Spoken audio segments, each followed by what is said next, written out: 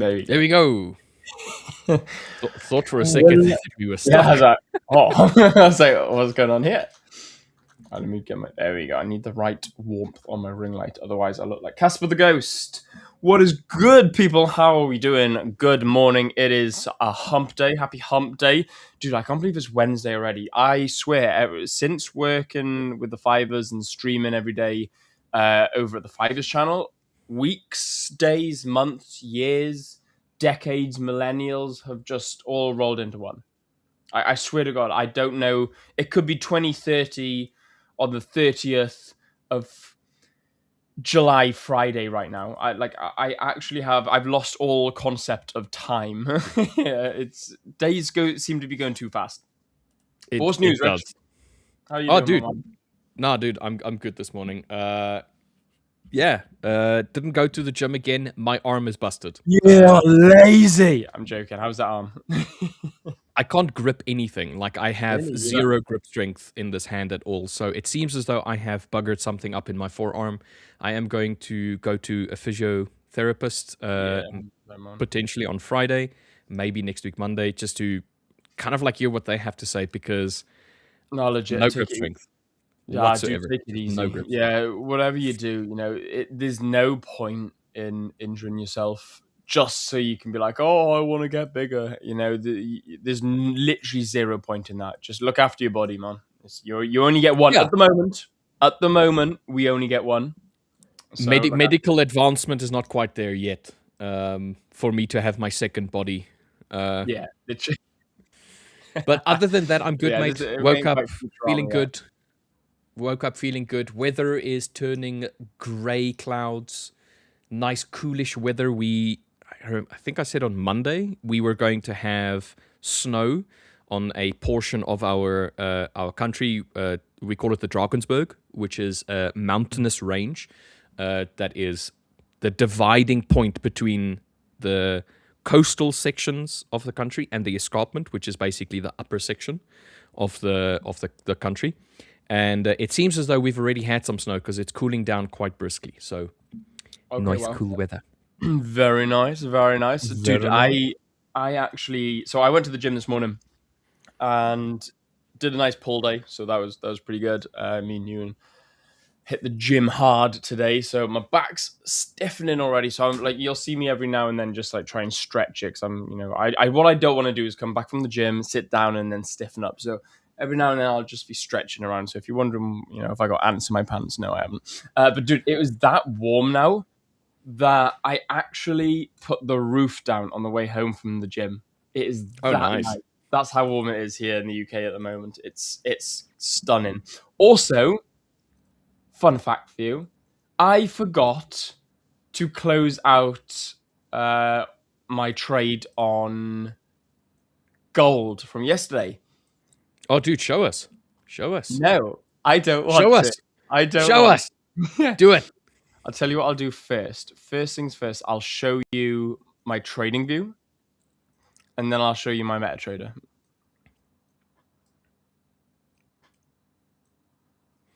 Okay, wait. Was this on your 100K account, or was this on...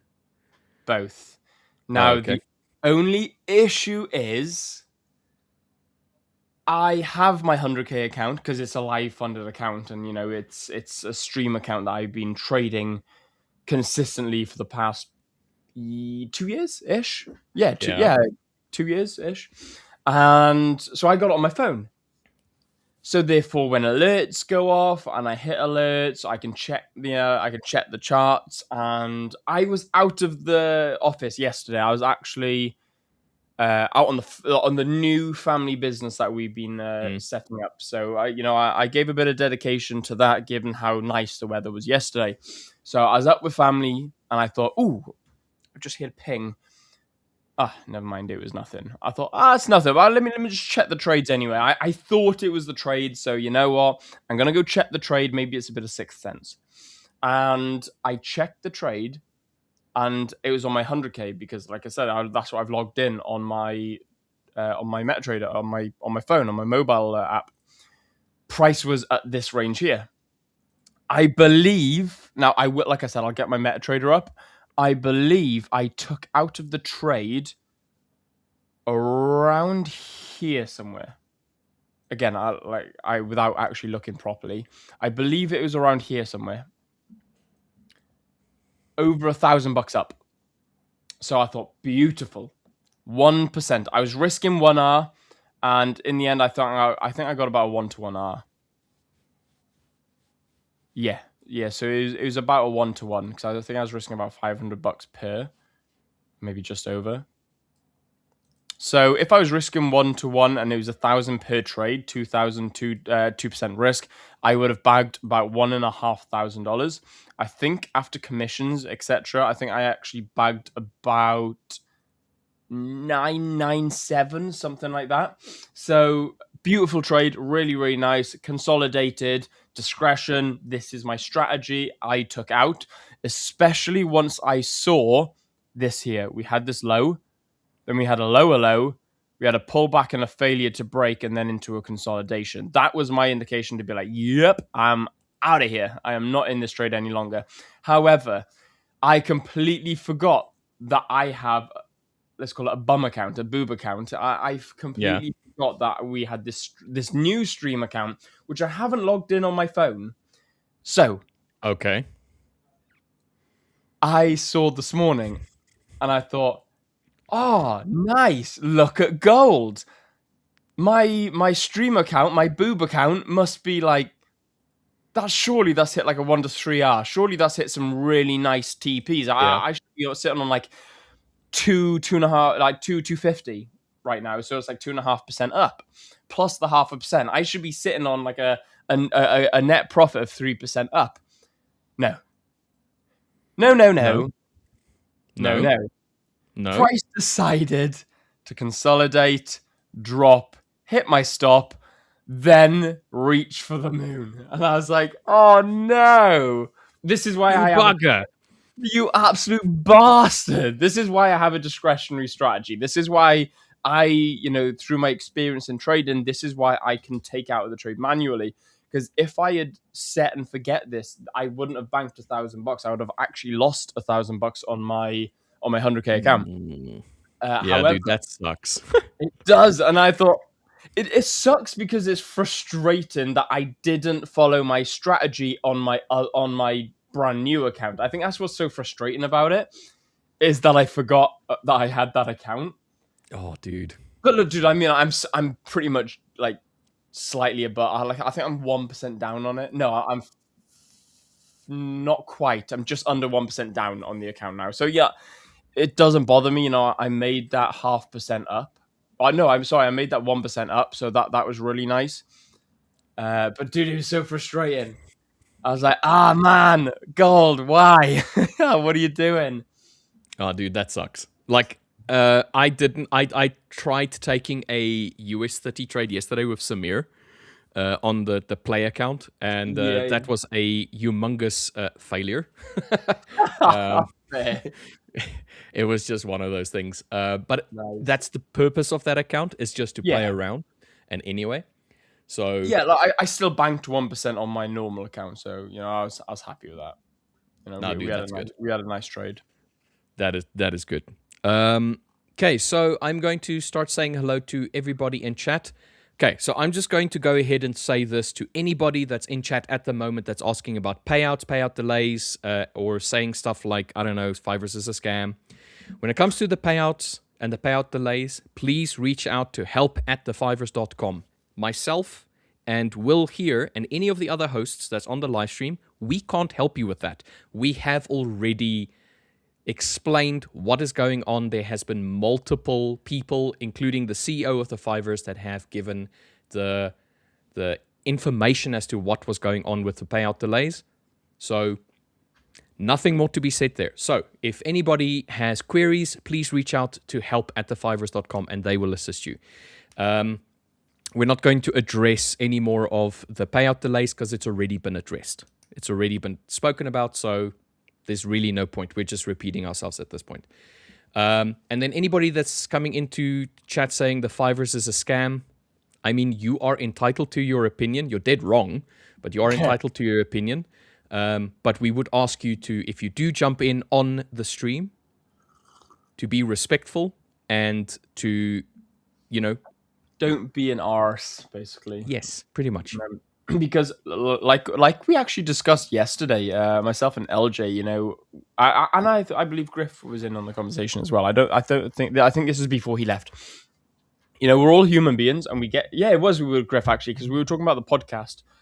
We all get excited about these things, we all we're all humans. We all get excited when we go on podcasts. I've got my Instagram handle here.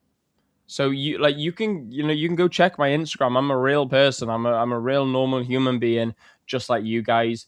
I put my face to the 5ers. I put my Instagram handle as well live on the 5ers.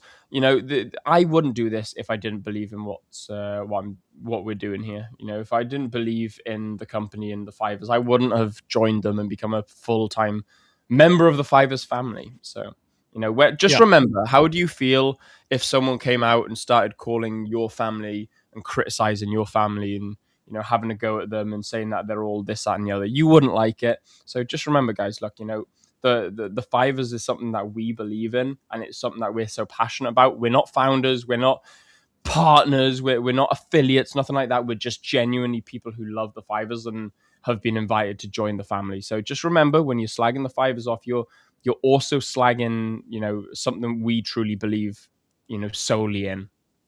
So just bear that in mind. I mean, once again, that is, everybody's entitled to their opinions on this matter. So I'm not going to tell you what you're supposed to feel or what you're supposed to say.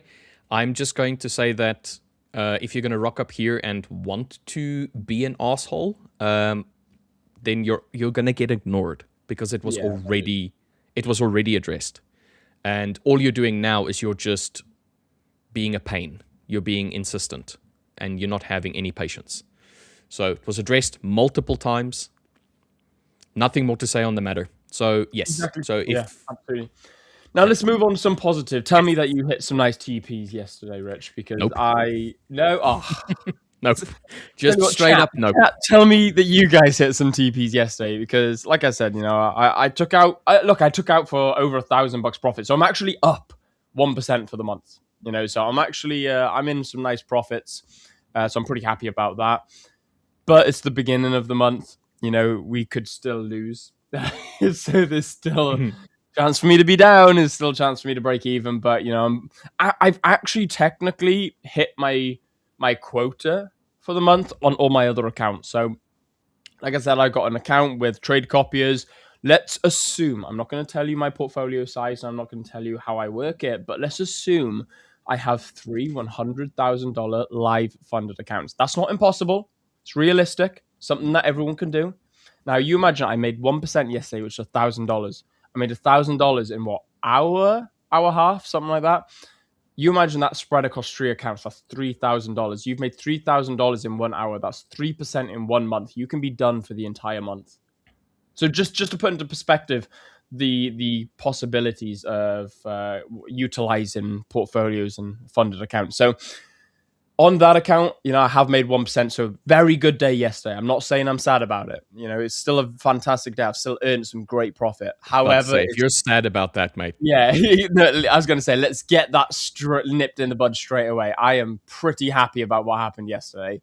I'm just a little bit frustrated that it still stopped me out before hitting a full TP, before I was able to get out discretionary, because it would have been about 3% profit, which would have been really nice.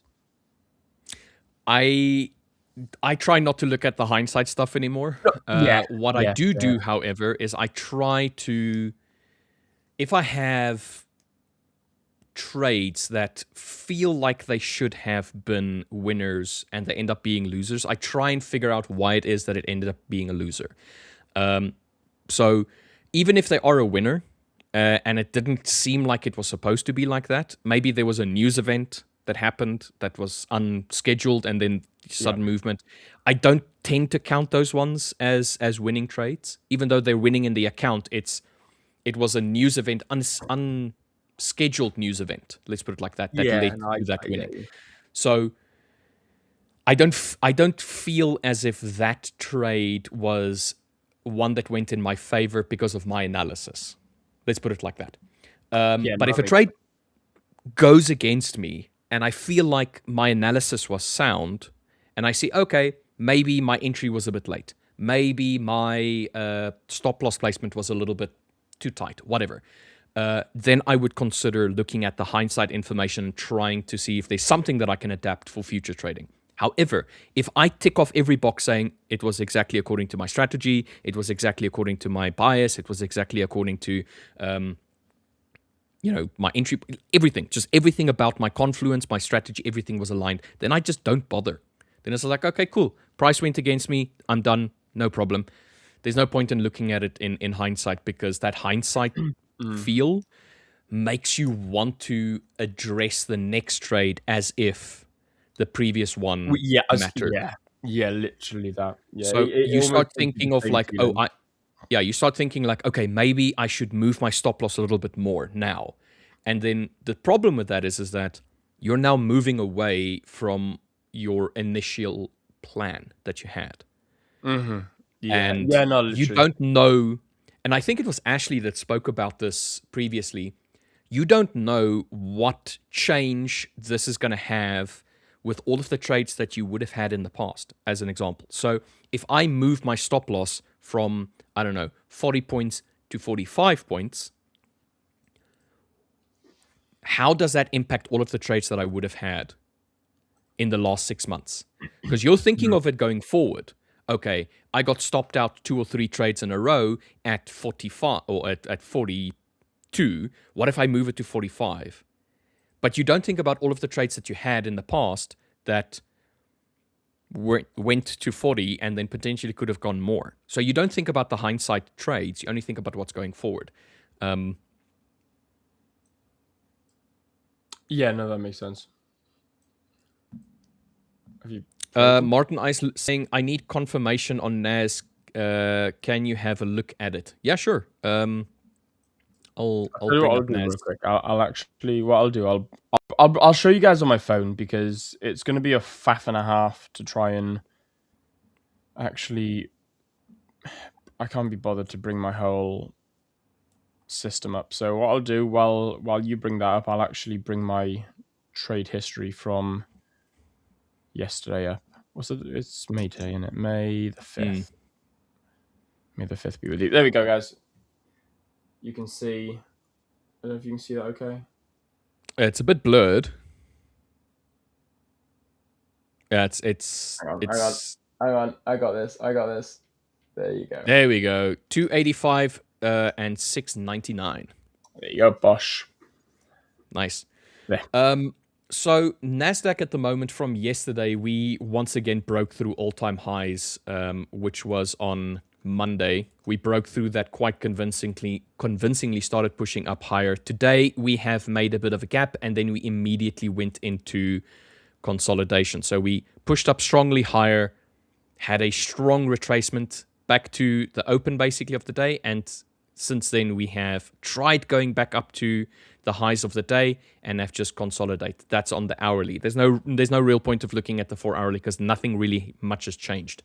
As of right now, we're stuck in this current higher range right now. So this is where we're sitting.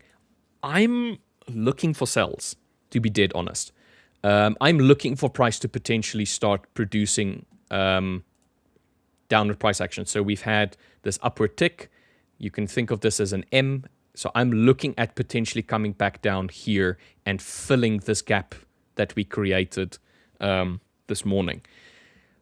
That's what I'm looking at currently. So wanting to see price react bearishly underneath this zone that we had, which was basically a small demand zone or resistance. We broke through, turned it into a demand zone, price pushed up, came back into the area or create back into the high of the day or the high of the Tokyo session, came back down again, tried again to break through. We are consolidating, but I want to see sells.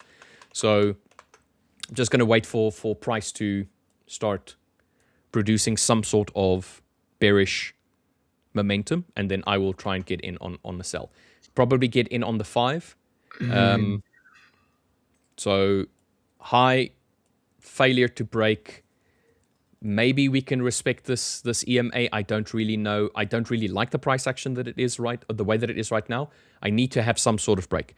Prefer sell breaks. But if it does break higher, which I don't think will be during the London session, it will most probably be something like this. And then during New York, we can potentially start picking up. But for now, I'm looking for sells. Yeah. If we can break below the 28,183 level, then yeah, I think it'd be nice for some sells. Yeah, maybe. Yeah. Yeah, I'd have to see a break of that level. Yeah, I'm just waiting to see what happens here. To me, it's very consolidative right now.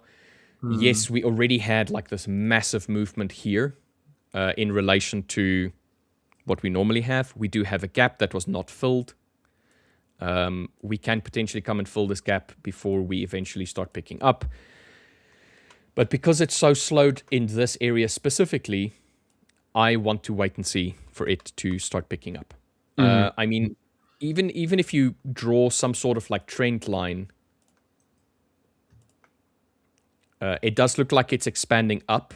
However, you are making like this real struggle in this area. So you are rejecting off of that area quite strongly. But you are also rejecting off of this area down here. So to me, the channel doesn't really matter because you're rejecting off of a horizontal channel rather than a perpendicular channel.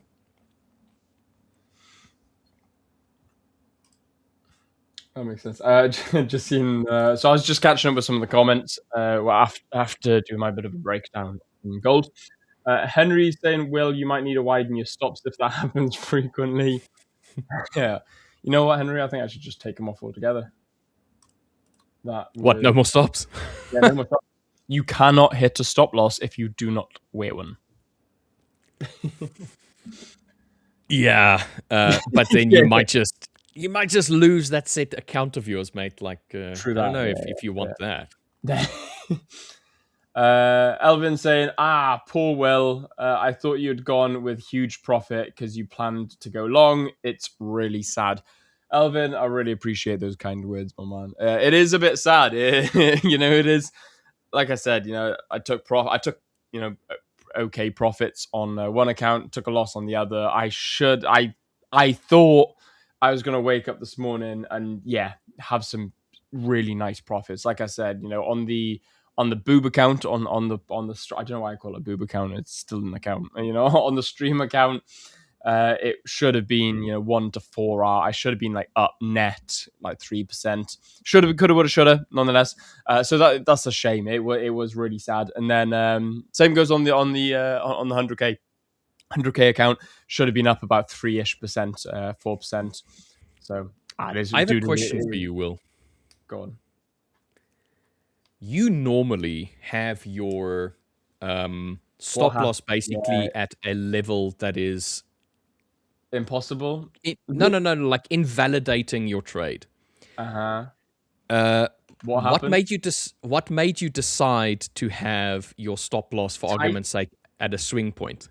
Yeah, I know. Why the change? Yeah, you know what, mate? I feel like it was because I knew that I wasn't going to be at the markets to watch it.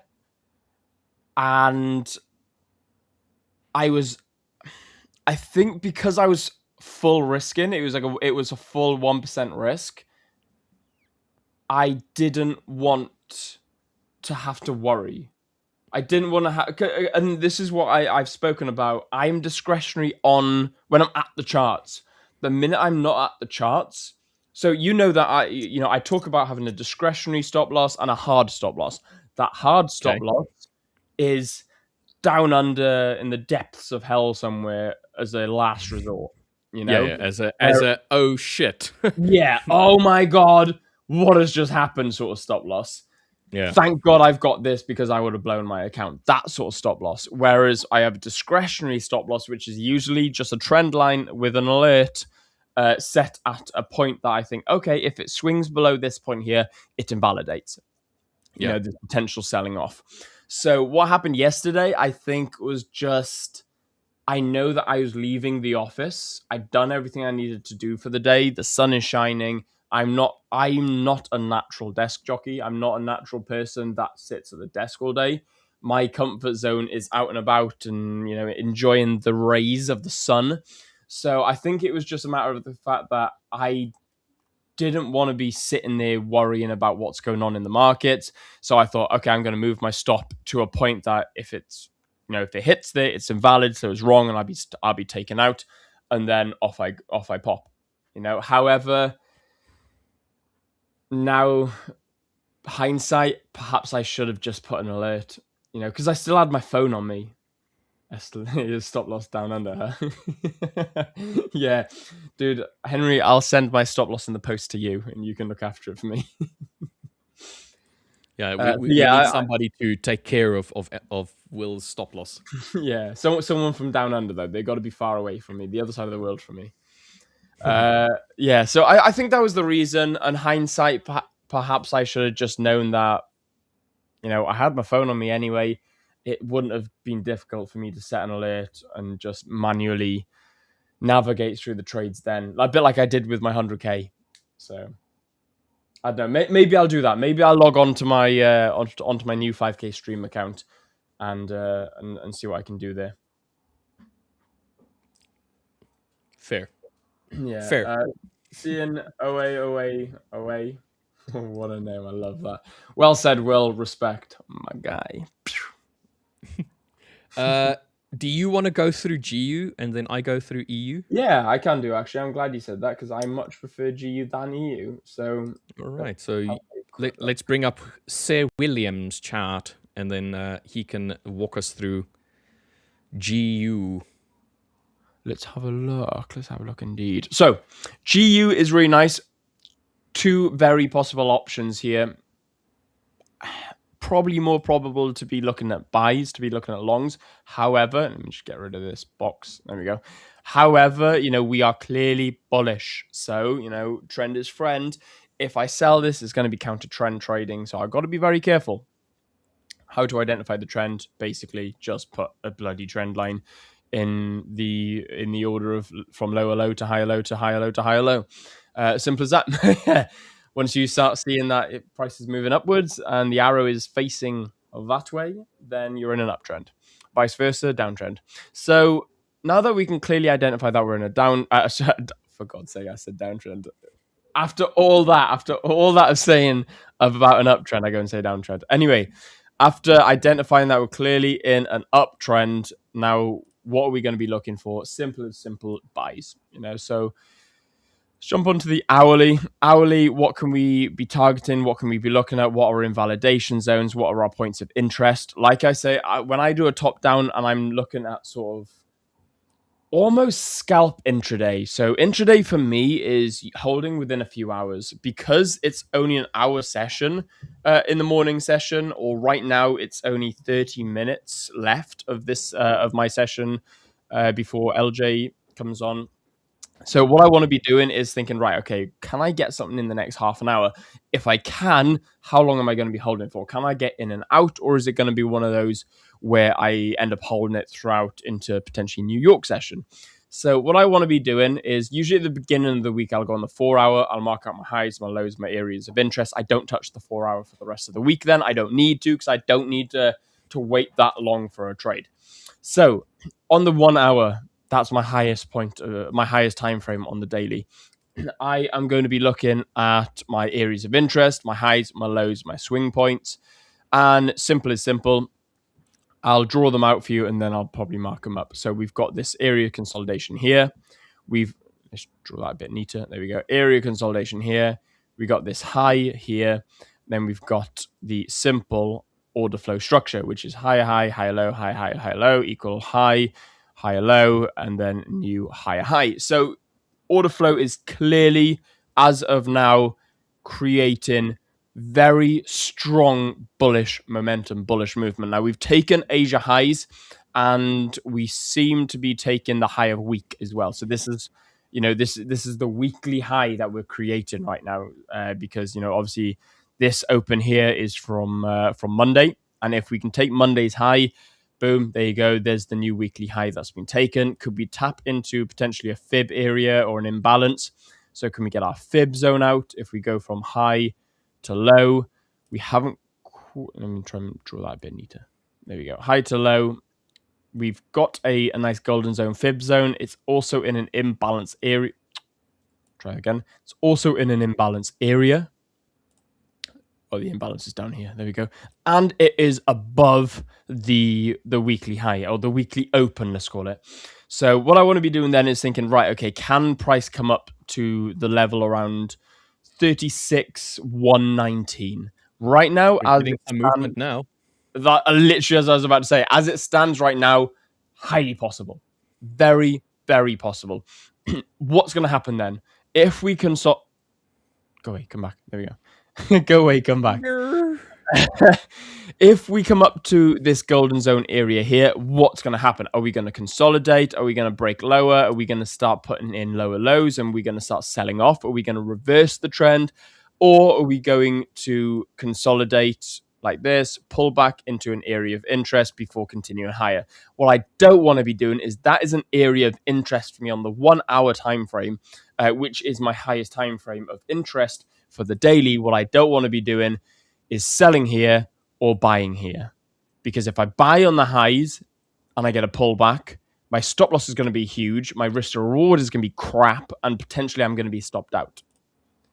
If I sell on the highs, where am I going to put my stop loss? I've got no in sort of internal structure. I got no lower time frame bias to be putting a stop loss on, so I don't know where I'm going to be wrong unless I look up to my higher time frame. And then again, my stop loss could be huge, my risk reward is going to be crap, and it could just continue in the momentum of this uptrend, which would be counter trend trading and just absolutely ridiculous price to trade, unless you're LJ and an absolute god at trading, which I'm not. I'm a profitable trader, but I'm not.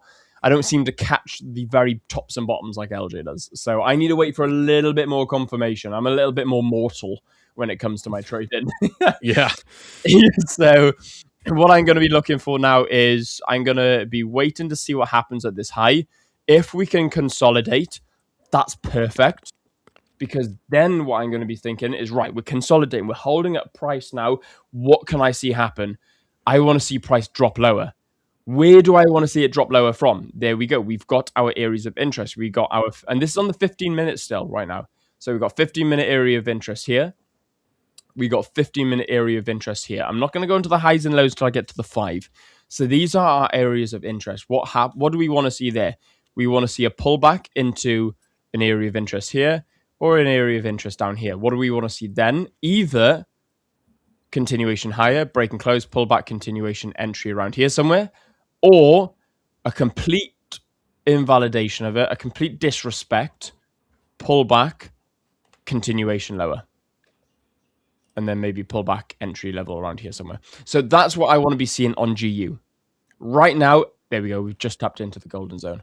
So right now, we've got what we're looking for. We need to see what happens. We need to wait for price to mature just ever so slightly.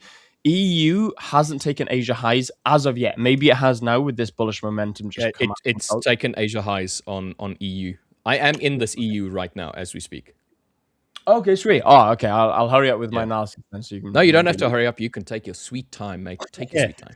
So dropping back down to the 5-minute then, this is what I'm going to be looking for my entries on is fight. In fact, I'm actually going to be looking at entering up on the gold soon.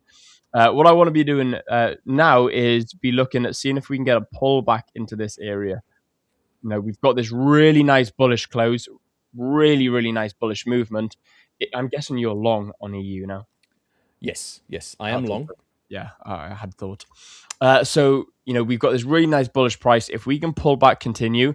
If we were in gold right now, there's a potential entry here. However, that's not how I trade GU. So waiting for a pullback, continuation, and this is what I mean. I'm happy to take 2 orders because if we get a pullback, continuation, I'll take a long. If we get a complete reversal and it hits a stop loss, that's fine. I'll wait for a pullback. I'll enter into a sell because by hitting my stop loss, it's invalidated the trade and even the trend. That's my thoughts on GU. Nice. I like that. Yes. In fact, let's have a look at EU then. What are you looking at? Ooh, okay. Oh, I know where you got in as well. That's really nice. Oh yeah, You know where I got in? Like I know where you've gotten in. That's like that beautiful rally-based rally you've gotten in on, isn't it? Or am I wrong?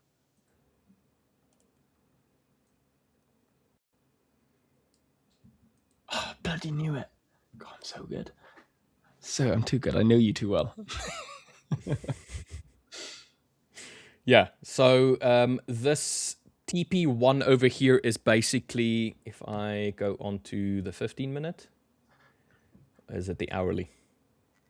Yeah. It's just above Monday's gap open. Oh, you're about to We've been nice. we've been so bullish that I just think, okay, cool. TP1, if it does hit that point, which isn't a lot, it's only 0.5%, so this is a 0.25% trade. If we do hit that, I will bring stop loss to break even and then see if I can hit TP2. But this is just for funsies. This is just a fun trade for the shits and giggles. So if I go here onto EU, that is the high end right there. It's a little bit higher than on MetaTrader. So go to the hourly. I think I removed too many of these drawing tools. Add this one. I'm waiting on gold, but I feel like it's going to reject without me. We'll do these ones. So right there, that is 117.48.1. Are you still doing your 4 TP ratio on this, or are you just having TP1 and 2? No, dude, for this one, I'm just playing around, mate. So it's going to be whatever. Fair. Okay, I thought. Yeah. So I might just... What is this? I'm just going to leave that there. If it hits it, it hits it. If it doesn't, it doesn't. Then so be it. If we pull back now, I'll be jumping in on that with you. Yeah. I do think that we're definitely going to be taking this high that we had from Monday.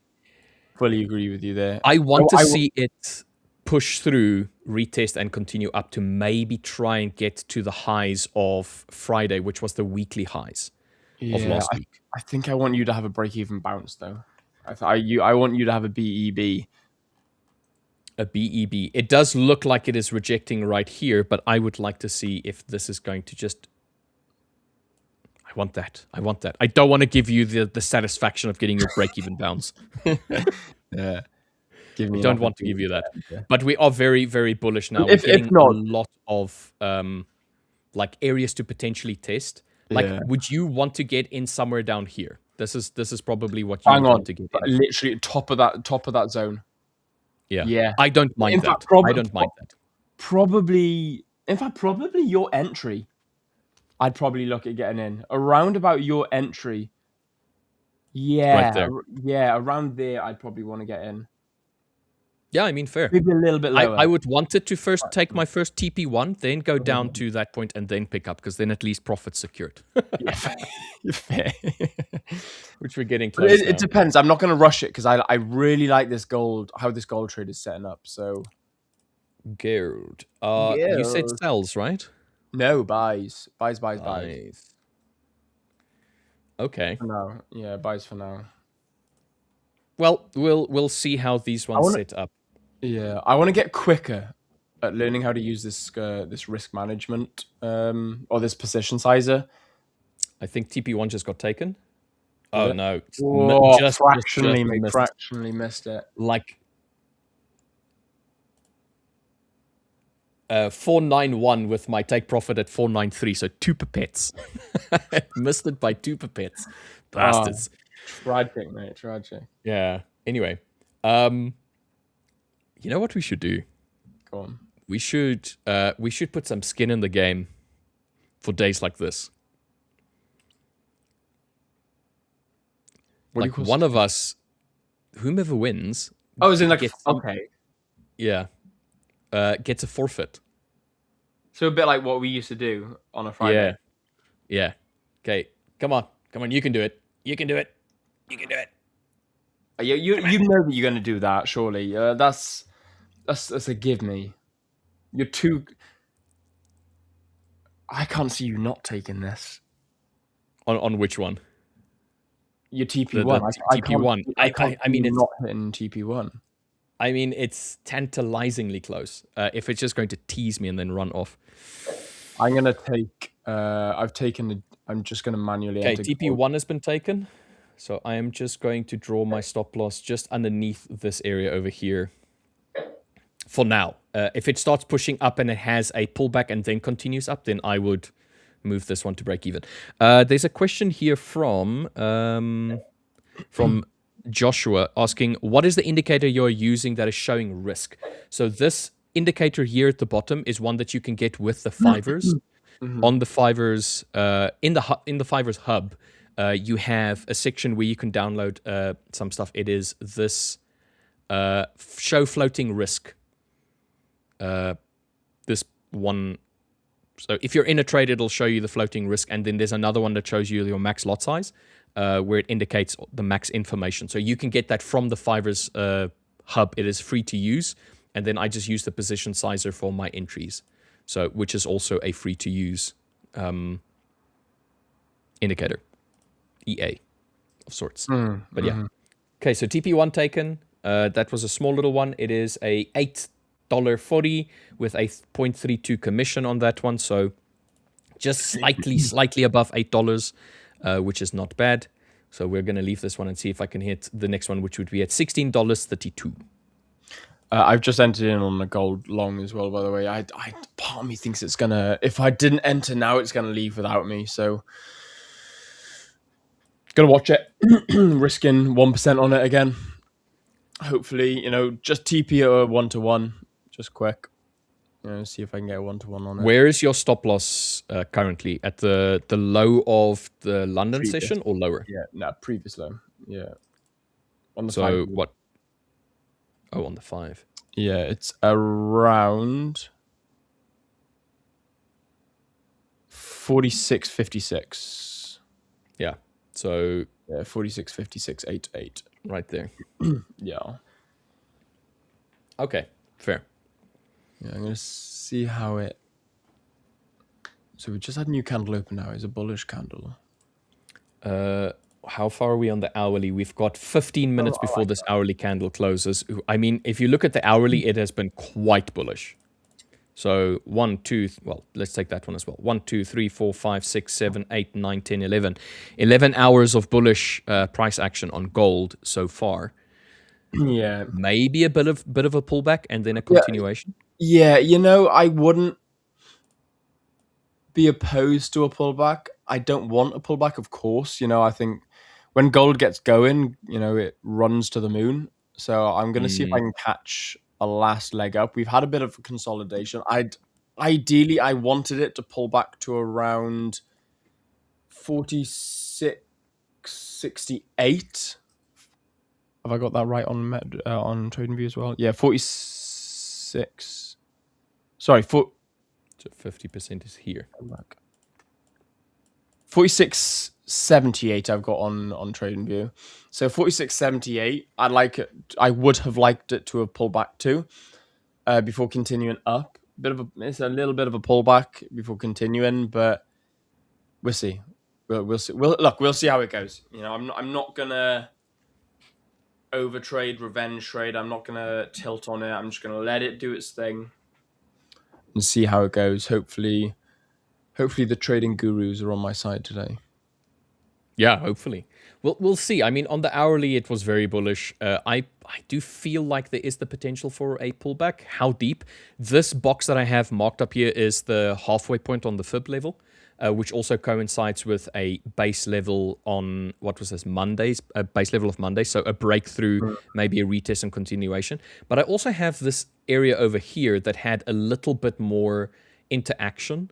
So strong base, a retest. I can probably have this area a little bit larger, but I'm just going to go on the closure of the candles of this area. Try to break out, retest, push lower, broke through, push back lower, retest, continued lower.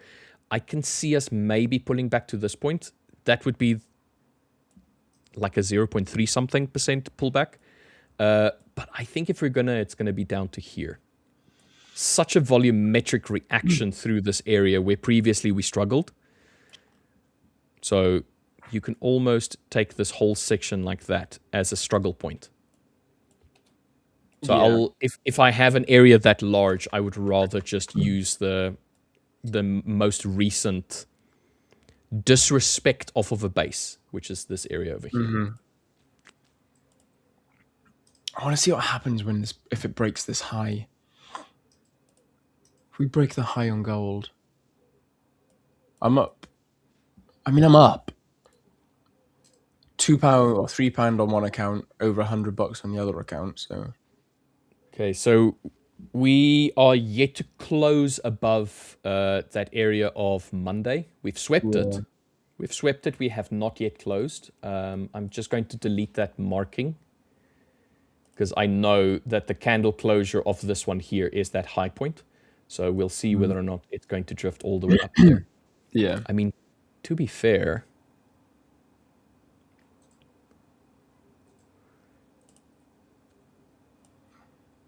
that is an extra 8 pips to there. And then from this area over here, that is 4.4. Okay. Not bad. We'll see how this hourly candle closes. Hourly candle closes in 11 minutes or so. So hopefully it can push a little bit more. Depending on what happens with this. Okay, we are moving higher. Yeah, it depends on how this closes in the next minute. So in the next 30-ish seconds, we're going to have this 5-minute candle close. But ideally, I'd like to see how the hourly closes on gold. Will depend on how long I hold this for. All right, let's see. NASDAQ has come into this upper portion of the range. It does seem like it's starting to produce higher lows across the board with every swing point. I want to see whether or not we can actually continue higher and maybe come and retest the all-time highs, or potentially just this upper end here. What does it look like on the 5-minute? Wicked a bit. Well, we're moving higher. Oh, okay. Bit of go on. Hello. Maybe this. Ooh, NASDAQ is starting to have a bit of a move. Did we just get news?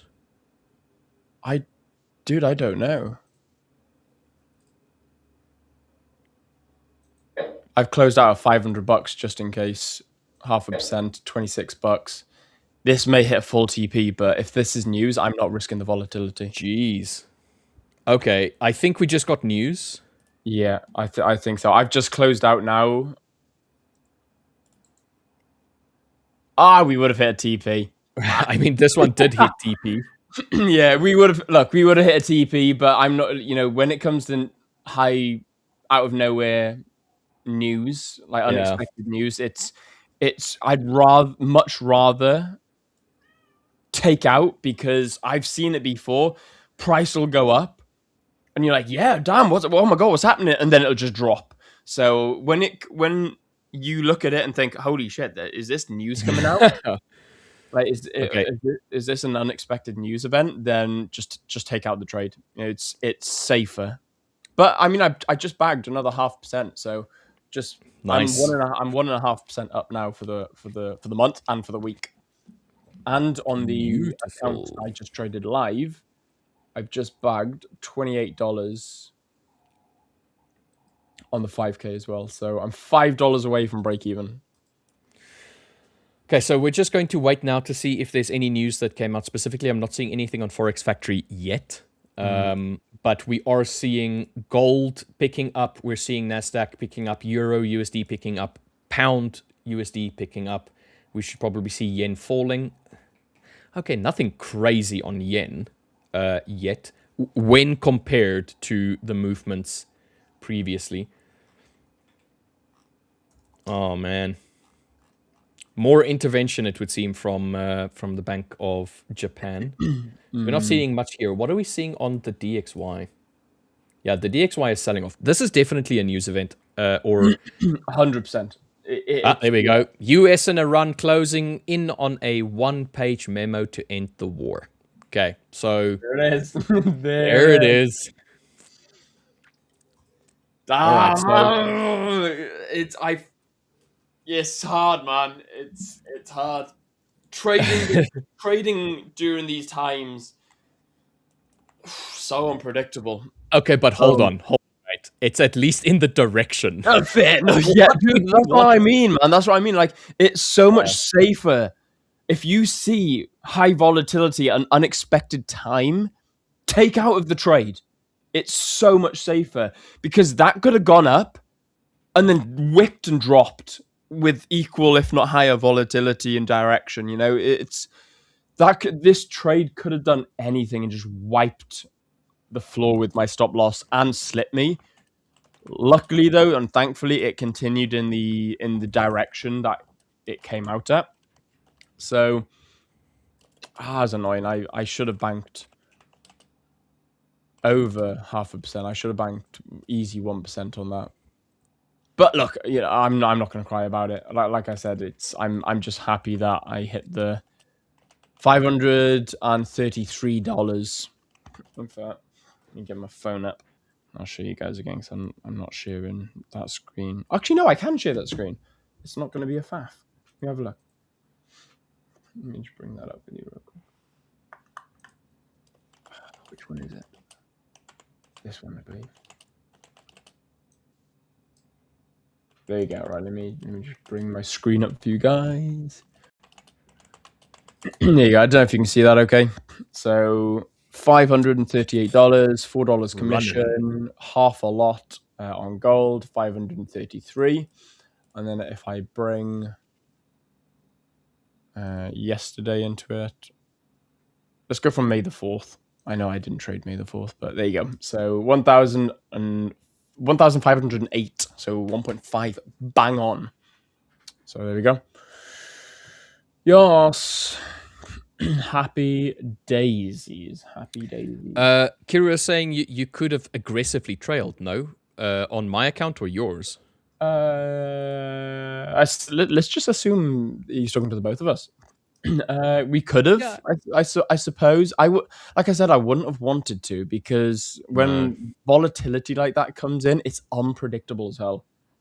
So when volatility like that comes in, it can just be up, down, up, down, down, up, down, down, down, down, down, down, down, down, down, down, down, down, down, down, down, and then next minute you're just been absolutely carved by the markets, or quite the opposite. You know, yeah, when unexpected news comes out and you see that volatility and you're like, oh, what's going on? This has got to be news.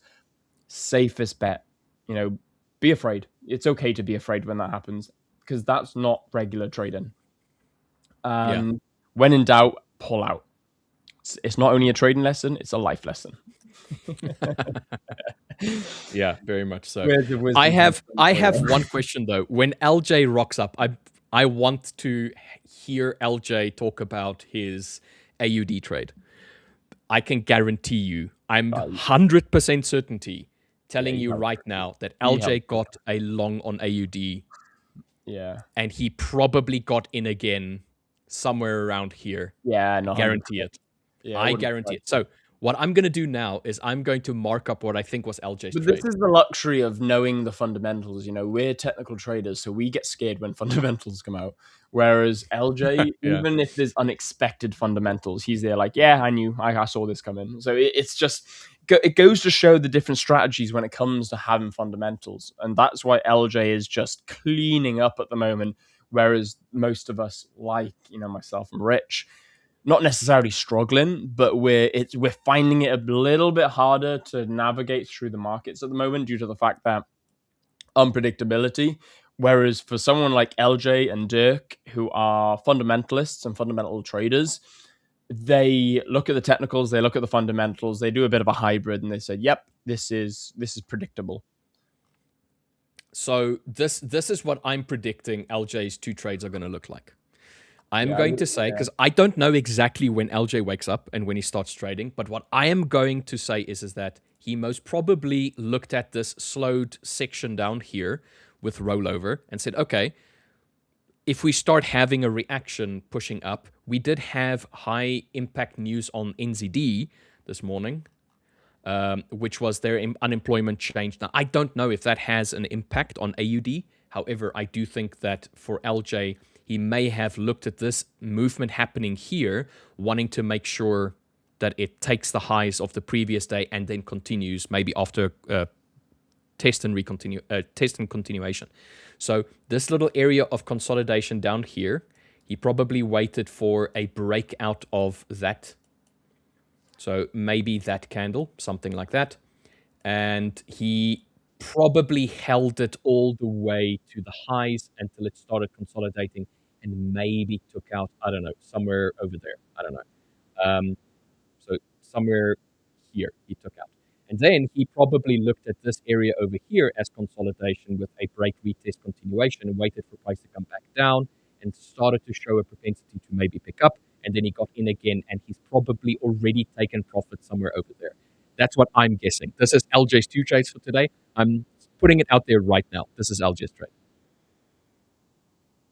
Yeah, no, yeah, that's. I reckon he got in on that second one a little bit lower. Potentially, I don't know. Yeah. Potentially, we'll see. But this is my LJ's. These are LJ's 2 trades. I'm saying. So LJ trade 1.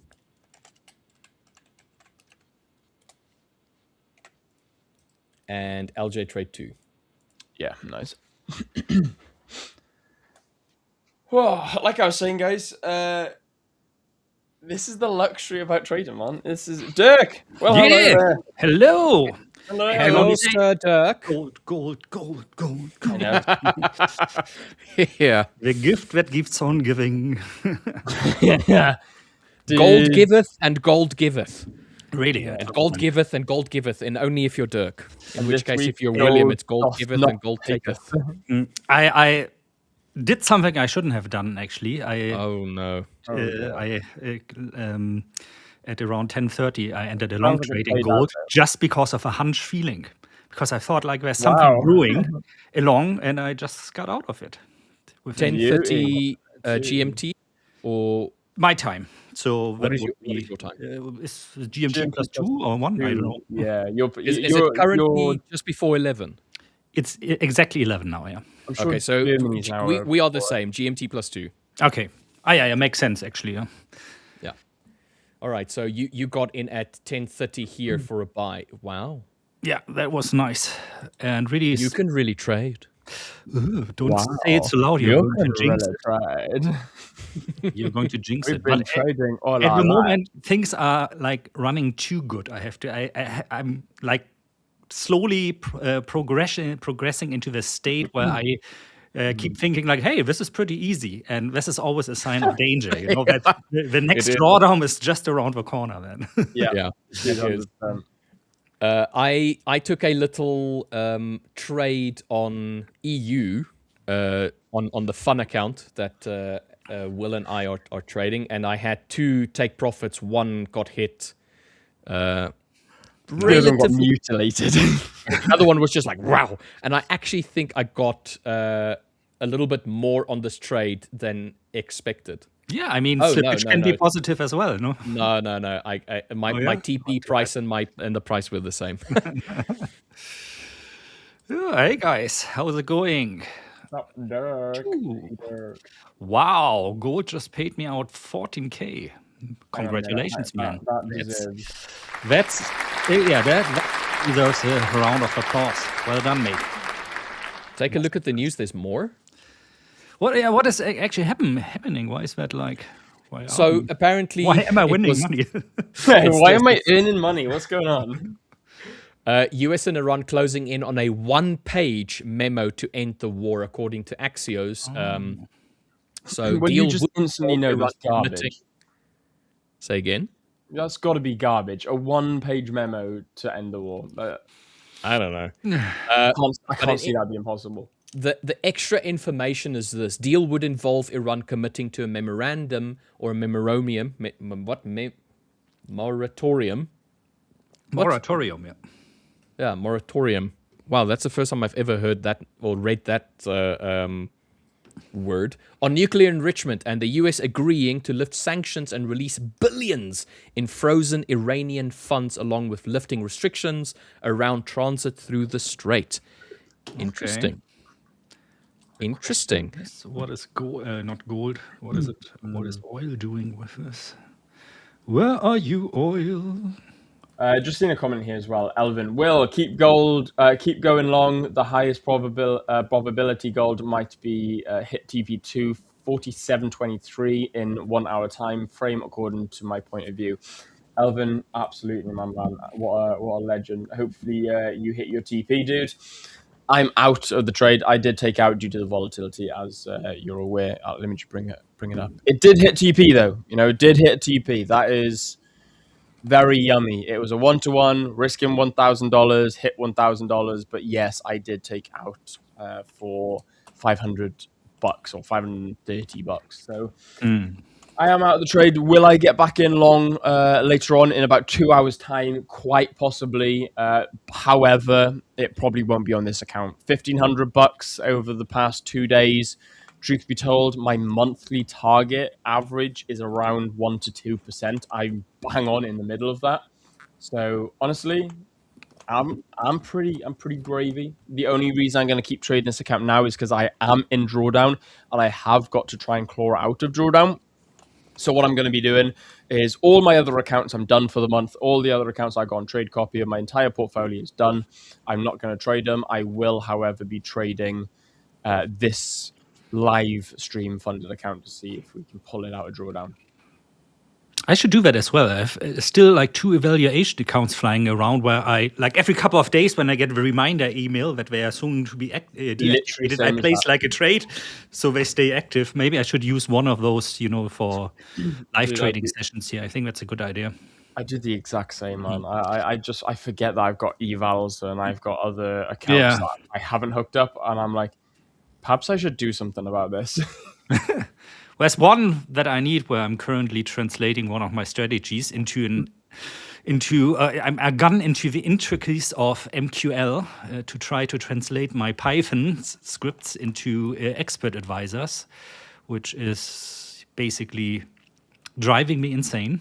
The back and forth until everything runs, and then I want to test this one if it's with real spreads and commissions, if it's as promising as the backtest results are, and that would be a first one then to completely automate on an evaluation account for me. Yeah, talk about that. Trading-wise, as I said, gold just went out of this one. Very nice trade, 1.7 risk-reward ratio. I had another one from yesterday in dollar-yen. I was talking about this on Monday, that I was kind of hoping we fail to flip over the bull market or bear market support bands, as you want to call them. So I entered this one here, exited here. Also around about 1.65 risk-reward ratio. And another trade was executed on my crypto portfolio last night. Where is it? This one here. This was automatic, so I was still sound asleep when this one executed last night. So that was at 0.30. I was still already sleeping there and hit all my take profits on Bitcoin as well. So yeah, 3 out of 3, guys. Easy peasy. Trading is easy. And when the market comes, bash, slap, slap. Then the markets remind you how easy trading is. Yeah. Trading is easy. Loses several accounts in a row. Trading maybe is not so easy. Let me review my statement. Right. Anyway, guys, I'm going to love you and leave you. I'm going to shoot off, and I'll see you in about 2 hours' time. Hopefully, we can pull some more money out of the market. If not, then so be it. This week has been a good week, and it is only a Wednesday. That is It is. It is. Look at that. Look at that. What a brilliant time to be alive. Sun is shining. Profits have been banked. I'm going to go out and catch some rays. So, guys, thank you very much. I'm going to make sure that I see you in 2 hours' time, sharp, bright-eyed, and bushy-tailed. Make sure you smash that like button if you haven't already. Make sure you do subscribe to the channel, and I shall love you and leave you. Peace. See you soon. Cheers, Will. LJ is going to be slightly Yeah, delayed. I saw it on WhatsApp just now. His message. Yeah, he's going to be a little bit delayed for everybody who's waiting for him. And then this afternoon, we will have Sol, the CEO, who's going to be joining us during Samir and Victor's section to do some live trading. That's good. Lots of fun. I always like to see when he's online. I try to tune in to hear some of what he's doing because it's quite unique from a trading perspective, in my opinion, his style.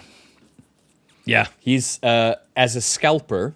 Yeah, I love the way that, to some extent, like LJ. Like it seems like so easy, you do like this, and then where the rest of us are struggling more. Yeah, unless your name is Dirk and you're trading gold with your own capital, in which case you don't struggle. Believe me, I've struggled a long time with gold as well. You just go back like 1.5 years when I first started trading gold back then with Jonathan here on the live streams, and I was struggling like crazy. And I'm still not there. This whole scalping, day trading stuff is still, I still don't feel very comfortable doing that. I don't know why, maybe because I've gotten so used to doing that with crypto that somehow it's very difficult for me to translate, like, especially to something like euro dollar. I can always see immediately when backtesting how insanely efficient euro dollar as a market is. To me, I struggle with the inverse. I struggle with holding trades long periods of time. I'm way more comfortable taking a trade intraday and then having it play out in an hour or whatever. Then it doesn't matter to me. It's just okay, cool. I hit stop loss, whatever. It hit take profit, great. But if I have to hold a trade long term, I don't sleep. For me, I don't see those long term trades as trades. For me, those are like investments. I would never do something like, I want to buy euro dollar now and hold on to it for 6 months. No, I mean, I wouldn't do that either. Not a currency. Not a currency. If you want to do that, then do it. I don't know, if you want to go long dollar, for example, I don't know, buy treasury bills in US dollars or something like this, Something like that. Yeah. Or go into the bonds market or, try and get some stock trades or whatnot. I did do stock trading in the past, and those were buy and holds in any way. But for when I started doing Forex trading, it was euro, pound, UJ and whatnot. And I never liked holding it overnight. There was just something about it that was just like, no, I don't like this. This is not fun. I kept wanting to wake up and go and start the PC up and have a look at my trade. So I just decided, nope, intraday is for me, and I don't have to be a swing trader. I don't really care too much about holding trades overnight.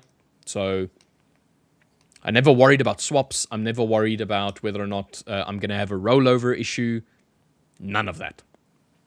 Fair enough. I can very much relate to this when it comes to spot trading and Forex. By the way, for you, those of you who are trading crypto at the moment, looks like we are seeing short positions getting liquidated at the moment. So we might see a final squeeze out to the upside, depending on how many open interest in short positions there is at the moment. So kind of interesting what we have seen there in terms of development in Bitcoin and co. Like imagine like 3 weeks ago we were at 64,000. Everybody was crying, oh, it's going down to 30,000. It's going down to 40,000 and so on and so forth. And now, we are back in business. Then I want to ask LJ later when he comes about this one, this indicator introduced on when was it, on Monday, about what is it, like open interest, max pain, and so on and so forth. It's quite interesting. Sadly, it's not open source. I really would have liked to see like how this person who created this indicator, where he gets his information from, because options information, especially on Forex pairs, is notoriously difficult to get by, and it's for sure not available on TradingView. And I don't know where this information is being drawn from. And I would also be interested to see, but I don't know whether or not that would make much of a difference for me, particularly because I don't really trade this kind of like stuff. Where for LJ, and yourself that is a little bit more fundamentally macro-driven trading as well, or at least you incorporate that way more than I would when compared. You would want to know where the stuff is coming from. And especially for Forex, I pass a lot of this information like with automated scripts daily that run in the past. I stopped doing this now because I couldn't find any edge in the data, honestly speaking. I was like very enthusiastic about this in the beginning of the year. Some of you guys watching this might still remember. After that, I discovered there's a flaw in my data actually that after fixing it destroyed the whole edge of the whole system, and when I kind of got frustrated and stopped it, but it showed me really so because Forex is this, especially Forex option is this OTC market still. So if you really want to have a full picture and 90% of the trading is done OTC, you would need to approach like all the investment banks to get the data from them. Even on Bloomberg, that data is not publicly available. They are for sure not giving you this data for good reasons, because they would give away their edge, basically. Very much so, yes. But I should have collected that actually when I was still working for the family office back then, when I had access to that aggregated data. But so the family office that you worked for, was it purely trading? Yeah, purely options trading. Yeah, options. And there's like also like when it comes to taxes and services like this was also done by people within this office for the family. But my job was purely trading, not trading in a way we do here. It's more of risk management. So you have like back when we did everything with Excel because no useful tools were available for this. So you would have like a giant Excel file with all the positions where we then calculated automatically what is our position delta. When euro dollar moves to this price, is this going to hurt us? Is this going to be beneficial for us? And then you could basically run scenarios and make suggestions. Hey, you should maybe buy $5 million in and out rate onto this date to kind of hedge your position, or you should close some positions and so on and so forth. I think nowadays you probably can vibe code a tool like this quite easy, but back then it was really state of the art. How much of what you used to do in the past do you still do today? Well, for my options tradings, I use that as well. Of course, I don't have €1 billion portfolio in options, but I use that still. That being said, one thing I noticed with like basically like these quant tools being more easy available for everybody now, especially if you are into AI vibe coding, you can pretty much code everything yourself now and have a 75% chance that the code is correct by the end of the day then. So I can slowly see my edge like fading away when it comes to pure options trading. If it continues like this, I don't know yet. If I look at the last half year, where my margins got lower and lower and lower, if it's just a temporary effect or if this is something that will eventually lead maybe at the end of this year to me saying, I'm not going to do this anymore. Like the amount of work and risk I have to take is not worth, earning a couple of measly percentages per year with this. So this is why I'm so much into looking for alternatives. And one of the alternatives, obviously, is like scalping or day trading. That being said, I want this in a more automated, semi-discretional way. It works beautifully for me in crypto pairs already. Now I just need to translate that into Forex. And for that, the best way to go, in my opinion, would be something like an expert advisor that you can plug into your MT5. But I think we were talking on Monday about this when your brother was also online. No? For me, it's really a challenge. I think MQL is really a challenging coding language. I think from what he has mentioned before is that MQL 5 and the one that preceded it, MQL 4, has a lot of limitations. Yeah, but if you work with PineScript on TradingView, you are very used to having limitations. Yeah, I mean, PineScript itself also very much limited in what it can do. But the idea is it doesn't have the sort of freedom to allow you to go and take an idea and build it easily. You have to find workarounds. You have to maybe have it direct to a different server and then have that information changed to a different language and then give you an output and then back again into it. So you have to like really work quite a bit in order to get something that would have been easy in a different language. In like Python, C# it's very or easy, whatever. It's Or in Python, like, Python. But the problem, I did some like Python trading engine things, and then I had a bridge that I also coded myself to route the orders to the MetaTrader 5. But this bridge is like notoriously difficult to Finicky. maintain. So you'll very often have that it crashes, and then either your orders are not executed or it takes a while to boot it up again. And then you have like orders piling up that are all executed at once when you don't want them executed anymore. So you need like all types of health checks that run like parallel to this all the time. It's possible to do that, but with like the two elements, you have, let's say, a Python server feeding in signals over the bridge into MT5. So you have like three things that can fail. So this is why I'm trying to do that directly with expert advisor scripts now. And I just finished one later after our 2-hour session. I'll then see when I put it into MT5 and try to backtest it, how many hundreds of error messages I'm going to get first. We have a friend in one of our communities that also did the exact same thing. He has a specific strategy that he then gets information from, and then that information goes to a website that then he's coded it so that all of the information is put in a specific way, and then he uses that information again to go script it back to an EA, and then that EA will then take a trade for him on MetaTrader, or not on MetaTrader, NinjaTrader, because he does futures trading. But he found it's near impossible for him to have that directly go back into MetaTrader to do just the CFD version of it. Yeah. He's just like, he just can't find a way to do it. It doesn't work. He hasn't found a way. Screw it. He's not going to bother with it. He gets too many errors, gets too many issues, or it takes orders that it's not supposed to, or for him, it was just not worth it at the end of the day. I think the way to go is probably, instead of MetaTrader, use CTrader, for example. But I'm not at all familiar with CTrader yet. So that would be another thing, to get used to. And I don't know about you, but maybe it's because I'm a little bit older. I like things to look the way, I'm used to. Very particular about the visuals, are you? Yeah, exactly. Yeah. I too have come to an age, I'm 38 now, where for me, I don't want to jump around between things. I have my creature comforts. I have the way that I like it. Yeah. And this is how I'm going to carry on because now I'm used to it.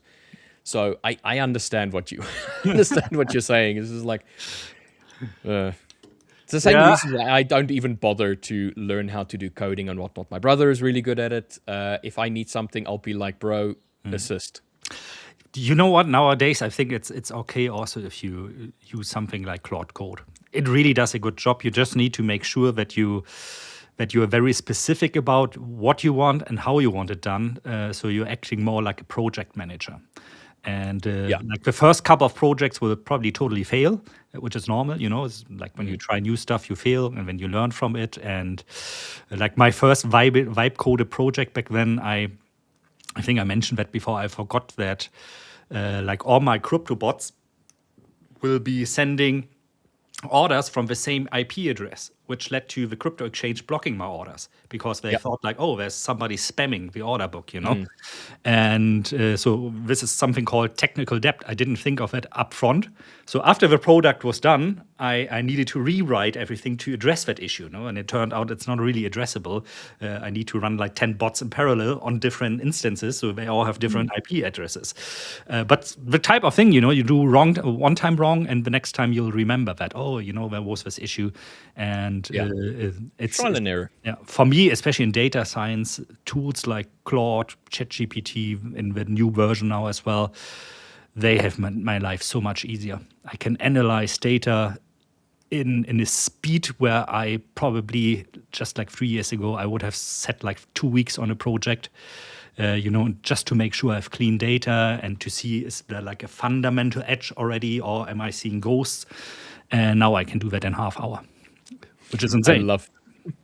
I love this. Nothing is more permanent than a temporary solution.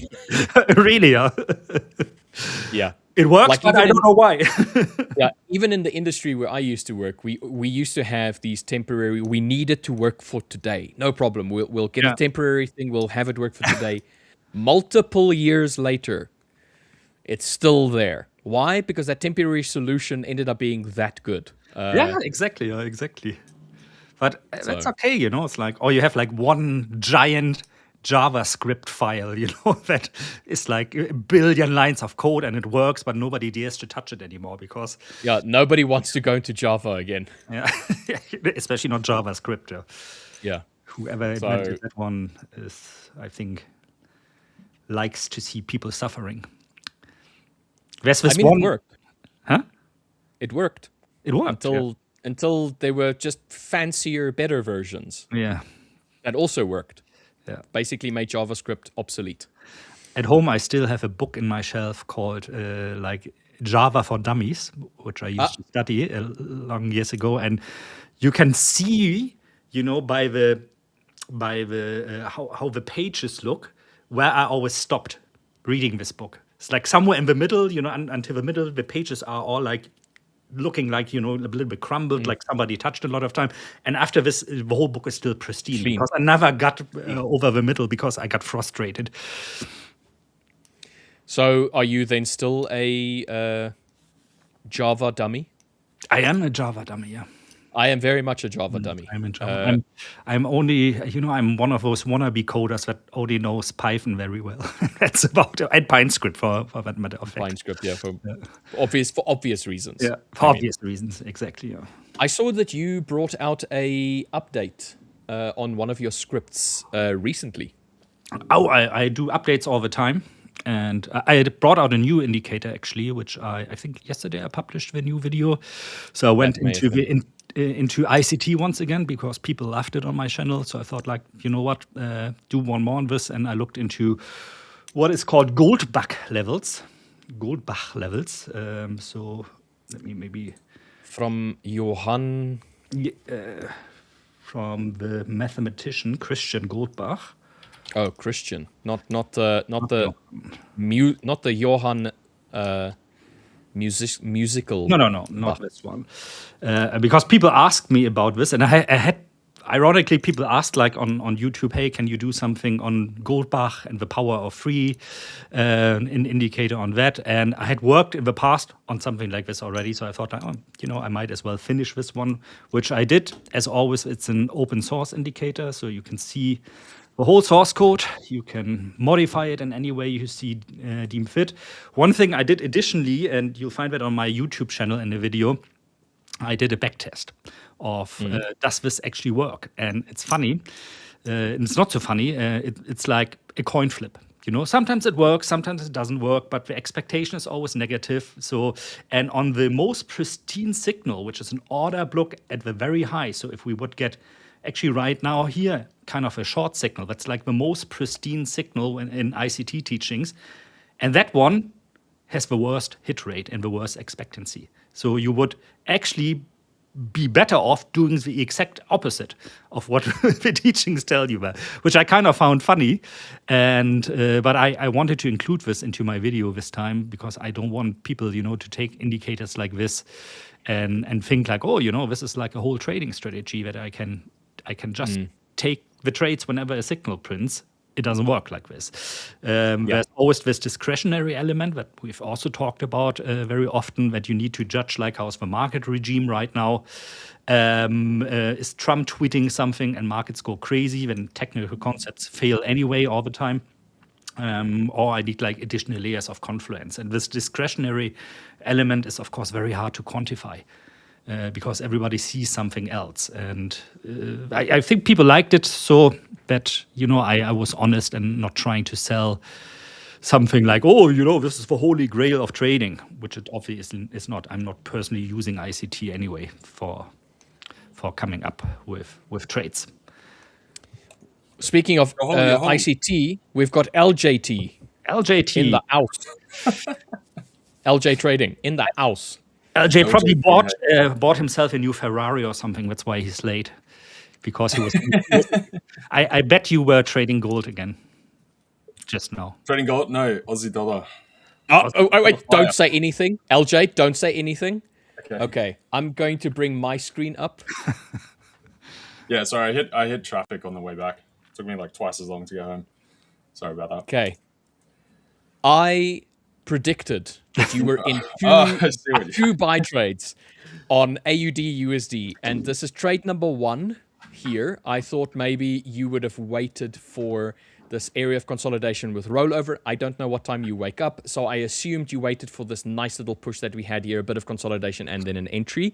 And this is where you would have gotten out, it slowed down and then you decided to cut the trade. And then here, you would have had this area of consolidation break, retest, and push up again, come back down into it, kind of respecting the 50 EMA, just waiting for it to break above again with your TP down here, and then you took out with the news event. That's what I thought. Before you sent the message saying, listen, I'm going to be late. I'm just driving at the moment. So okay. I'm willing to be wrong with the second one, but I am sure you took this first one, mate. I am sure. Yeah, the second part I missed because, yeah, I wasn't on the charts. I see. What happened? Did we have? I was trying to have a look now. We had like a. We did have some getting news. Closer to the agreement. Yeah, we did have some news. US and Iran was closing in on a 1-page memo. And then there was a bit of a follow-up saying nothing was agreed yet, but that the response would be the next 48 hours or so. But yeah, that was this movement that we had here. Yeah. Not bad. So Will was in a gold. Okay. Yeah, Will was in a gold trade. Dirk was in a gold trade. I was in a euro trade. All of them successful. So, come on, mate. Tell me. Very nice. Congrats, guys. Congrats. Come on. Come on. Close, but not quite. Close, but come not on. quite. Here, let me show you. All right. I am looking for sales at the top here, but no, I actually got in earlier than that, just before the news event that we had this morning, because I had to be up early. Basically went long because we had the New Zealand data come out, which was a touch better. So I figured at least going into Asia, we'd sort of just gradually trail up. I knew and it. Then we got that headline that Trump was putting a pause on, what was it, like Project Freedom or whatever they're calling it? And then we just took off. And so I was like, okay, cool. And then I just decided, okay, if this is actually moving towards some kind of resolution, then we're back in full swing. And 7250 is like one of these hard cap levels for the Aussie, between 7250 and 7285. So I just held it up there, had a TP at 49, and then I was busy for the whole day. So I just left the trade run, had to go find a new washing machine and some other stuff, and then I had to go down for like a meeting, which I just came back from. So was that seven or 8R trade, that one? 7.8, yeah. Wow. That's so I told Will that because we had the NZD news, I didn't know how much of an impact that would have on the AUD pair, but I assumed that it was going to be a good thing for you, LJ, that you were going to be on this buy. Now, obviously, you got in way earlier, but my take profit that I had for you was 7,246. So only 3 pips lower, but the idea that I had for yours was that you would have seen it slow down and then you would have cut the trade. But I mean, great trade, mate. Great trade. Yeah, with that, I just had it at set and forget, just under that 50 bar, and then I was busy all through here. So yeah, it was fortunate because I normally I would have been asleep at that time, but I had to get up early, so I only had like a 3-hour nap last night. Then got up, took this, it took off. I was like, fair enough, I'll take it. So Good. Nice. Congrats. All right, and then with that, then I'm going to hop off and then see you guys a little bit later. LJ, you're an open book to Richard now. You know what that means, right? Yep. Okay, so I was wrong about the second trade. So what? But it's okay. I didn't know. But the first trade, I had an idea, just the wrong entry, right direction, right bias, right reasoning, wrong entry point. But anyway, LJ and Dirk, you guys should enjoy. I'll see you guys in a little bit. I'll be hopping off now, and then have fun. Yeah, see you in 1.5. Perfect. So, That must have been a very good washing machine you were able to buy then. Because I got to buy so washing machine. Also had a look at some other furniture and that kind of thing, because I'm going to turn the other room that I have now into an office. I was trying to think how I want to kit it out. Probably going to get like a standing desk. Go for it. That's like a life changer for me as well. Standing desk. Yeah. Plus my treadmill underneath. So much. My brain also always works better when I walk. I get like same. I prefer to normally during the day, outside of when we're sitting here on stream, I like sort of ponder around, just sort of I don't know, my brain works better, get ideas and that kind of thing. I figured if I can have a standing desk and then shift around a bit, that would be good. So probably make a trip to IKEA or something as well, pick up some bits and pieces. So yes, there's IKEA in Australia as well. Huh? Indeed. IKEA is great. Do they sell the meatballs, the köttbullar? Yep. Meatballs, the hot dogs, all that stuff. Yeah, and it's so cheap. It's like $1. Yeah. Chicken wings also. It's great. Yeah. Because those are at IKEA Singapore. I loved going there just for the chicken wings every now and then, because they are so good. I believe they have chicken wings. I'm not 100% sure. I know they have all the other stuff. Chicken. I assume they would, because probably very popular here as well. Big Asian community, Chinese, Korean, Japanese food places are everywhere. So I don't know. I'll check when I go. Yeah, please do that. Please take a picture. Yeah. You have a hot dog, right? Like they also sell that for €1 or something. But they are not allowed to call the sausage in Germany here, actually. Because really? Whatever the ingredients are there. Okay. Right. Yeah. What is it? It's bratwurst. Bratwurst, yeah. Yeah, bratwurst. Yeah. How come you know that?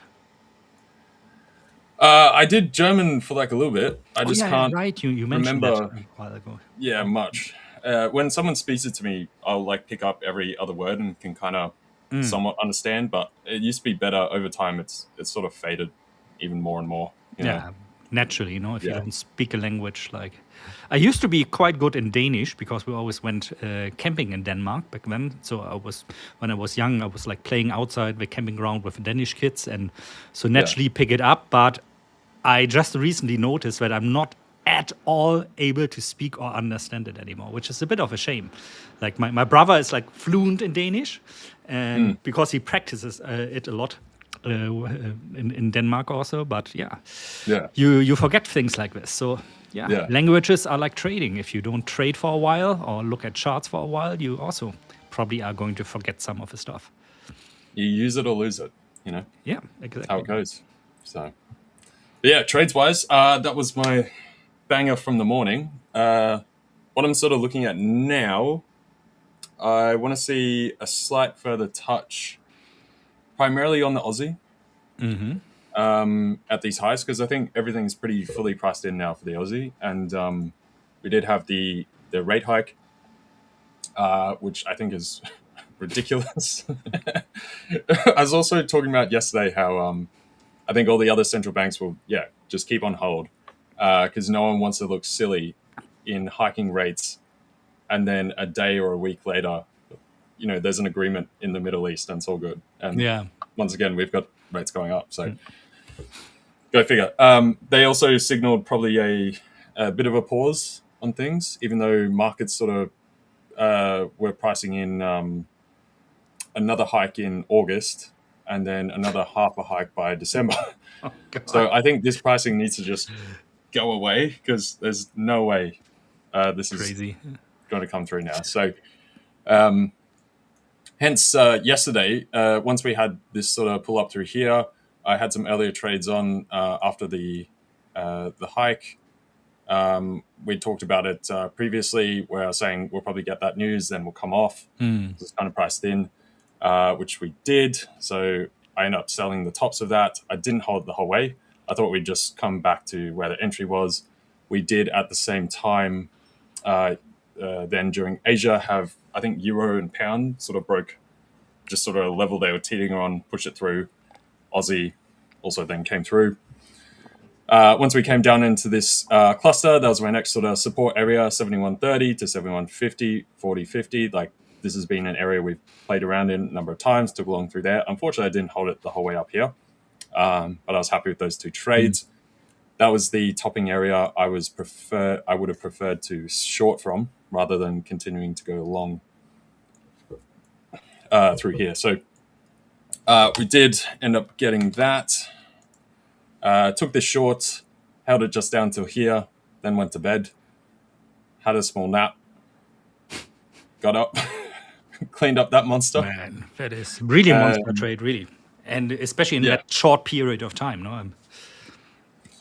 Yeah, like once we had rallied up through here, and we broke these prior highs, I was like, okay, I'll just keep this, right? I then you could have added even to that by that logic, But I would have otherwise added if I was like on the computer, but I had to go and do other stuff, so I just brought the stops up through to here. Is about 71.92, so just above the prior sort of wick high there, and just below that guy last night's top. Sorry, I've been meaning to tell you, actually, I'm right now in the process of translating like a strategy idea that I had and that I backtested a lot that seems to work well on major currency pairs.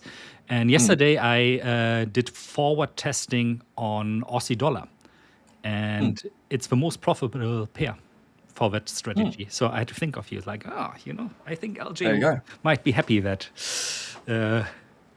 feeds into his favorite trading pair anyway. Yeah, that's good. I think Aussie will often follow a lot of. I mean, I don't know what the sort of approach you were taking was, obviously, but I feel like Aussie does fit a lot of things quite well. It's not like euro dollar can be too efficient sometimes. Yeah. Or not sometimes. It just is in general. It is. The Aussie has that higher beta sort of risk component to it, which pulls it out of certain the general macro for the Australian economy in general. It gets sort of washing machined around by broader global risk, right? And then also commodity prices. Yeah, and it's always a proxy for, if you want to somehow. I mean, you cannot really, in a good way, trade the Chinese yuan. So the next best thing is, of course, going for the Aussie dollar. And I was just talking to Richard about efficient markets before you joined, and I said I always like to try out new strategies for Forex pairs on euro dollar first, because 9 out of 10 times I'm going to see it's not working, which always is a reminder then how insanely efficient this market is. But if I find something that has just a small edge, there's always almost a guarantee that the edge is going to be bigger on other currency pairs that are, of course, also efficient, but not to that degree that euro dollar is. And to my surprise, Aussie dollar and Kiwi dollar, they were the most profitable pairs, although I would just trade one because I don't want, how to say that, like too much. Cross exposure. Yeah, thank you. Exactly. Cross correlation. Yeah, cross correlated exposure. Yeah, correlated risk. Whatever. Yeah. Exactly. Yeah, and New Zealand dollar always has the highest spread and that kind of thing. So hence, generally prefer the Aussie. But it feels like the swing, like you said, seems like Aussie dollar likes to swing more. And thus, for the stuff we are doing here, being on more shorter time frames, of course, that offers more opportunity for us as well. It's not as insane when we look at VIX of candles, for example, like gold, but you still have this decent volatility that, we just saw that allows you like a trade of, 7.8 R within just a couple of hours, basically. This is something you usually do not find very much on euro dollar. Interesting for me from a fundamental perspective, I saw a comment this morning that most of the Western countries are actually when it comes to the interest rate decisions, are doing the opposite of what Australia is doing, because they see, especially here in the Eurozone, we still have high inflation. High inflation is like at 2.7%, but they still do not want to raise hikes, because they anticipate once, especially the situation with Iran resolves now, that inflation naturally is going to come down again. Yes. Yeah, exactly. I thought I had another chart. I've got 3 up here. But just going through it. So yeah, basically New Zealand held off, I should say. That's proper English. Held off on hold it. yeah, hiking rates. So did Canada. Australia went forward again. As you can see, yeah, this is 10 biggest monthly percent changes. It's all look at automotive, fuel, and petrol services. So what are you hiking rates for in the front of this? We've already had the prior 2. Surely that's more than enough. And if we go back to inflation, like these are the highest rates that we've had since 2008, right? Going back all the way to the GFC. So even through 2022, 23, with the inflation being up through here, we didn't have rates this high. Now inflation is down here. The red lines are the target band. And just because we went kind of up like this, we've punched out 3 rate hikes and potentially going to get a 4th. And then they're still considering like a 5th. Like, what is this? And this was all at the same time where they decreased growth estimates from 1.8 to 1.3%. 1.3%. Wow. Yeah. This is something we dream of in Germany, being above 1% in growth, GDP growth. Yeah. But I like how can you be saying you want to put the cash rate up to 4.7%, so the interest rate, at the same time you revise growth down from 1.8 to 1.3. It's like who was that? Was that Shane? Yeah, here Shane, this comment, I think that's very suitable. Rate hikes, because stagflation sounds like a great idea. Ask every Japanese person in this world. Stagflation is like this one economic scenario you don't want to be in, because it's notoriously difficult to get out of this again. Almost impossible. We've seen, I think, really the most prominent example for this is Japan, who basically have been in this stagflation type of environment since the mid-90s. And I can still very well remember, like in the late 80s, there was this whole Japan hype, and people were seeing as Japan is going to be the next economic superpower. If you watch movies also from back then, like Blade Runner, for example, they are all branded a little bit into Japan is taking over the world, and you see what can happen if a country enters a period of stagflation. And that also in combination with a declining population. Yeah, this is the print for what we are, for example, heading here in Germany as well. So that's the only thing we don't have is obviously the we don't have the population decline. We've had record immigration the past couple of years, and that's one of the reasons house prices have just gone. They've always been very hot, and then they've gone kind of bonkers. I mean, the house prices here in Brisbane, in the past 5 years, they've gone up 93.5%. So almost double in 5 years, which is crazy, just ridiculous. So, crazy. And that was when we're already top 3, top 4 most expensive in the world. So. Henry trying out his German. Rindfleisch Etikettierungsüberwachungsaufgabenübertragungsgesetz. This is not really a word, Henry. Nobody would use that here. No idea what that means. Is this meant to be like the longest German word or something? Probably. It's basically, if I translate it, it's like Rindfleisch is beef. Etikettierung is like when you put the label onto something, like a price label. Überwachung is like to monitor. Aufgabe is a task. Übertragung is a transfer. And Gesetz is law. So, inferior, yeah, that's a word in German, but not really. Right. So I guess this was in reference to labeling the sausage as sausage. Probably, yeah. Okay. Yeah, fair. What was I even talking about now? Sorry, no, that's right. So I got to say, I think it's a policy mistake. I've been saying this since they began. Bloomberg was also talking about it yesterday when they did raise rates, and they're like, we're surprised they actually did. All our Bloomberg economists said, thought they'd pull back because it's clearly a policy mistake. I was like, just like I've been saying, it is, but they're not going to pull back. Rates are going up because they are going to lose their face if they pull back. If I would have pulled back. I think you could have just gone two and done. Like normally, central banks never really do one and done, unless maybe it's like a reduction. But as far as hikes, it tends to be at least a couple. So like as in two, or you do like a set of three. Now we've had three, but trying to talk about four or more is just insanity. So yeah, I definitely have some kind of concerns that potentially, this, the thing with as far as the Aussie dollar, if we get the situation where, imagine if they now have to flip back and say we're cutting rates, right, in just a couple months because they start to see the numbers have been putting on too much pressure.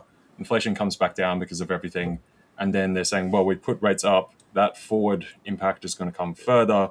Now we got to put them down to try and counter that. And that's just going to be a nightmare. Aussie dollar back to 68 cents. Yeah.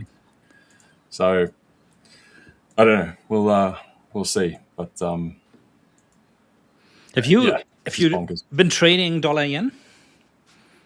A little bit. I missed the move today, unfortunately. Oh yeah. Obviously, I was busy. Was one of my trades. Like that I entered yesterday, almost got stopped out already, but then made the bank today.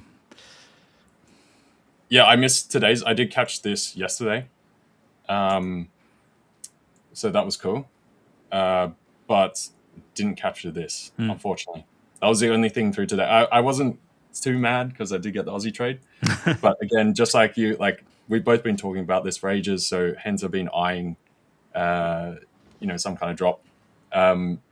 And I figured as well, I had thought about just putting on some kind of short dollar yen trade here with a wider stop, because my suspicion has been the sort of pause in Trump talking, like we were saying, is because, Ministry of Finance has said, hey, Trump, can you stop tweeting about any kind of headline stuff because it's going to take the dollar back up whilst we're trying to knock the currency down.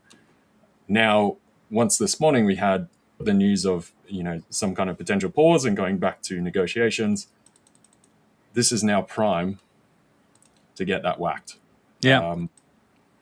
But yeah, no, I missed it, unfortunately. So I will be waiting. What I'm mainly focused on now is sort of probably where we close the day, because what I want to see is a close below 156. If we can see that, I think we go to 154 next, pretty quick. And that's basically, let's go and hide all these drawings and stuff. It's basically down towards the 200-day moving average, right? So that's about 154.15 now. It's been rising a touch. So I think we'll come down, target that area, and probably snap through a bit. We could go down to 153.60, 50, somewhere just below there. So that cross area. This is also the bottom of this big channel that we've kind of had. Yeah, I'm looking at that area as well at the moment. So for me, there are two scenarios really when it comes to this one. This is the trade that I opened yesterday. I said I almost got stopped out, but then it made the bank this morning. Got out a little bit too early, honestly speaking. But anyway, so I would like That's where I would have TP'd as well, though. It has TP'd, yeah. Yeah, no, but I'm saying that's where I would have. Oh, you would have also. I'm slowly learning from you, how to do things. Nice. So I would like to see two scenarios. If we see a pullback, roughly to this area, above 157, I would consider actually doing another short there. The alternative is I don't think this is going to happen this week still, but should we really land somewhere here between 152 and 153, this is actually an area I would consider picking up the dollar again and selling the yen, because I think we're first of all, pretty good supported around this area. And I can imagine that we would see institutions picking up the carry trade there as well, again, because it just becomes more attractive then by the end of the day. But apart from this, like intraday, I'm not going to touch this one. I think the levels are pretty good defined. So probably going to pay attention more to other things, like specifically looking at the Nasdaq, which, I mean, what to tell about a chart like this, no? it's really insane. By the way, I had a look into the indicator. I think I texted you earlier, but when I found out the name again myself. Yeah, I saw when I was coming back. Yeah, no worries. I can't quite answer right now. I rewatched our stream from Monday to find out what the name is. It's kind of interesting, in my opinion, but I think it only works really well on the options data that's available on TradingView, which specifically are options changed for example, NQ or Standard & Poor's 500, S&P 500. For Forex, there is no option data available. Forex options data is so hard to find in general. Like, you got to pay up massively, contact like high level, and even then they'll only give you a portion of what you really want. And I complained to Richard about this earlier as well. I said, well, back then when I was working in family office, I should have collected this data because we had access to it through all the banks we're working. But you, in theory, would need to contact all the large investment banks and ask them, I say, hey, can you give me this data? Which, of course, we're not going to do because this is their edge in trading as well. But nonetheless, I think just the components of these ribbon EMAs or MAs is quite interesting as well. Seems to be working not too bad. However, this indicator is not open source, so I cannot really backtest, are those signals viable? When should you trade it? When shouldn't you trade it? Where is your exit? And so on and so forth. But I can add another layer, especially if you look at indices, to kind of get an idea, what are kind of the magnet levels for today when it comes to options. Yeah, exactly. I mean, even like I was saying to you, like CME used to print like max pain levels, all that stuff for like FX, and they just stopped doing it. I think they went like, why are we giving this away for free? Let's, charge it out to institutions, that kind of thing. But as far as it with the other components, the sort of ribbon, ATR ribbon thing, again, that's the only annoying thing. How it's like black box, and I was going through the comments in the indicator, and he just won't give it out. So I don't know. Understandable. This is for sure something that where a lot of work went into. This guy, by the way, I mean we can name this guy, no? So credit for when credit is deserved. So the real dip. No, what is it? The real drip to rip. That's okay. Here's some other indicators as well, which I think are pretty nice. Sounds like a rap name. Who knows? Yeah. It's really worthwhile. Has a large following also. Kind of unique indicators you don't see really that much on TradingView. So for sure, something I want to look into further in the future as well.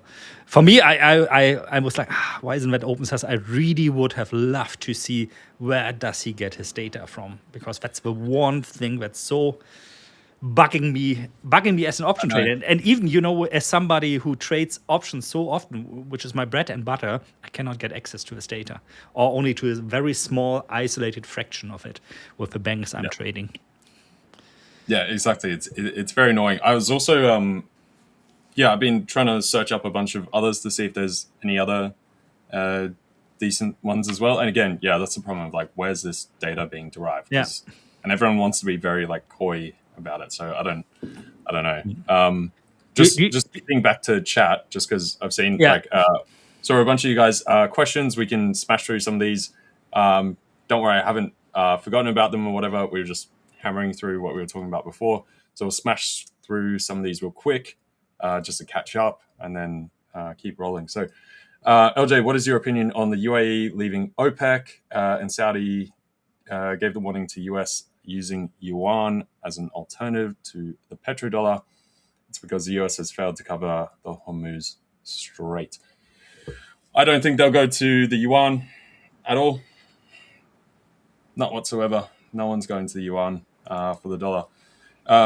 If anything, UAE leaving OPEC probably strengthens the petrodollar position overall. Now, as far as that effect on OPEC itself, won't be that big. Like UAE isn't that big of a portion as far as total barrels, but it does come back to that. I guess the cohesion in the group. You know, we've seen what Qatar left a while ago, and who's the other member that left? Someone else begins with an A. Anyway, someone will remember or correct me or whatever.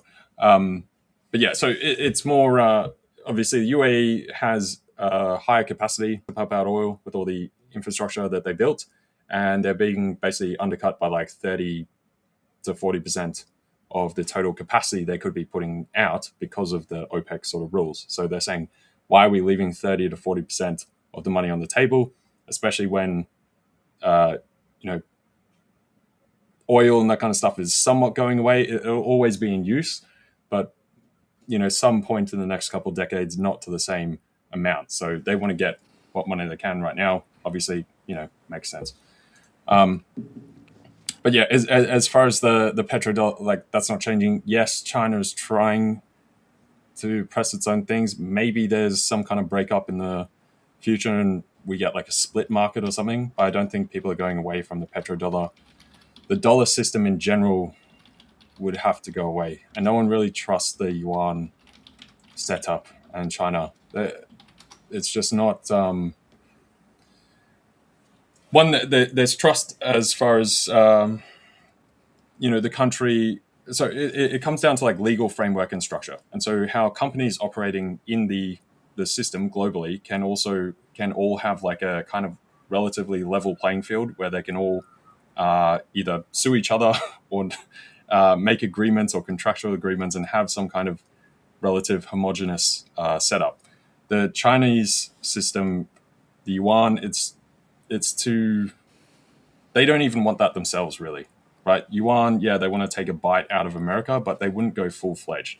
So even if they did, they'd just put their own kind of corridor of it and have some side things going on.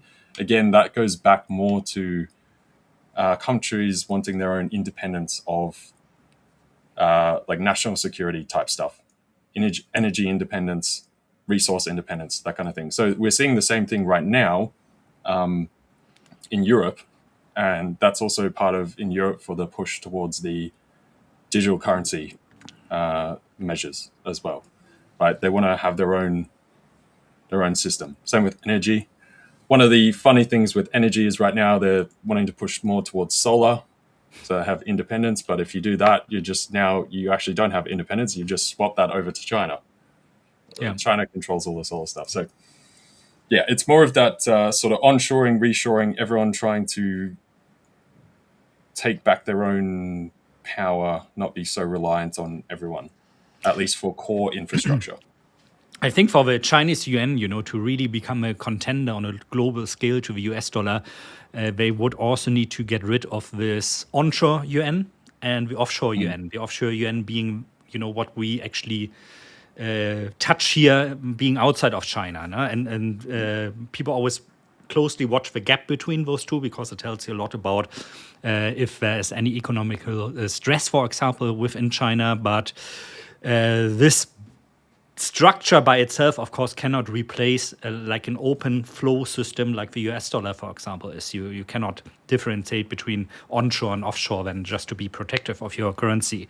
That my opinion also on UAE leaving the OPEC is I think it's going to have, not in the near term, but after the Iran war ends, it's going to have a huge impact on the price of oil. A negative impact, meaning negative in this case, oil plummeting, because it's clearly, they are leaving OPEC because they are not satisfied with the constraints they have in how much barrels they are allowed to trade every day. I think it's like at the moment like 3.5 million, but they could potentially do like 4.5 million or something like this. Don't pinpoint me down on the numbers.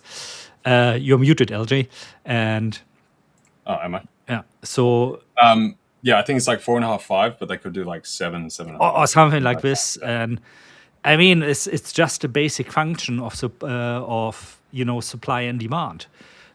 Makes sense, of course, but you want to do this as prices as we see here now, around $100, but more supply with the demand being basically the same or just slowly rising or maybe declining even because of other alternative energy sources in the future is probably going to collapse in the price. I wouldn't be surprised if like a year from now we see oil trading like at $60 or $50 again.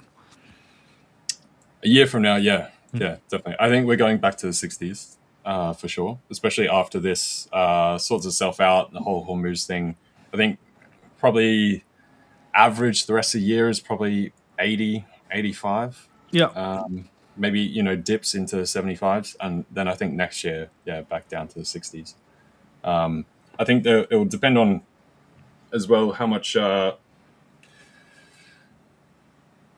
what happens as far as sanctions, both from Russia and Iran themselves. Like, does Iran only agree to opening the strait and stuff if you say, well, we need to be able to trade oil freely? Yeah. U.S. has said that we're putting the sanctions back on, but there's probably going to have to be some kind of give. What the U.S. says today can be totally different from tomorrow. Yeah. And then it comes to the question of Russia. Like, what happens there with them? But give me 1 second, sorry. 6R in euro-dollar long from Infinity. Congrats, mate. Awesome trade. Big. That's huge. That's huge. Nice one.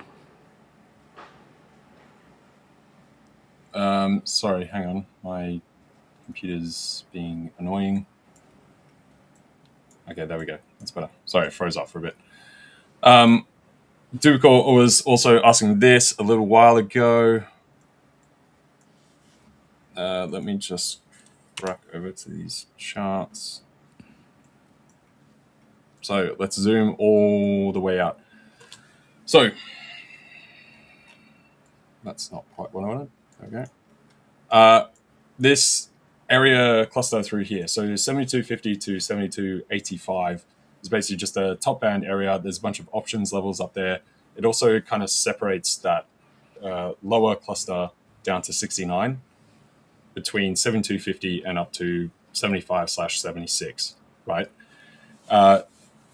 Currencies always have certain bands, kind of similar to how euro dollar, you kind of have 110.50 down to 107, 107 down to 104, 103.50. Above that, you've got 110.50 up to 114. 114 goes to about 117.50/118, and then you got 118 to 120.50 plus minus, right? And then euro dollar really only above 121. Then you've got expanse to 124.50, 125, and then again you've got another block. So that's basically what we're looking at with the Aussie dollar. So this is basically just a extension of price, everything being fully priced in, and you can see these sort of wick highs from all the way back here, back in 2022. This sits at about 72.82, 85. If we zoomed in, we could get the actual exact number. It's basically at 85. But you can see through there, it's basically distance all the way up to 75, 76, then potentially 78, 79 and beyond. So after this run, and also you got to remember last year, I mean, what were we? We bottomed at like 59 on the Aussie, and it's just been straight up. And if we look down here, seasonals, like we've just stormed on, up 8.5% already for the Aussie since the beginning of the year. So this is pretty much a full appreciation of the news, everything priced in, and eventually going to waft off. It's probably unlikely, especially with the current developments of the strait potentially being opened, Middle East conflict coming to a bit of a close, which is funny when we're reopening. But yeah, so basically just a waft down from there. It's just one of those key old levels. So it'll literally be, as far as the entry criteria, it's just, do we hit that level? Then yes, then I sell. That's it. Nothing too fancy.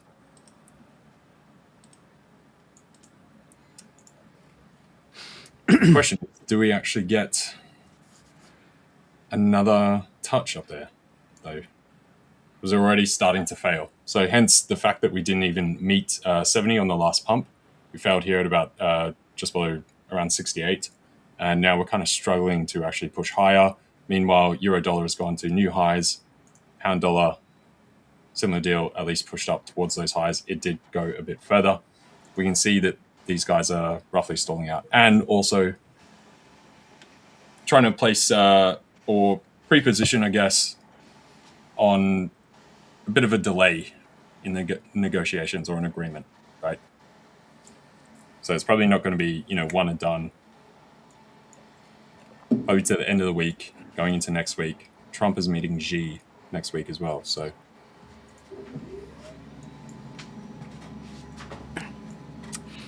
there you go. Very much a sort of macro idea-generated trade. Where is your point of interest for Nasdaq today? What's my camera like? What is it called? From your options website there.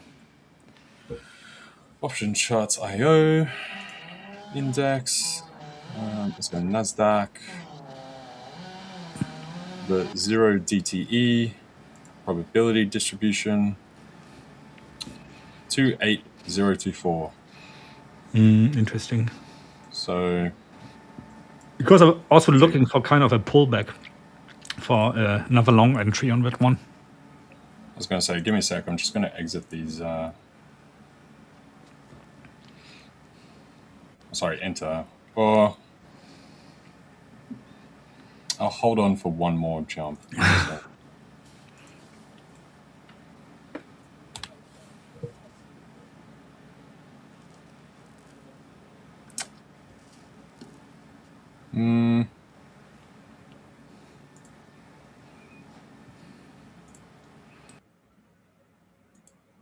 Yeah, all right, I'll wait. Might come up again. Okay, so where were we? 28024. Where is that? That's right the way down. I don't know if we'd be hitting that today at all. Not with the news that we had. So I would say it's probably irrelevant, that level today. So obviously we've just punched price from the news this morning, and then the news this afternoon coming into London, right?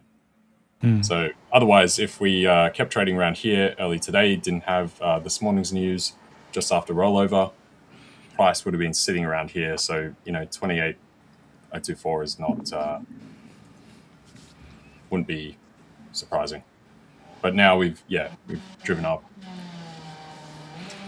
I would say same deal though. I'm probably expecting a bit of a pullback now, just like the currencies. Yeah, it feels a little bit overheated slowly. Yeah. Gold coming a little bit back now as well. Euro dollar.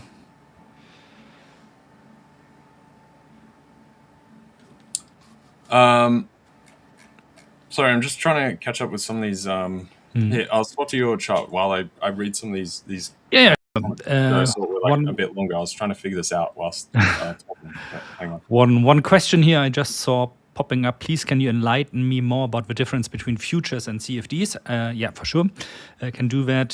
So both of them are kind of the same thing with one difference. They are both derivatives, that you can trade. The difference is that futures are usually, first of all, standardized. So the contract specifications of futures are standardized, and you have a central clearing party. That is not the exchange you are trading with, and that central clearing party ensures that when you, for example, close a position with profit and somebody else then has the position in loss, that the difference is cleared.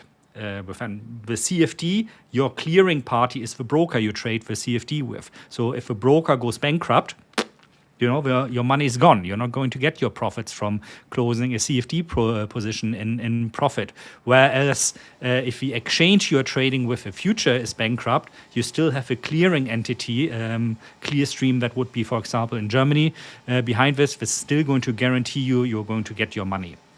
This is also why you, for example, see the margin requirements at futures exchanges being much more strict than with your broker. Usually you're not going to see something like a 500x leverage on a future exchange traded future, because the clearinghouse in the background needs to make sure that even if things go crazy, like we've seen, for example, with silver in the past months, that still everybody gets their money back, gets their profits back, gets their losses cleared, and so on and so forth.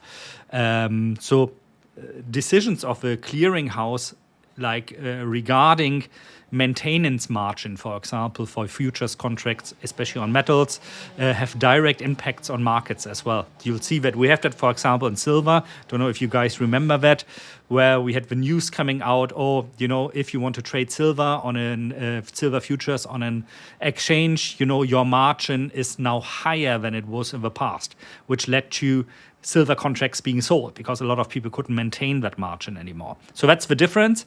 In a gist, trading the future usually from a counterpart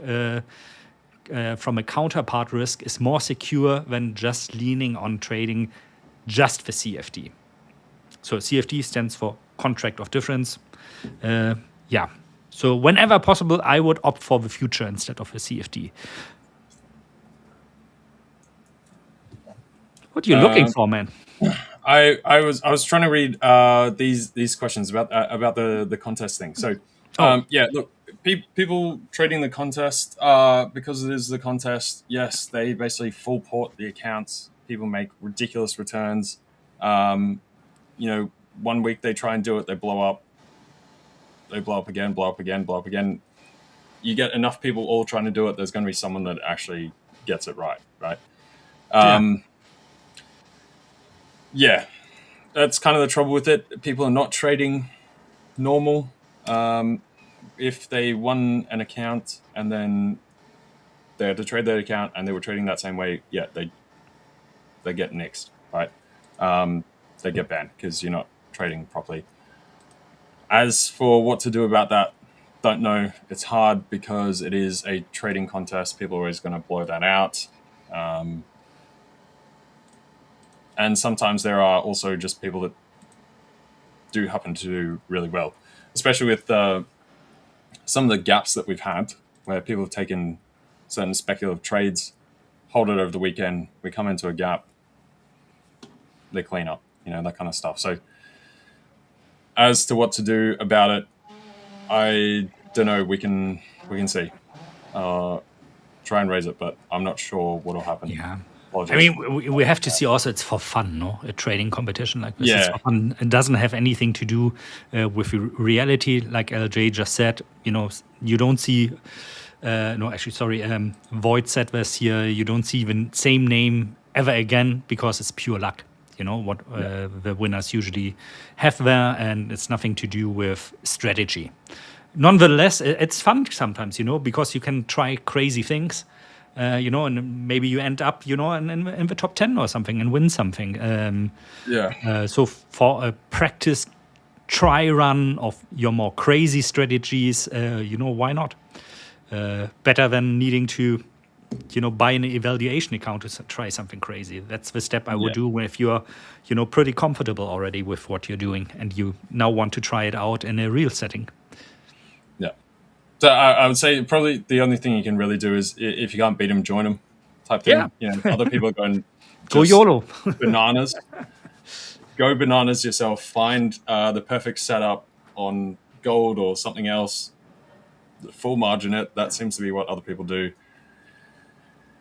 Yeah, it's not real trading, but I don't know what else to say to you. Sorry. It always reminds me a little bit, of people who kind of cheat in non-competitive online games. And something like Amongst Us. I don't know if you guys know that game, for example. It's like, what is the point in cheating and YOLOing in a game like this? But yeah. Yeah, exactly. I don't think there was anything else I really missed. Excuse me for 5 minutes, yeah? Sorry. Yeah, okay, yeah, that's cool. Yeah, no worries. Yeah, Henry, I haven't had a massive look at the CGT changes just yet. They're just changing how it's calculated, right? So hence it will be a lower discount. I haven't gone and looked into it because last I don't know, checked with this stuff, it was still, like theoretical. They're playing around with the idea, so I haven't updated myself on it. If I had to say, without knowing what they've actually changed, what they should do is basically remove the CGT discount for housing. You keep it on other financial assets and everything. That makes sense. There is a reason for CGT, and basically they made it into that sort of flat number. In the past, it used to be calculated in like a weird way where you say from when you own the asset, add in various like inflation calculations, blah, blah, blah, and then you get that discount. So it's meant to be a discount in order to account for inflation simply because you held an asset for a longer period, right? And so you don't want to get chewed up from the inflation side, and hence people won't invest or disincentivizes people to invest in long-term projects because you get killed on taxes later. Now, for houses, that's very different. I think you should just remove that.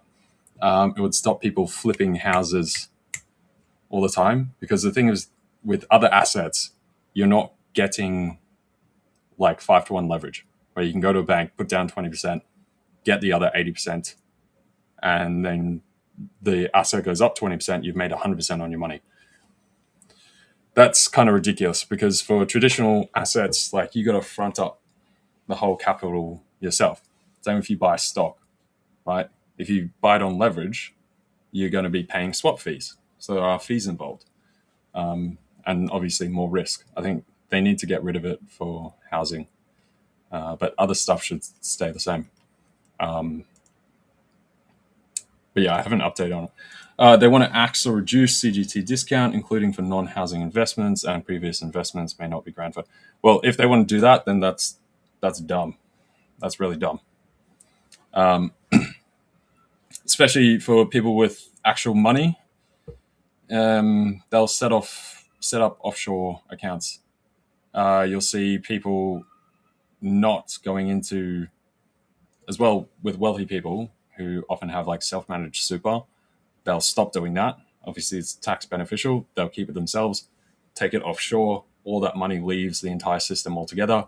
You would end up with less total tax revenue from people fleeing the system if they do it for non-housing investments. So if that's the case, like, yeah, I'll have to read up on it again. But yeah, that's ridiculous. Makes no sense. Housing, definitely agree with. Other stuff, nah. So, let's check chat. Can we look at gold? Yeah, sure. Let's go over to gold. Gold's had an absolute rip. This was what we were potentially like scoping out yesterday. So these are not trades actually took. Basically, this was the top target area, which we did actually meet and start coming off. Then we had rollover through here. Then obviously we had this morning's news with the pause of the Freedom Project, whatever it was called.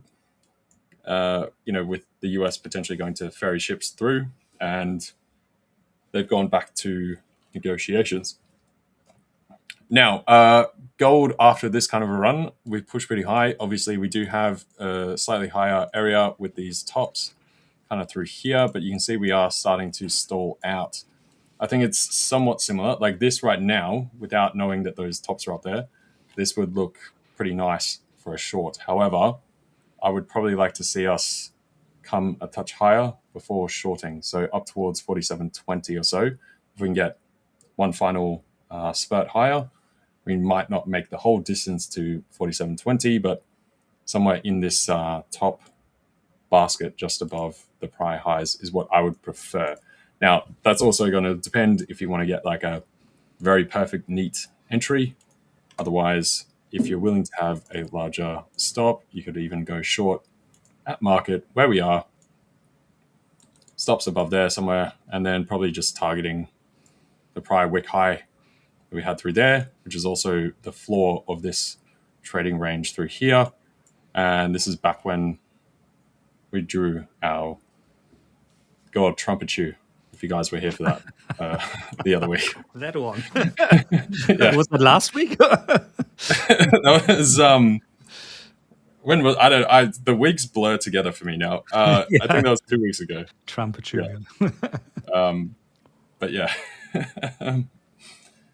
I would prefer to wait for a touch higher. It's basically similar deal to what I'm looking for on the Aussie. Euro dollar, pound dollar, that kind of thing. I want to see a slightly further push. Let's get rid of that so it's not in the chart. Another touch higher before we actually come off. Because we are starting to wander off here, but you tend to get the next candle, jumps back up, then that pulls back, and then we go down. So basically gold should similarly follow FX. They're very highly correlated. Yeah. Of late. Absolutely. Yeah. When I say FX, I mean like the majors, like euro dollar, pound dollar. So inverse to the dollar itself. I might just jump up real quick as well. Sure. That's all good. No problem. Let me change over to my screen. I want to scan quickly here through the comments as well. Sorry, guys, haven't been following that very much. But I think LJ probably answered most of it. Yeah, gold is, for me, it's like sitting in nowhere's land. You guys know I closed my longer term gold position that I was holding on for a couple of weeks now. Because we are no man's land here right now. We have this triangle, which always is an indication of it's like a visual, representation of a volatility, momentum collapsing, basically. And this is something you see quite often in gold, in my opinion. So we had last time in October a situation like this, where you see like the price band getting less and less volatile until you see a breakout out of a zone. And if you scroll back, you can find numerous instances that gold has acted this way basically ever since, it started really running in 2022. So the most likely outcome for me is, we still have some way to go. We could go all the way up back to 5,000, drop down to 4.5, and so on and so forth, until we see eventually a breakout either to the upside or to the downside. Probably it's going to be the upside.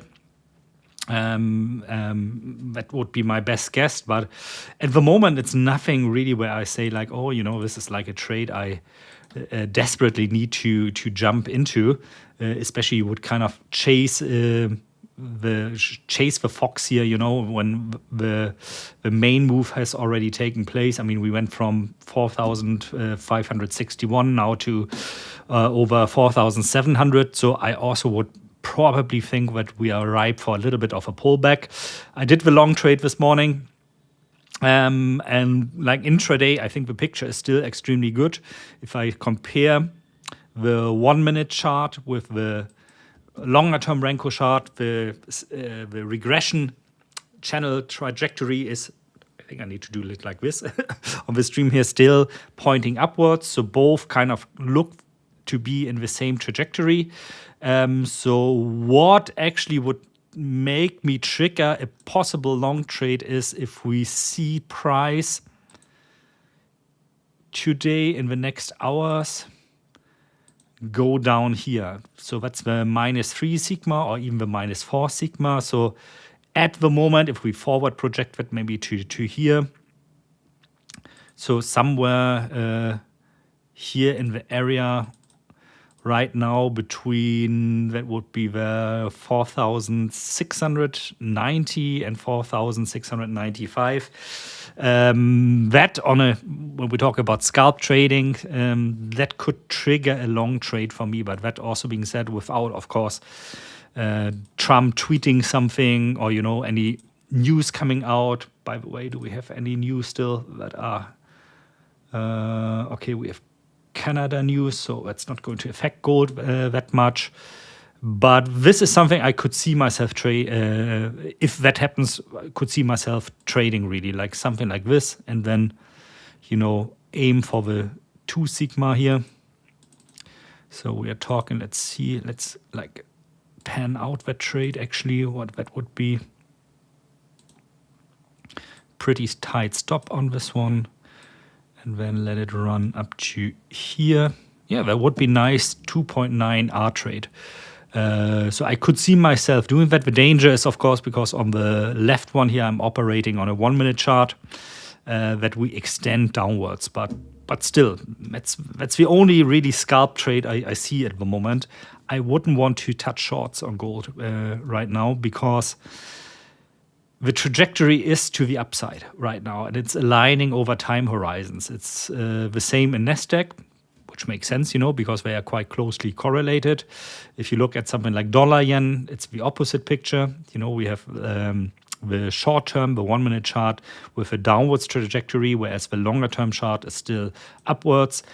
Aussie dollar, also good picture, also aligning very well. So definitely also something I would look more for longs, but I'm not personally trading this pair. So I would rather do whatever LJ is telling me to do in the Aussie dollar. Pair I haven't touched in a long time. Yeah, like I said, in gold, it's a bit of a picture. I want to quickly also switch over to Bitcoin, because it looks like, I said earlier, there are like indications right now of short liquidations. So people that are in short positions that are liquidated right now because they don't have enough money on their account basically anymore.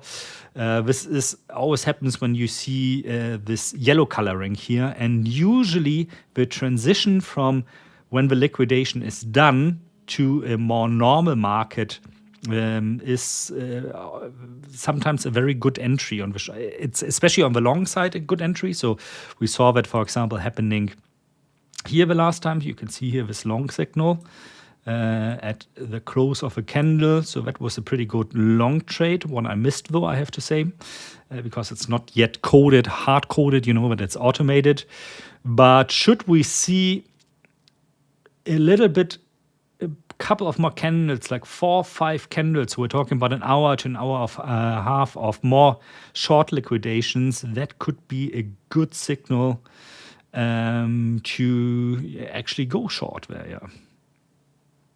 So if I scroll back here, you can see, for example, just by hindsight, it's not a fixed system like I said, but you can see that especially for the long signals, that usually works quite well. Short is a little bit more tricky in my opinion, because traders tend to be net long in cryptocurrencies, but definitely something, I'm looking at, like for this phase transition from liquidation is done to more normal markets, because that's the phenomenon we probably everybody is experiencing every now and then, that you get stopped out of a position or you get liquidated in a position, and this is the exact moment when suddenly the market starts moving into your direction.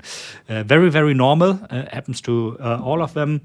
You cannot quantify this, at least with trading view, for example, for Forex, because the data is just not there for the reasons we mentioned earlier. But for cryptocurrencies, it's something that is there and definitely something worth looking into. However, I don't want to spend too much time looking into cryptocurrencies, because this is something we do not trade usually here. Nasdaq is still running. That's really crazy. Crazy, crazy, crazy. All right, what else? Let me look at the chat.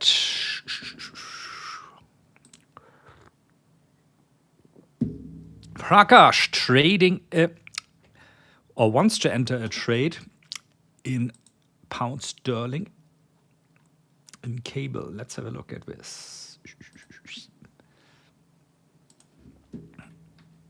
Yeah, see, that's kind of funny. A while ago, I drew this actually to kind of, like what I did in gold to show this volatility squeeze, and then here we had a fake out to the downside, and then the actual breakout to the upside in cable.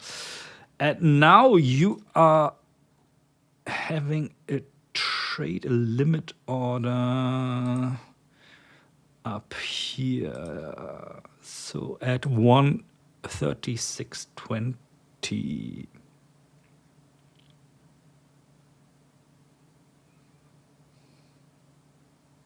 So about here. Were you executed already with your trade? I think so, no?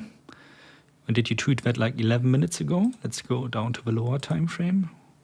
Yeah, you probably were executed in this one already, right? Yeah, it's kind of brave. If I look like at the longer term chart, I mean, I don't know what your welcome back, what your time horizon is, but I can see what you're probably trying to do here. I think I don't know if you look at the daily or something, Prakash. Maybe you can share that with us. I see, the story about this because, of course, there is this kind of huge resistance right now. Maybe a little bit early to enter a trade like this. I don't know if you are swing trading this or if you are day trading this, of course. But I can see it's a bit like, in a worse way, what we are seeing in dollar yen right now, where you also have this, this big resistance zone up there. It's the same in cable. For cable, it's not a trading pair I usually like to touch. I like to focus on euro dollar there, honestly speaking, because I think cable is usually a copycat of euro dollar. Sometimes it's lagging, sometimes it's like front running a little bit. But yeah, I can see, like, just from a technical perspective, if you look at the daily chart, why this one would make sense. Would I enter this short right now at this price? Probably not. I would rather see it going up a little bit more, maybe, to somewhere in the middle here at around 137-ish, somewhere around there. But just, from a technical perspective, not a trade I really want to do. Welcome back, LJ. Thank you. I see it. I think it's similar to what I'm looking for on euro dollar, Aussie dollar, that kind of stuff. But I think we do need to go a touch higher. I don't think we'll quite get to 137, but just a little bit higher. Yeah, I mean, this is a pretty good box. It's kind of like what I was saying with the with gold as well. And gold has turned around. Now we are a bit higher. I actually think in this case, euro dollar is lagging a little bit behind. Yeah. I think the picture actually is, just from a technical perspective, on the daily chart is a little bit clearer on cable, but nonetheless, nothing I personally at this stage want to trade. I'd only be doing it short term. I think, like, we might just have it basically a exhaustion top, slight retracement, and then we probably go higher again. The 4 hour, we've pushed the Keltner channels. I don't have it on TradingView to bring up for you guys. I'd have to go and search all the indicators and stuff. But on my C trader here, we're right on the top Keltner channel. We're pushing the top Bolly band as well. Same on the daily. So just as far as an extension of price, now obviously I think this is justified. Of course, we've got the news with the war and that kind of thing, but we might, at least for the day, sort of top out and gradually just sort of waft back a bit. Then people start buying in again. So it wouldn't be a big pullback, but similar deal. On the Aussie, I'm looking for another touch around 72.70, and then maybe a pullback to about 42. 45? Yeah. 45? Yeah. So, like, 20 pips, 25 pips, 30 pips. Yeah, I think Aussie here is somewhere around here, which is like 35 to 40. Yeah. Kind of a sweet spot, definitely. Yeah. So basically 45 is above that. We had that sort of wick where we almost seemed as though we're starting to come off, but then we got the further news that they're going to have a one-page deal. Hence, we took that next run higher. So that's where I'd had like TP1, see if we stall out there, people start to buy in, or if we do push below that, and then down the bottom, I'd be looking about 35 in extension. But that depends if we actually get there. I mean, it's kind of nice to see today that we actually get some moves during the European session, that we're not in this weird situation that we had for such a long time, for weeks now, where we see like one move during London Open, for example, and that's it, basically, when everybody's waiting until the US trading session starts again. So it's kind of nice, but I still think the moves are happening early. So you gotta be up early, like you, for example, and look like prior to London opening already, make a judgment before the move is actually coming. Because otherwise, like we see right now, things are slowing down a little bit again. We've had a lot of that for a while now. It was the same with the gold runs, like all through last year as well. It was always Asia would rip it, and then we'd just have like a tiny bit through London and New York, normally after like a pullback, but it'd only be 20-25% of the total move from the day. Which also makes sense. It's like for me the case also a lot of times when I backtest strategies that the New York open window is the worst trading window because you establish a trend during Asian session and London session, and then New York comes in and destroys the trend, and after 2 hours it picks up again, and it's kind of funny. One would think this is like the most liquid session, that should generate the best signals, but for me it's contrary to that. We were actually talking about this yesterday. I was talking about this with Pedro and Rich. I find my typical approach works best through Asia and London. Either it's the setup in Asia which carries through into London, or else sometimes Asia sets up entry into London, or vice versa, or you reverse it, right? When it comes to New York, same deal. I feel like things break down. I tend to that's when I go more into like a scalping type mode, and it's more like a wild west, like shoot from the hip, just bang, bang, bang, and then get out, right? But a lot of the general stuff tends to break down. I think partly because the flows are so dominant, there's a lot more, I just call it chaos, back and forth trading, that kind of thing. So, What is this about? Screenshot the fact you've hidden my messages? Was I missing something here? What is this? What have we hidden? Real sloth. I know you were here yesterday. I haven't seen any of your other messages. We also don't have controls over that ourselves. So post your message now. Do it. Go for it, man. Whatever they were. Do you guys think NQ will continue bullish today? I think so, honestly speaking. Yeah, I think so. I think the momentum in stocks is pretty bonkers. I think we'll probably play through this week. I expect that's the other thing. We have the US data, jobs data coming through. I mean, the JOLTS job openings were pretty, where they were expected. So I don't expect like a big surprise from NFPs on Fridays as well. But it's like, I expect it to be a good number, basically. Put it that way. Yeah, can be. Can be. Like, so long as it's reasonable, I think right now, current environment, that seems good. Like, just steady as she goes. Whenever I see a chart like this in an established asset, it makes me. The first rule for me is always I don't want to short this. We've seen this many, many times in gold as well, and we've discussed this. A pullback is necessary here and would be healthy. But when does it come? Does it come now at 28,500? Does it come at 29? Or are we going all the way through to 30? I don't know. And because the momentum is still so large, I'm more prone to looking for long entries, especially if I see something like this. Just, again, standard deviation, regression channel with the length of, is it 120 here, 250 on the 1 minute. very much aligned. So every dip to the downside that goes like to a -2, -3, -4 sigma levels would be for me a long entry, honestly speaking. Why should I make my life so difficult shorting this? Maybe just, that I can brag to my friends, I caught the top, for today.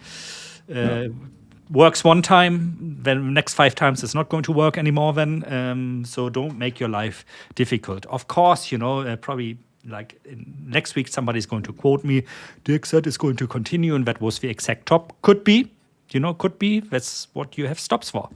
And if you're really like looking for short-term trading, scalping the markets, like holding on to positions for 20 minutes, half hour, an hour or 2 hours, not overnight, I always would look at this first. How is like the longer term trajectory aligning with, for example, what the 1 minute chart or 5 minute charts are telling you? And if they are aligned, I don't want to go short anywhere. If they're aligned upwards, of course, that can also be downwards, then I wouldn't like to touch longs. Makes your life so much easier because you filter out all those trades that end up costing you a fortune because you want to force the market to accept your opinion. Oh, nice here, short trade in Bitcoin right now. I think if we didn't have today's news, NASDAQ would have had like a natural retracement. Obviously, today's news, we're full steam ahead. I guess when you're in all-time highs, like often there's a bunch of the round numbers to kind of look at. So up towards 29K, that's probably where I'd say we start to peter out. Probably next week we come off. We will have had the non-farm payrolls and everything come through, a bunch of this week's data. If the Strait is open, that's probably a natural TP point, especially after, like, what's the distance from the lows now? I think it'd be almost 20%, right? Let's have a look quickly here. Somewhere about that. And we are now getting that further push up that I was looking for on currencies as well. So 25% almost. yeah. See, like that's so insane if you look at it. Yeah. But you're right. I think once the conflict, there's like really, peace. We don't need to talk about the Iran conflict anymore. That's probably the thing, like, sell the facts when we are going to see this pullback. This is, I've been like, just, for my personal entertainment, I like to follow on Reddit Wall Street bets always. And we have so many people that complaining about, how can this be, the world is going to shits and we are like going from one record to another one in the stock markets. Yeah, welcome, to trading. This is how it works. You're not trading the news, you're trading the rumor. And as soon as the rumor piece becomes a fact, then the trade is done, basically. So I wouldn't be surprised to then see like a pullback of, well, what would that be here? Like something like 10% or something, like maybe here actually back to that line, to like 25 and a half or something like this. Maybe not that much. Towards the prior tops, 26,250 maybe. Yeah. It is insane. That's in the danger zone, right? Like that's where we had the conflict going on. So, yeah. And I said like last year, wow, this V-shaped recovery left a lot of institutionals, at the sidelines because they were trying to catch up. And this time it's the same move, but on steroids. It's honestly speaking, it's unlike anything I've also seen, in the past. But it shows you the one thing that's driving the market, which is the insane amount of liquidity there is that needs to go somewhere, in risk on market. Nobody can afford in the institutional sphere to miss out on moves like this. That's why when you are a fund manager, you need to jump on it. If you miss out on this, you're going to lose your job, basically. I think there's also a huge split between the old guard of traders and investment managers that are used to the old school ways, and they now command huge portfolios, right? Obviously, because they've been doing it for ages.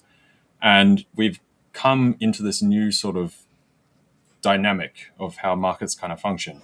And I think I see it constantly, like they still keep trying to go back to the old playbook, and then they miss out when you see these big moves, and they're forced to then jump in aggressively, and a bunch of them all at once, and it further accelerates this kind of stuff. Same thing with Warren Buffett sitting on almost 400 billion of cash. Obviously, he's also towards end of his life and career and everything in general. I kind of understand you wanted to hand over a clean book, you know? He's just like, here you go. Like, what? I'm not going to be here to monitor this for the next 30 years or 20 years or even 10 years, probably. So he's like, I'll just hang my hat. He's probably been thinking that for the past 8, you know, because it does become like the probability. So.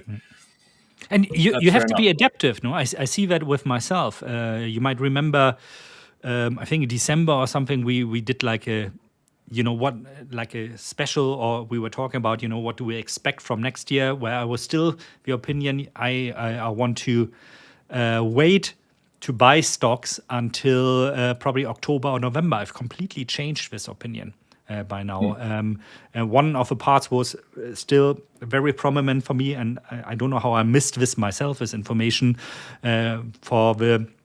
historically speaking, especially tech stocks are rather cheap. Now, you cannot call it cheap, but at valuations that, historically speaking, were good times to enter those and to buy those stocks. So I changed my opinion and I started buying Apple, Nvidia, Microsoft, and so on and so forth, because one thing is my own opinion, and like this presidential stock market cycle that I've been talking a lot about last year points into one direction, but it seems like we are early. It doesn't mean, that we cannot, like, especially in the Nasdaq, see prices going down to whatever it is, 26,000, 26,250, maybe 25,000, doesn't really matter. Those are extremely good opportunities probably to then again buy stocks. Because if you look historically, or also like if stock markets go down by 10%, that historically has always been a good opportunity to buy stocks. We're not going to have a scenario like so many people want, where we go down 90% or something like this. It's not going to happen. And the comparison to the dot-com bubble we saw in the 2000s, in the early 2000s, is also, it's not comparable, especially when we talk about AI. We are talking about companies here like Nvidia, like Apple, like Meta, that have huge revenues, that earn in a quarter more money than some smaller countries have as a whole year's GDP. And we're not talking about, your mom and pop shop that is at the stock markets and has a valuation that is crazy because they have an internet page in the year 2000 right now. It's completely different. And I'm kind of looking forward actually to the market maybe going down by 5 or 10%. First of all, because I want to buy them again, obviously. And second of all, because I can already see the headlines all over the place. This is the end. $1 trillion was like evaporated overnight, while we have people, who cannot afford home. The speculators lost $1 trillion. Everything that's like, in a negative sense, clickable.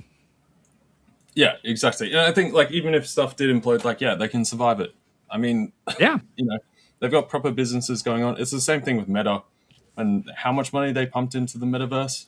Right, they literally changed their name. 80 billions or what was that? It's like, who cares, And then they're still going strong, and then they dipped, and then now they're. And who's using Facebook anymore nowadays anyway? Exactly.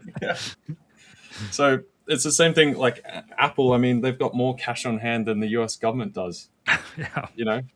Like actual liquid cash, right? These are insane numbers. So I think even if stuff does implode, they can weather it. The other thing with Kevin Warsh, I mean, him coming in as Fed chair, he is very buddy with the whole tech scene. I can't imagine that if it did blow up, they're not going to... I know he's famously not a fan of QE and all that kind of stuff from back in the day. And he's even spoken he wants to, essentially get rid of the balance sheet and just go back to using interest rates. Don't think that's actually going to functionally work. No chance. So I think if something does happen, end of the day, going to bail them out.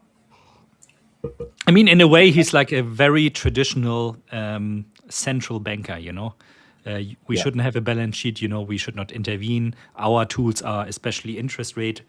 I almost said manipulation, but, raising or lowering interest rates to control inflation. This is like what a central bank should do traditionally, adjust the interest rate levels to what inflation is telling us at the moment. This and nothing else. All this balance sheet and guaranteeing and buying bonds and guaranteeing they are valued at 100%. This is all post 2008. Extremely difficult to go back from them. I wonder how if he's going to cave into the pressure he's probably getting from Trump. Who says like basically, we need interest rates at like 0%. I think ultimately he will go towards that. I think we even had, obviously the last Fed meeting we had the sort of dissent that seemed like much more of a, as much as they're like, it's not a political type thing. Yeah. It seemed to be the case. I think we had, Waller out last night talking about saying that the disagreement on the committee is actually not as far apart as what might have been indicated or taken away from the last meeting. So I think ultimately they will eventually start dropping. So a couple of these questions I saw from before. Sorry, guys. I've been taking a little bit. What strategies do I use? I don't have a specific name for my strategy. It's not like some common thing. LJ, savant of trading strategy for maximum profits. It's so I do. It's basically extension of price. So when you get break of structure, run on price, mean reversion. So when you're at the extent of like the ATR, so this is typically ATR sort of driven. So I'll find the directional bias, look for expansion of price towards where the ATR is. And then if it's a mean reversion, if we're at the extent of relative ATR, might mean revert that into like a fib level, that kind of thing. And then the backing around that is normally some kind of general macro driven thesis or idea or concept or something like that. Just let me check some of these trades because we are popping up now to some of these levels. Guys, we saw also some of you like asking us to look at silver. We will do that. Please don't spam, rest assured. Yeah. We saw that and we'll address that, of course. Also, one thing while LJ is busy with his trade. Yeah, sorry. This just started popping off when I was all good. Looking. No worries, man. And look at oil, minus 12.4%. Yeah, oil deleted. It's honestly really deleted, yeah. Yeah. That means prices are not going to raise that much for gasoline in Germany today. Very happy, hey. I don't care about it. I'm using my bicycle anyway. I just rent cars if I need them. Yeah, that's fair. I'm thinking about getting an electric car, maybe, because I'm thinking about putting up some solar on my roof. So I can basically charge it for free. But then, Germany is right now reverting away from solar back to fossil energy again. It's Yeah. I see what you're saying. Thanks. Sorry. So thanks a lot, AM Markets. Appreciate it. Come back, like and subscribe to us. We are online every day and we are trying to cover the markets from very, very different angles. So we have like every trader here you see here, first of all, is a real trader. And second of all, we have very different approaches. I think this is what makes us valuable looking at because you can kind of pick out, the things for you to incorporate maybe into your own strategy. Silver. Do you have an opinion on silver? I don't. Not silver. I was just going to finish what I was saying about the strategy thing. So it's kind of, what I was saying with that before. I'll then use I always have some simple moving averages as pullback points. Normally the 10, the 50, 100, and 200. And then I use the standard deviation bands, which is basically what Dirk is showing you right now, the big colorful lines. I normally have a band duration of 120. And then I normally mainly focus on, you have the middle line, right? Then you have +1, +2, and then +3 as the sort of peak extension, and then the same on the downside, right? So once you get into that +2, +3 band, or -2, -3 area, then normally you have very much an extension of price. As long as you line that up with market structure to the left, like some kind of other confluence, then I'll look for either topping points, bottoming points, and the like, right? And so sort of just play that back and forth. And then, yeah, like I was saying, the other big portion is then the macro kind of stuff, where I will trade news, central bank announcements, preempting them ahead of time and pre-position for that, or be willing to jump in on certain trades when we have something is fully priced in. So buy the rumor, sell the fact type situation. So if you do macro, that's something you can do. If you don't understand it, just don't worry about it. But to try and put it in a most condensed form is probably that. I also do a bunch of things put together, depending on swing, intraday, scalping stuff. Been trading for 14 odd years now. So I've got a extensive tool belt, put it that way. So it's hard for me to just say, like, I do this. That's the thing, you gotta stay flexible and adapt your strategy to what actually works and what the market is saying. Like, this is why and we need to pick up that idea again about regime changes. Yes. It's so important. One strategy that works in one regime is not working in a different regime. Like, and be it just the simple fact of when do I trend follow, and when do I use something like mean reversion, for example. And this is where a lot of back tests also kind of fail, because they don't differentiate between what market regime are we actually in. A market regime in itself is very hard to measure, in my opinion, as well. There's so many approaches to it, and it's always a little bit ambiguous, a little bit vague, how to define that, and how to define also the boundary. When is the state of market regime changing from, I don't know, sideways at the moment to upwards, but upwards in a way, that's backed up by buying volume coming in, for example. Very difficult. And hard to anticipate as well. Like, often you only know once you're in it, and you're like, right? To get the Nobel Prize for trading, basically. Yeah.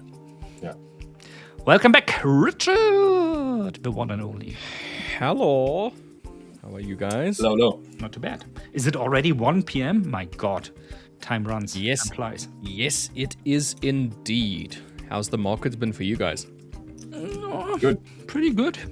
Cannot complain. Not too shabby. You what? Yeah, not too shabby. I am cleaning up at this point in time. Yeah. Nice. Yeah. Have you been going long NAS? I assume you kept stuck with that? Yeah, good. Yeah. We were saying, like, yeah. Crazy. I mean, look at this. Oh, wow. Here we go, man. Definitely nailed it. We had the pullback, and then it looked like it wanted to, and then it slowed down, and I thought, this is either going to just start running now, or it's going to come back. And I didn't think it was going to come back. So I decided, screw it. I'm just going to enter. I entered. Nice. I hit TP1. I don't know. It was super slow. And I was like, you know what? Whatever. I am here. Just kind of like, just let it play out. TP2, and I was like, okay, cool, stop loss. And then I minimized everything, and I haven't looked at it since. And now was the first time when I had to come on again. I was like, okay, I'm glad to see I've hit TP3. I would like for this to go to TP4, but if it comes back down here, so what? So yeah, not bad. I love that you incorporated what we were talking about. I think it was on Monday. That you said, like, I took this concept of having multiple take profit zones from LJ. I stole this concept, I think you said. And this is such a beautiful example of why that totally makes sense, and why it's so great, to kind of look at, hey, this is how LJ is doing this is how Richard is doing, this is how Victor, and so on and so forth doing. Can I incorporate this maybe to enhance my own strategy? Yeah, this is very much the brainchild of LJ and my own idea, but LJ's was the inspiration for taking this, and it was literally off of a discussion that LJ and I had about why don't you let some of them run, and I was like, well, I like my 1 to 2s, and I was like, yeah, but take some partials here and there, and just let some of them run. I was like, okay, how can I incorporate this? And this is what I came up with. So the occasional 3, 5, and 1 million are, yeah, why not? So if this ends up hitting TP4, this will be a 1.5% gain on my account. It is was a 0.5% risk down here. TP1 was a 1/8, basically, because each one of these TP points has an 1/8 of risk, basically. An 1/8 of the risk itself. So this is 0.25%, this is 0.5%, 3/4, and then the 1%, basically percentile points. 1 to 1, 1 to 2, 1 to 3, 1 to 4. When it reaches TP2, move to stop loss. It is a completely open trade. So 0.75% would have been locked up of the total profits overall. So here it's, according to my 0.5% risk, it is 0.375% locked up. But if it was 1%, this would have been the 75 percentile point. This would then be another 75 percentile. So this is 1.5 if it reaches this one at 1%. And then TP4 is a full 1%. So then it's 2.5% up here. So hopefully it can hit that one, and then it will be 1.5% in total. So right now, not quite there yet. It's almost there. And you know what is great about this also is if you just look at this trade in isolation, let's say this would be the only trade you made this month. So you end up the month with, what was it, like 1.5% in profit. Yeah. If you do that every month, you have beaten most of the professional hedge funds out there already, which average, like the top hedge funds average around 14% per year. So you're in this 1% of traders, that are the most successful basically in the world. You're beating institutions with this. So it can be very worth just waiting, just sitting at the sidelines and waiting for, something like the perfect setup. And just take like 1 or 3 or 5 or 8 trades per month, and not, 8 or 10 or 20 trades per day. I think a lot of beginner traders would be more successful in taking an approach like this rather than trying, something like I want to scalp the 1 minute chart. I want to become the next LJ and do like 8 trades and 7 of them are successful every day. We can't all have LJ's talent. Sadly not. Yeah. But we can The thing try. I think, and I've never really thought of it like this, the way that you mentioned it now.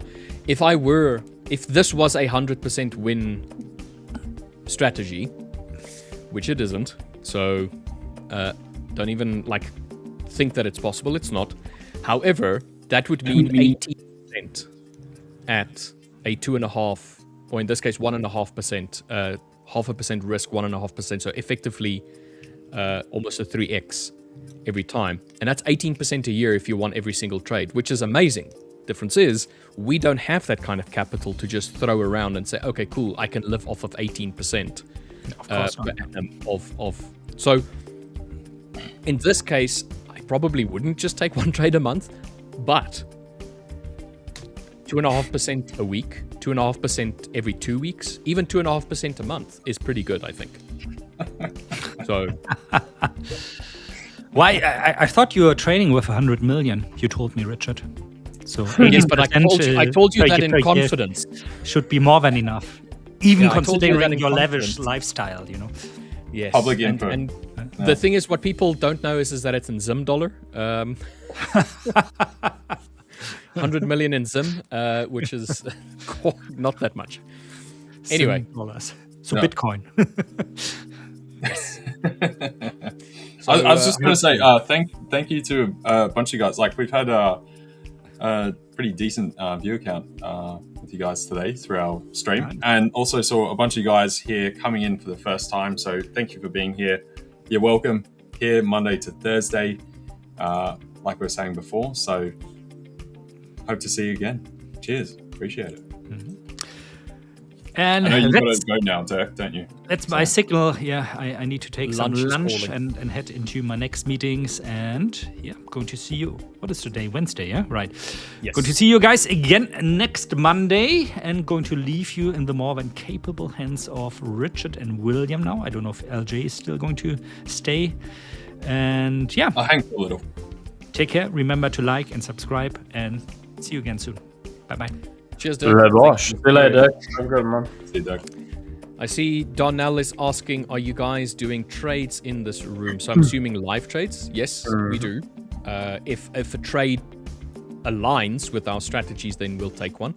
And then we also have like fun accounts, we can call them, where we just play around on them, taking silly trades. So the idea is not to be a signal service.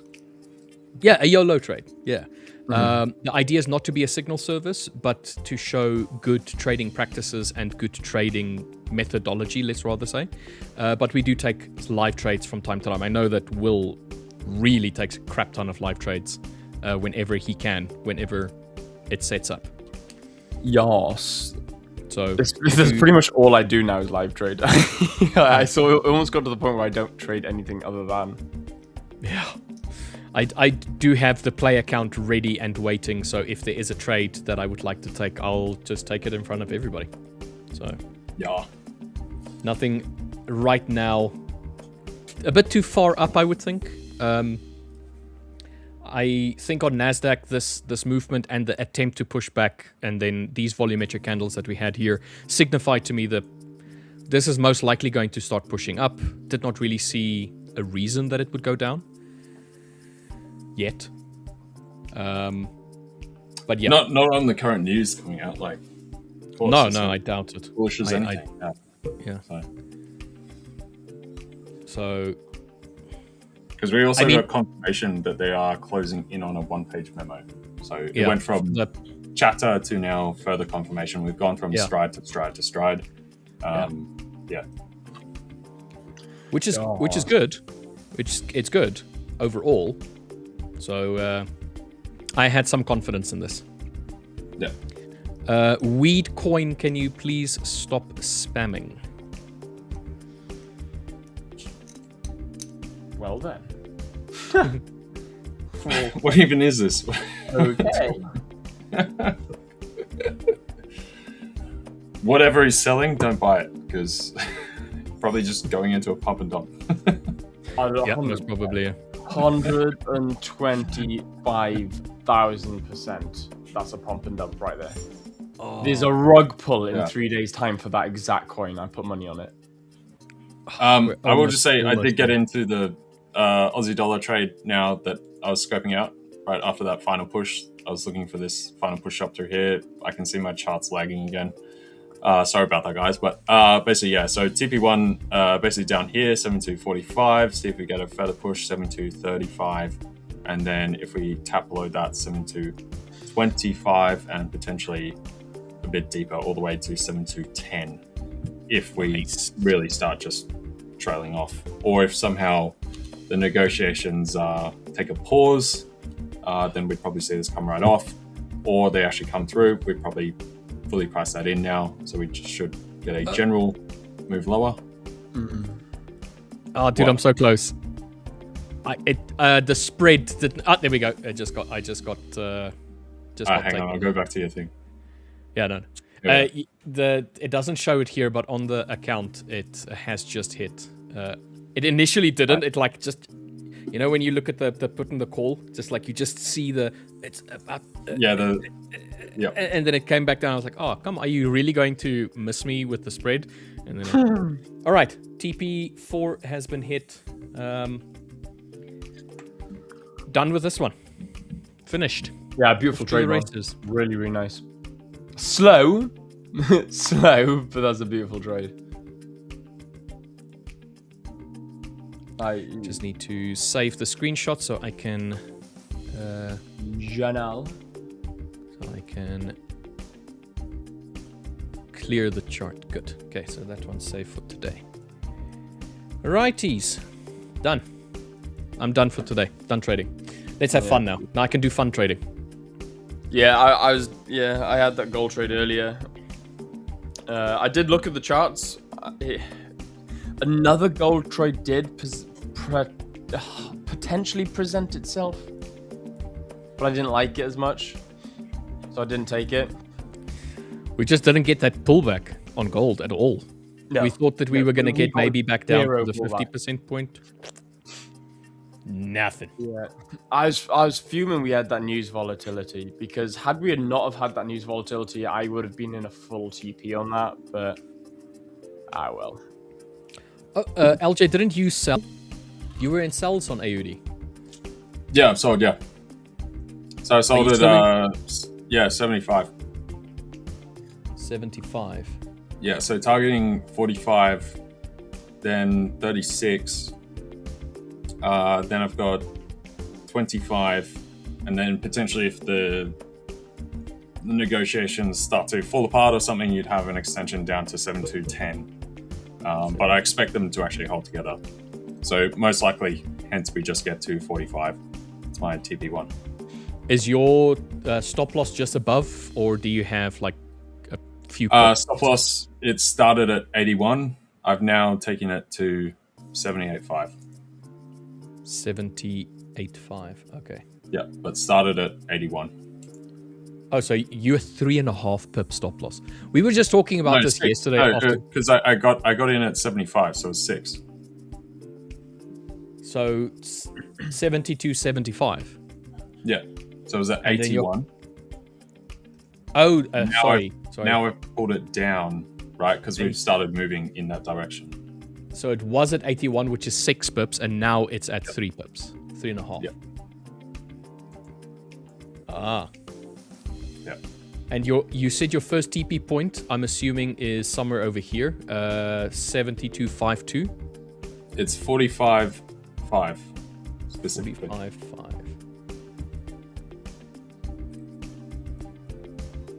Ah, okay. So you're aiming for this cluster here. And then TP2 is 36. So down here. Yep.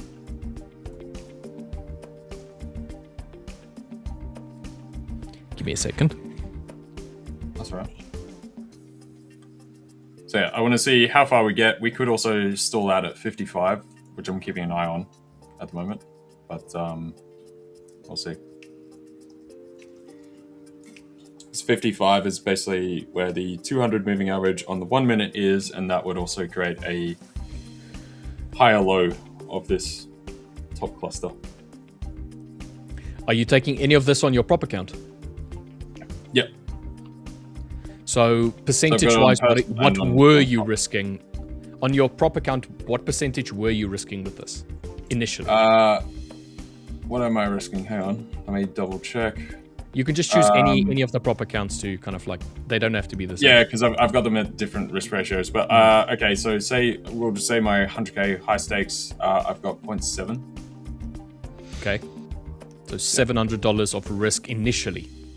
Yeah. So okay, so you're what, at a 1.1 lot size?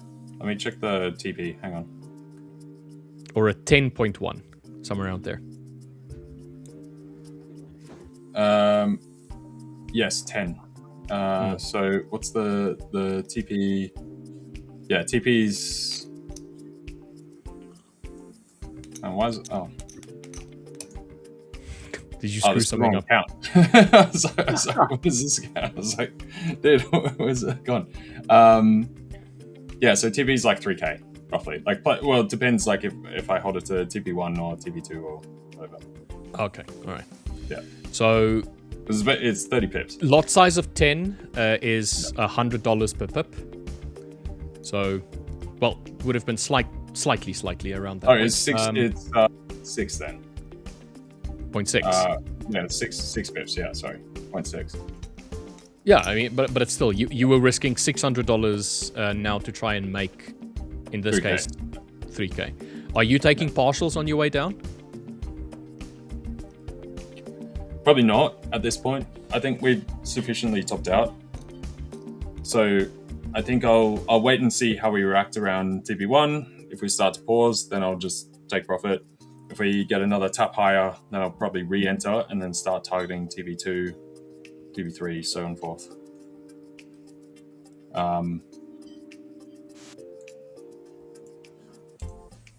Hang on, let me check. No, that's right.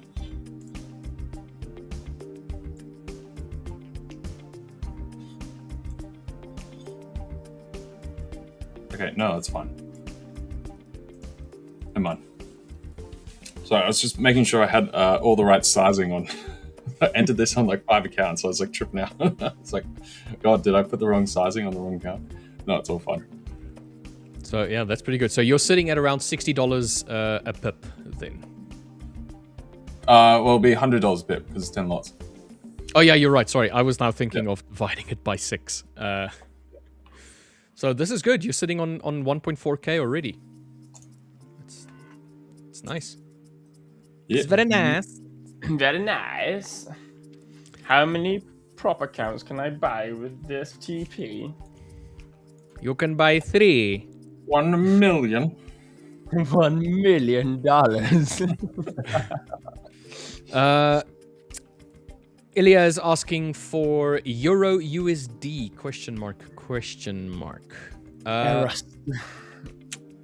Okay, I'm gonna have to clean up my chart a little bit because this stuff down here doesn't really matter anymore. This was this morning's. I was just doing some testing on this morning's price action with my gold strategy, and I would have hit a beautiful 2R trade, to be fair, 2R TP on a long, to be fair. I thought... What was this as well? Ward? Wardy? You're on a 5-minute... and it's like you have fair value gap. Don't do sales until it's... On which one? On AED? Oh, I think this was around AED. Yeah, I was going to say, I think... I don't take any recognition of fair value gap when I'm we know my opinion of ICT. Okay, I know a bunch of guys like it. There's some bits that are relevant and good, but yeah, no. I mean, the majority thing with this trade as well, it's very macro, right? The whole move today is macro driven. So now we've got that sufficiently priced in. We've pushed levels, starting to top out, cross correlation across Aussie dollar, Euro dollar, pound dollar, dollar yen is doing its own thing because of the intervention. Gold's now topping out. You know, NASDAQ has made some pretty crazy highs. We'll probably start to slow down a bit. We do have the US data coming in later. I expect that US data to be a bit better.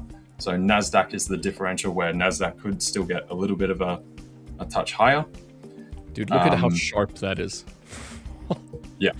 But overall, we're fully priced. These are long-term highs going back towards 2022, like mid-22 on the Aussie.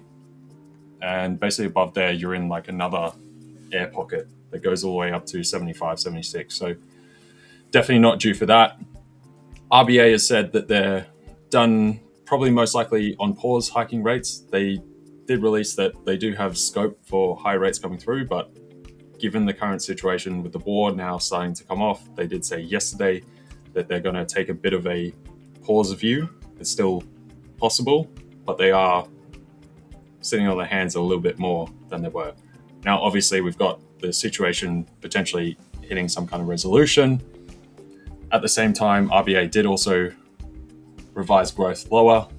Net, the whole thing means we've hit the peak of the rate cycle for Australia. And especially when no other central banks are actually hiking rates because they want to hold off given the war, you can see that people might start pricing in the rate hikes as a policy mistake, and then Australia has to reverse it. So definitely more of, like you said, that this is a fundamental trade, not a technical trade. Yeah, it's fundamental and technical in the sense that 72.50 to 72.85 is that gap range where you either have to assume we're going up towards 76 plus or have some kind of further catalyst, which we just don't have. So even on that technical basis, like we've had such a run recently, it's a bit overdone. But cooked. Yeah. A bit frazzled. Little bit. Because you then have to look at technicals. If you go to technicals of the bond market, which most people don't do, and then bond market obviously leads into FX markets and drives the technicals of the FX markets as well. So start to see that feed through. They always have a slight lag delay because of positioning, that kind of thing. They are different markets after all, operating on slightly different timescales and such. But yeah.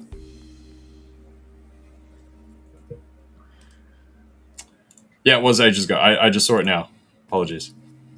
So, Cole saying, I'm waiting for that meeting. Yes, I remember you, my friend.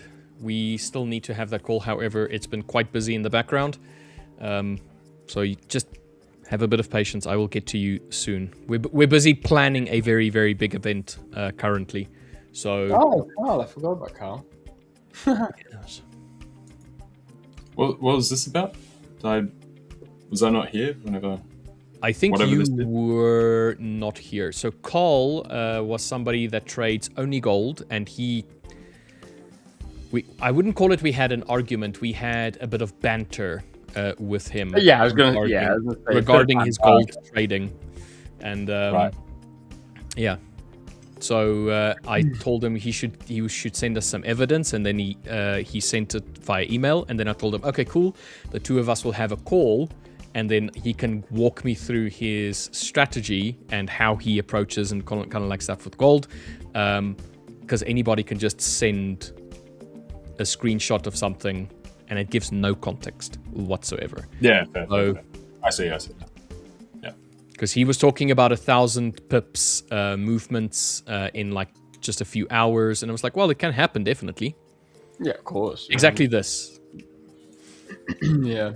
It's also when I hate when people call it pips on gold. It's not the same. It's not pips. It's different. Like you got to call it points. Pips. Yeah, you have to call it points. Yeah. Anyway, yeah. Because otherwise it gets confusing because the decimal position is different. Yeah.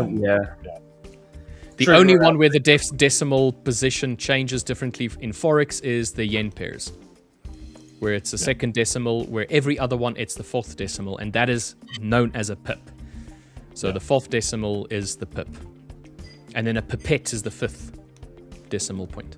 Hence the same, like, interest rates, it's points and like basis points. Yeah, points in percentage. Yeah. And then the same with commodities. But so anyway. Yeah, don't worry, Cole. We will have our little call, and you will have your moment in the sun, my friend. We can go through your stuff. You just need to be patient with me, my friend. We are, like I said, we're a bit busy at the moment. Busy boys. Yes. Busy boys doing busy boy things. EU is basically at an area where I initially thought that we could potentially have some sort of reaction. Still very strong going into it. So you guys know this, I don't like taking peaks as turnarounds. I love to see a slowdown first and then a change in direction. However, you get these peaks and then goes lower. In this case, you didn't really. You only had it on this point over here, which was the 17th of last month. So quite a while ago. But generally, I want to see a slowdown. I want to see price really struggle to push lower and then start changing its direction. These like up-down movements to me are very impulsive. They usually... Okay, this is on the 4-hour also, but like you can see it on the lower time frame. Just the idea is I want to see a slowdown. Because there you didn't really see a slowdown. Not running quite as far. Yeah. That's in part due to Trump talking up more tariff rhetoric around Europe in amongst all of this. So we had the stuff with vehicles the other day. On the 5-minute, it looks a lot better. That it's that same peak that looks very strong. Yes, it tried, but when it had its reattempt to try and push up, it does start presenting. Even though I would not trade this in it. Because very strong reaction up, you would expect that it maybe comes back down to a base area and then starts pushing up again. So I would have waited for it to completely disrespect the zone. This is also pretty late in the day for me, so I probably would not have traded this. I would have waited for it to come back to a day that is less volatile on Euro as an example. Yeah, makes sense. Yeah, I don't think Euro is done pushing yet. Honestly, I don't know if any of it's done pushing. Even gold, like I'm watching gold and I'm like, I don't know. This looks a lot better. This looks like a more of a downturn for me. Slowed reaction at the top, more bearish candles coming in. Like every time we had a bearish attempt here, it was very short-lived, and pretty much at no point did it take any previous leg. Gold has hit the measured point that I was talking about with Dirk. So right into that block there, and I was saying, shorts from here. So we have hit that, tapped into it nicely, coming back. But still the question of how much we kick on, or potentially like we could get another headline that they say, yes, we've signed it, we've agreed on the one-page deal, and then we'll get probably one final burst higher, and then after that we'll be selling. But yeah, we're in that slowdown range. So slowing quite a bit. And the thing is, you want to see momentum build up in the opposite direction of what it was going.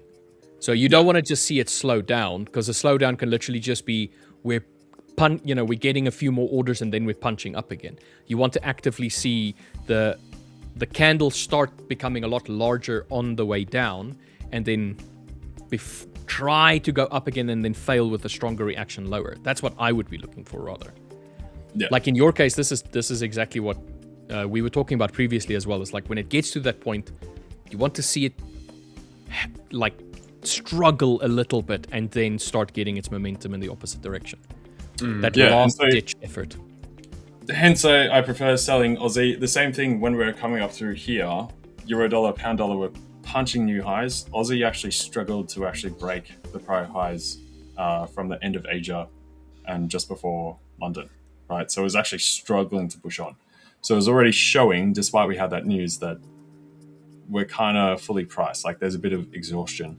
And you can see from the percentage games, Aussie's up 1.11%, Euro's up 0.8%, Pound's up 0.75%. So Aussie's kind of overshot that on a percentage term basis already. So yeah, I mean, we've had dollar yen get whacked again today. It's down 1.26, right? So Aussie's up 1.1, so percentage terms, hence equidistant. Yeah, Aussie's where I'm at. But yeah, let me swap back to you guys' charts because mine's being all laggy. Would you continue selling JPY lower? That would depend on I would have to see a close below 156 on a daily. Then I would have more confidence in that. If we don't get that, then no. And then ideally, obviously, if we get that, then I would say we'll get a sustained break of that 155.50. We did see a break of those lows from the prior intervention attempts before. That was then obviously bought up. As of course, that's already quite a move. This is going to be a very gradual process, not just one full swift, down 1,000 points type situation. Traders are very much willing to call the bluff after each of these periods, especially coming into Wednesday. You got triple interest. If you're looking at that, you go, okay, cool. We've had that move down. Even if I just want to take a spec position, clean up triple interest, get out of it tomorrow, you might take that, right? When you're running that on enough size, people will go like, yeah, no brainer. So yeah, I do want to see where we're trading around now, around that 155.90 at the moment. I need to see us close below 156 on a daily candle. That 156 area is the bottom of the Ichimoku cloud that we were talking about, which has eyes on it. Then from there, we've got about 154.15, which is the 200-day moving average. And that close below 156 would also set us firmly below the 100-day moving average and starting to skirt away from it. And again, a close below the candle bodies from the previous couple of days that we had. I mean, so that would, on the daily is what you're saying. Yeah, on the daily. Yeah. Okay. The strange thing to me is that when this happened, we initially said, okay, it's maybe a bit of a preemptive reaction, and then it ended up dropping to the point where you said this is definitely intervention, which was, I think, 155-ish.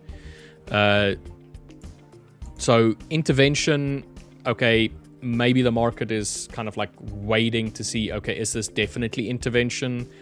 Are we going to continue trying to sell more, and then this morning it just absolutely tanked off even more? Does this definitely feel to you like the intervention has actually played through now? Yeah, in the first few steps, yeah. So you can check. So how you check it is like you check through the central bank's like current account balances, and you see the shifts in the holdings that they report. So we got confirmation through there that yes, they did intervene. Each of those spikes, I would say yes, clearly intervention. Same with that one last Friday. They did say they intended to do something before market close on the Friday. So that's that one, that second one. The one from one. Yeah. So it seems as though, we're just getting more pockets of it. And basically part of what they do is also, trying to create a technical structure, so that the price starts coming off based on how other people trade, what they're viewing, running algos, trend following strategies, that kind of stuff, and try and get the rest of the market on side with what position they want to take, so that it starts to naturally take its own flow in the other direction, rather than having the market fight it, which it like will for the carry trade. But if they can start to skew that stuff, there's a bunch of algos that start flipping trades or giving other signals, and then the rest of the market says, it might be time. They are intervening. Let's throw out these trades. Been a good run. Pack it in. Call it a day. Yeah, like you said, the yen pairs, especially in Japan, the Japanese traders are very much retail driven. They have a very large retail sphere for trading, which, like you said, tend to make sense if you consider that it's more of a technically driven movement that they're looking for now, so that the retail traders can take over after intervention. That kind of like thing. Yeah, it just adds, it's all those incremental bits. It's not like they're going to take the whole thing, but... No. It's like that step-in process. Yeah. One step, second step, third step, and so on and so forth, and then eventually, like you say, create new structures. Yeah, because that's how you do intervention successfully. The market, even though central banks are very powerful, the market is way bigger than they are in FX. The flows are huge. You can just go look back through history, how many times intervention has been attempted and it has failed horribly. So you really have to be very strategic and take into manner those other pieces. Right, sorry guys, I was miles away then. I was just watching gold real quick, and then it seemed to be dropping. I thought I reckon there's one last push up, even if it's a pullback before dropping lower. I wanted to see this, and I just got a notification saying that one of my accounts are going to be closed if I don't hurry up and place a trade. So I thought, okay, let's see what gold's got then. I just went from 700 down, and I was like, ooh, maybe I'm wrong on this, because I put a bit of risk on, and then I just literally within a couple of seconds, 700 up. I was like, oh, sweet. So just banked a quick 700 on gold to reactivate the 30 minimum days. How do you forget about an account? Bro, I don't know how I do it. I don't know. I need to... I think it's because I had that issue with my trade copier. Yeah. And then think about it like dropping a bunch of marbles, and then you got to go try and pick them all up. I'm like, oh yeah, okay, I forgot to put that one back in the bag. Turns out I forgot to put this one back in the bag. So I just found it. It's going back in the bag. Last one. It's in the bag. Last one's in the bag. So yeah, it's all good. It's all gravy. We're back. So you took a buy from here to there? Yes. Yeah. Literally. No. This is what I was just drawing up. I want to see if this is going to play out. I actually took a buy from here. No, sorry. It was here. Literally took a buy there. Came down, and I was like, "Oh, woof." You know, I think my stop was down here somewhere. It was like super tight, and then I didn't have a TP on it. I didn't know how. You know, I had no intent. I thought it was just gonna be a quick dip, wick up, and I can get out of the trade just to activate it. And I thought, let's put a bit of size on it anyway. I completely forgot I got the account, so I put like 2% on it, and then just bagged a quick $700. Nice. AM Market saying the professionalism with you guys compared to other firms' live stream is top tier. Great for the background updates, news, and insights. Dude, thank you very much. We appreciate you. No, we like that. Appreciate it, mate. Thank you. Yeah. Darnell, how would you guys play gold? Question mark. Gold. Oof. How are you playing gold, Will? You got it up here, right here. Come on, bro. Come on, Will. Carefully. That's how I would play gold. Dude, I don't know. I like to play gold careful, but I do have the odd account like the one that I just gave the example of, where I don't mind throwing caution to the wind, chucking the big sail up and seeing if it can take me. But you know, you do risk being, you know, pulled your pants down and spanked when it comes to that. You know, you get a bit of a hot ass if you get it wrong. But that's why I said, you know, if you're gonna do something like that, make sure your psychology's in check and make sure your risk management, your discipline's in check. But yeah, carefully, seriously careful when playing with gold. In fact, I love gold that much. Though. Check this out. I've got a few of these. After making, so I was in France. I made 7% on gold and completely brought back all my drawdown. This is my cigar case. It's my travel cigar case, by the way. As you can see, got all my cigars in it. And I bought this when I was in France because I earned money. I earned all that like drawdown back on gold. It's a bullion bar, but it's a lighter. Nice. I thought you were gonna say it's an actual bullion. Right? No, it's not an actual bullion. No, I wouldn't have that in my cigar case. That'd be. I got a little baby one. It's like nice. Grand. Yeah, nice. Yeah, so me and my partner, like 5K or something. Yeah, because she's Asian, and I don't want to offend any Asians out here, so you know I'm saying this strictly on behalf of my Asian. That Asians love gold. Saying it like that. My Asian partner. There you go. I was about to say typical Caucasian white British person. Fair fact. Yeah, I could have worded that better. He's talking about his girlfriend, guys. All right. Yeah, I'm talking about my girlfriend. Yeah. Just in case anybody in chat wants to go and mug a complaint. Yeah, no, I'm strictly talking about my partner. She loves gold. And you know, when I was in Hong Kong, like all of these they'd have gold statues. Everything would be gold, and it is super cool.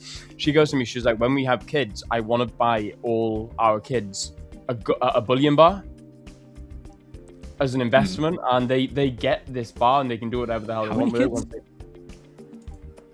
Well, I exactly. That's what I said to her. How many kids does she want? We want 3. So 3 bullion bars of gold. Yeah, I know. And I was like, maybe little.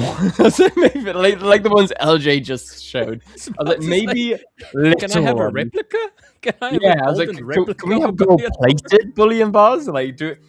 Can it be in silver? Can it be a silver bullion bar? Yeah, can we do it with copper? Like, god damn, girl. I'm not made of money. But there's an Australian YouTuber that melts down like metals and whatnot. I can't remember, big stacked casting or something like that. I used to watch his videos quite a bit. And he would go and get like these massive motors and he'll strip them down for the copper, for the aluminium, for anything that he can, and then he'll make brass ingots and all this kind of like stuff. It looks so cool. And the first thought went to my head when you said copper, I was like, go to him, Go ask him to make you some brass ones that looks like gold. Stamp it as gold, spray it, and bring it back and say, "Here you go, baby. Here you go, baby. Here's your gold bullion bar." She'd be like, "Oh, this is brilliant investment for our kids. Our kids get to a certain age. Here you go. Here's the gold bullion bar we bought you when you were born." The gold paint. Turns out it's worth like $1,000 at best instead of like 10. Oh, it's like, instead like 100. It's like, oh, okay. Yeah. No, I'm not willing for that conversation later on down the line. Yeah, that's a fight. Deepak's up 41% on NASDAQ on your investment trade. Nice, dude. That's great. That's solid. Dude, congratulations.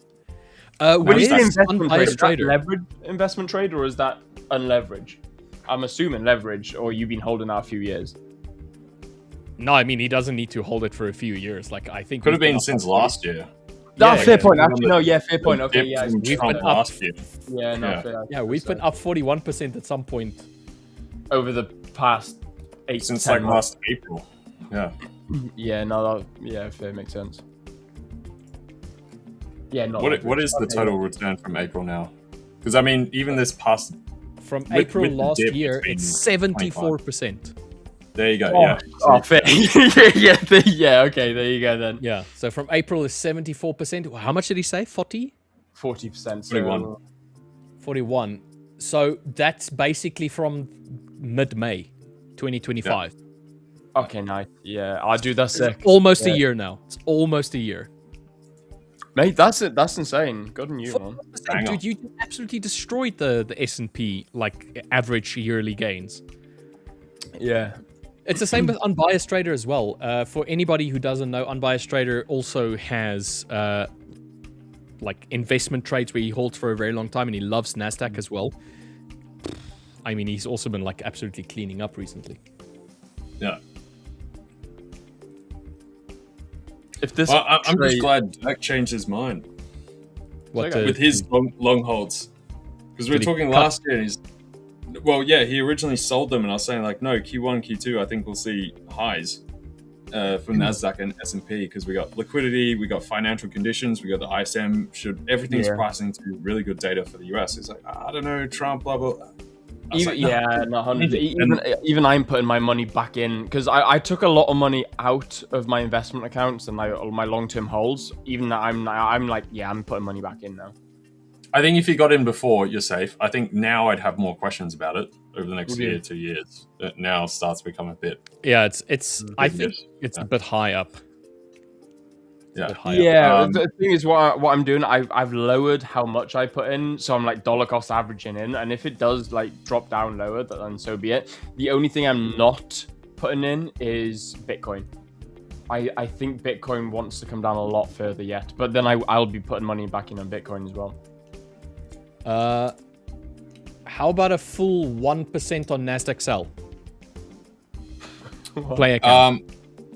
I think we're in for sells now. Aussies nice. Dipping more. I think, like I was saying before, I think we've topped out. I think this has been the top. We've picked the top. Euro dollar, Aussie dollar, pound dollar, I think gold as well. I'm taking NASDAQ. A full 1% sell on this NASDAQ. NASDAQ, the only potential from where it is, though. From where it is right now. If we get the US data, NASDAQ could actually like pike up a bit. That's the only difference. So that's why I'm shorting currencies, because if we get the positive US data, that's going to send the currencies further lower. NASDAQ, we could see a bit of a snap up, and then once that's cleared, though, it could come off. Right? We just might have a final blip, because the jobs data should be pretty good from all indications. ADP is always though ADP does flux a bit, you know. We do have Bank of Canada. 1 minute ago. Speech also. There was a news. Trump saying, assuming Iran agrees to give what has been agreed to, the already legendary epic fury will be at an end and Strait will be open to all. 1 minute ago. So that's why we're having a bit of a sell-off.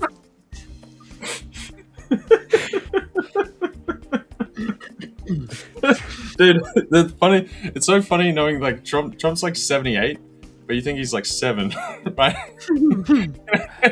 Yeah, you know, these kind of like memes, like the ultimate epic fury, like here's my Fortnite account, like check it out, guys. Got a power level up.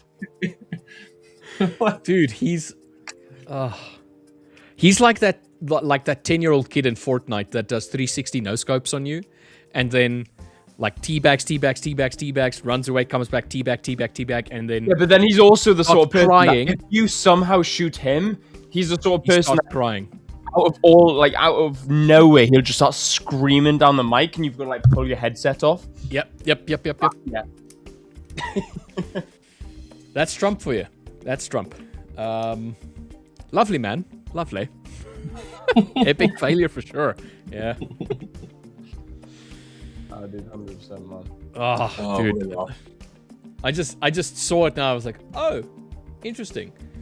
And if you read the whole thing, and he starts by this saying, assuming a run agrees to give what was agreed to, which is perhaps a big assumption. You literally started your sentence by saying assumption. Just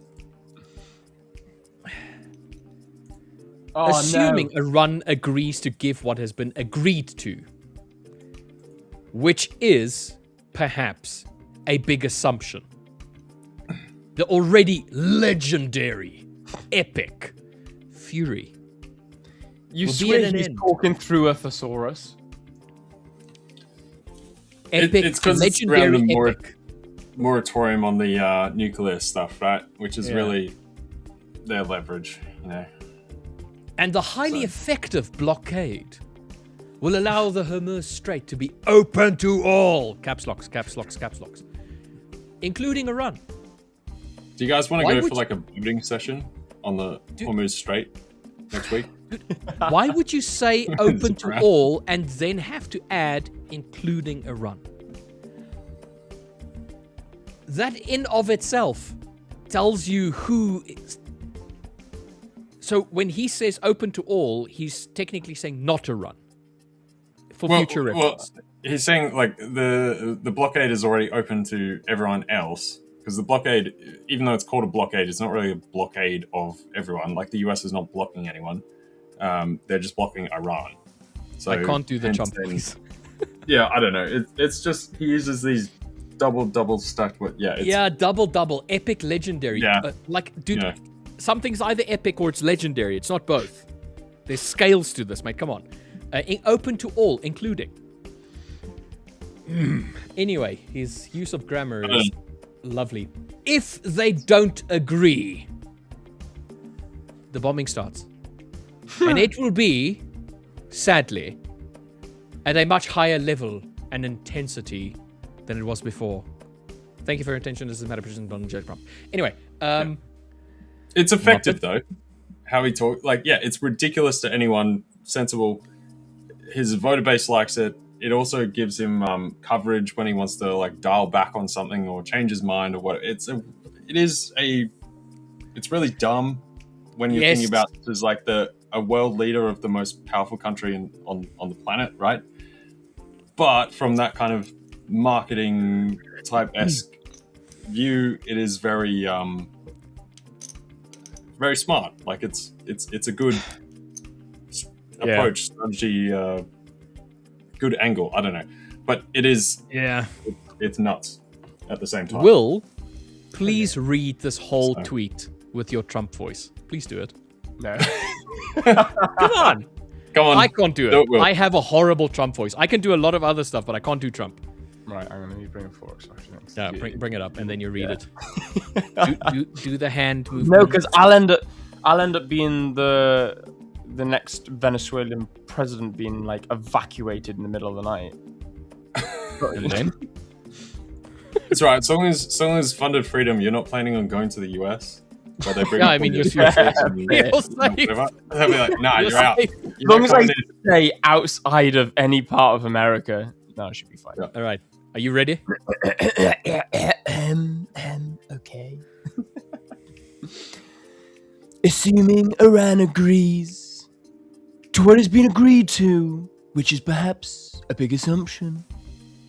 The already legendary Epic Fury will be at an end. No, this is almost going David Attenborough. Hang on, I need to refocus. I need to refocus. Yeah. Come on, amazing. I am amazing. There we go. I'll bomb everybody. There we go. I'm back. This is good. Okay.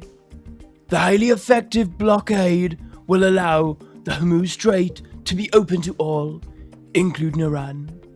Hang on, you guys can't see my fingers. No. Can I stop now, or do you really want me to go like the entire No. You can stop. Okay, thank God for that. That was pretty good. David Attenborough, David Attenborough all the way through. I was going to say, I did, David Attenborough halfway through that, so apologies to, Sir David Attenborough. That was pretty good, yeah. But yeah, Henry, I wouldn't, not like smart, like it's definitely not intelligent. It's smart in terms of like a strategic, like reading the room, ecosphere, what actually works. If something works really well, you can't deem it to be dumb, right? It might be dumb. Say it was clever. Yeah, it's clever. Yeah, it might be dumb, but if it works, you can't really say it's that dumb because clearly it worked. I mean, if it's dumb and it works, it's not dumb. Yeah, exactly. It's like what was that company that made basically the big blankets that Snuggie. Yeah, I know what you're on. Yeah, the Snuggie, which is really, you could say that's kind of like a dumb thing. I have but one. The business is worth millions and millions and millions and millions. Like you can't say it's really dumb, right? Like clearly it's whatever. It's not intelligent or sophisticated, that kind of stuff. But it's not dumb, right? It's the fact smart. that it worked. Indicates that everybody else is dumb. Exactly. Yeah, it's more of a. This should not have worked. Of other people, not of your own individual. Quantification of what's going on. Yeah, but years later, we're gonna look back at this event and be like, "How the hell did this happen?" Yeah. How did we get duped like this?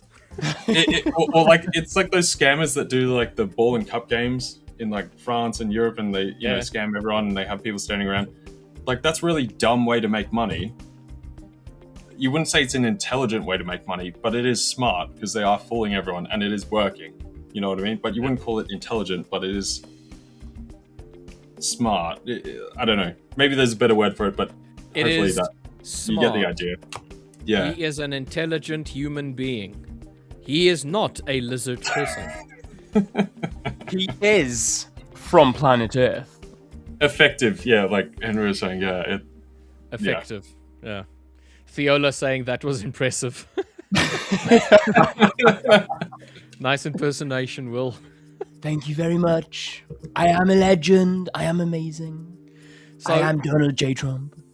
When it comes to voice acting stuff, if you want to get into a specific impersonation, there's always a phrase that you can and in order to reactivate, especially if you've lost the impersonation like halfway through, it's just go and just reimagine the phrase and then get it back in.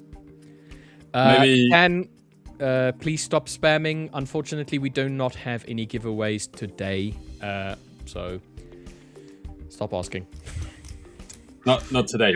Maybe in the future sometime, but not today. We don't, unfortunately. Sorry. Maybe sometime in the future as well. I'll do my I can do like Venom. Why only in the future? Yeah, what? Why not now? You just made me read a tweet out in Trump's voice. Yeah. We need another tweet. We need like a good. We need like a good time for it. I'm not going to. If we wait 5 minutes, I'm sure you'll tweet something else. Not another. Well, I'll do. Fin Squawk will do. There we go. Here's one. Fin Squawk. Do Iran evaluating new proposal from US? No. I said. Andrew's got all shite. No. LJ's like, no, God. That's what he's doing now. Guys, LJ is a model, not an actor. I was going to say, funnily enough, I've actually done more acting than modeling. For God's sake, LJ, I gave you a get out of jail free card, man. You could have DM'd me that information. You see this? You see this hole, LJ, that had been filled with water? He gave you like a little step over it, and you stepped straight through it. Just gave you a bridge. Oh, a swimming pool. Dive. So what are we seeing right now? I mean, we just to like quickly divert back to the market, just in case we keep missing people. Yeah. All right. So LJ's firmly downside on Nasdaq, downside on gold. Yeah, Euro is definitely on its way down. It seems as though this area up here did hold nicely. Pound also. How's your AUD trade looking? Looking pretty good. I actually added to it. Yeah, nice. Just after we had this, so I've got another 10 lots. Just after we came down through this next portion, we had that slight wick. So at the top of the wick, where you've got that moving average as well. Yeah, so right on top of there. That's right. Nice. Yeah. For anybody doubting LJ, somebody saying, no, Australian dollar is not going to go down. It's going to go up. You're wrong. It went down. Yeah. You're wrong. You suck. I've done this enough years. Didn't say, stop, please. No tweets from Trump. Yeah. But we need it to complete the voice acting triage that we've had. We need it. I wonder how many report violations he gets on his account every day, and probably like Twitter and every other firm. They just disabled reports because it's probably flooded. Yeah, Elon Musk's there calling up Trump. Trump, man, you got to settle down. I've had to disable your report button. Yeah. Dude, your report button itself has its own channel. Yeah, literally. Dedicated service team that reviews everything. Unknown Boy is asking, I'd like to hear from every one of you how to decide the daily bias for Tokyo and London. I don't trade the New York session. Well, LJ is a very, very strong proponent of Tokyo session trading because Australia. Australia, mate. Why did you just sound like Paddy the Baddie? I was gonna say I really don't know. It's one of the only accents I'm not great at is an Aussie accent. Dude, an Aussie accent is easy, I think, for most South African people because it's so close. G'day, mate. Oh yeah. Put another shrimp on Barbie. No. You need a phrase. That's all you need. You just need the phrase. And do you know what? And you can go from there. The funniest thing is that if anyone's watched Dumb and Dumber, that's a Dumb and Dumber quote. It's like, where you from? Oh, it's a lovely accent. Where you from? What was it? Austria. Austria. Well then, good day, mate. Put another shrimp on the Barbie. It's stuck with me ever since, and I always wind LJ up because he goes, "Bro, we don't put shrimps on Barbies." I was like, "Yeah, I don't care." From now on, you do. From now on, all you Australians put shrimp on Barbies. Yeah, it's becoming a meme. You guys' accents, Rich, that was terrible. I gotta say, no care.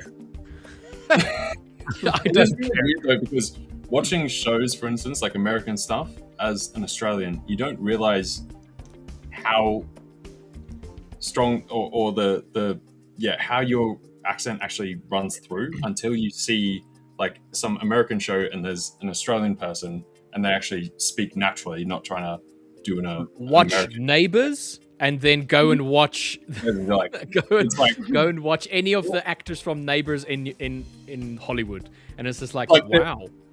Yeah, there's Australian.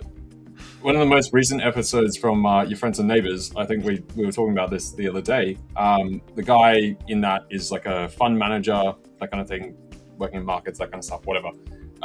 Meets this chick who has like a $300 million yacht, part of the fund, whatever. This is the story. But she's Australian. She originally starts talking in Russian on the phone, and you think she's going to be Russian.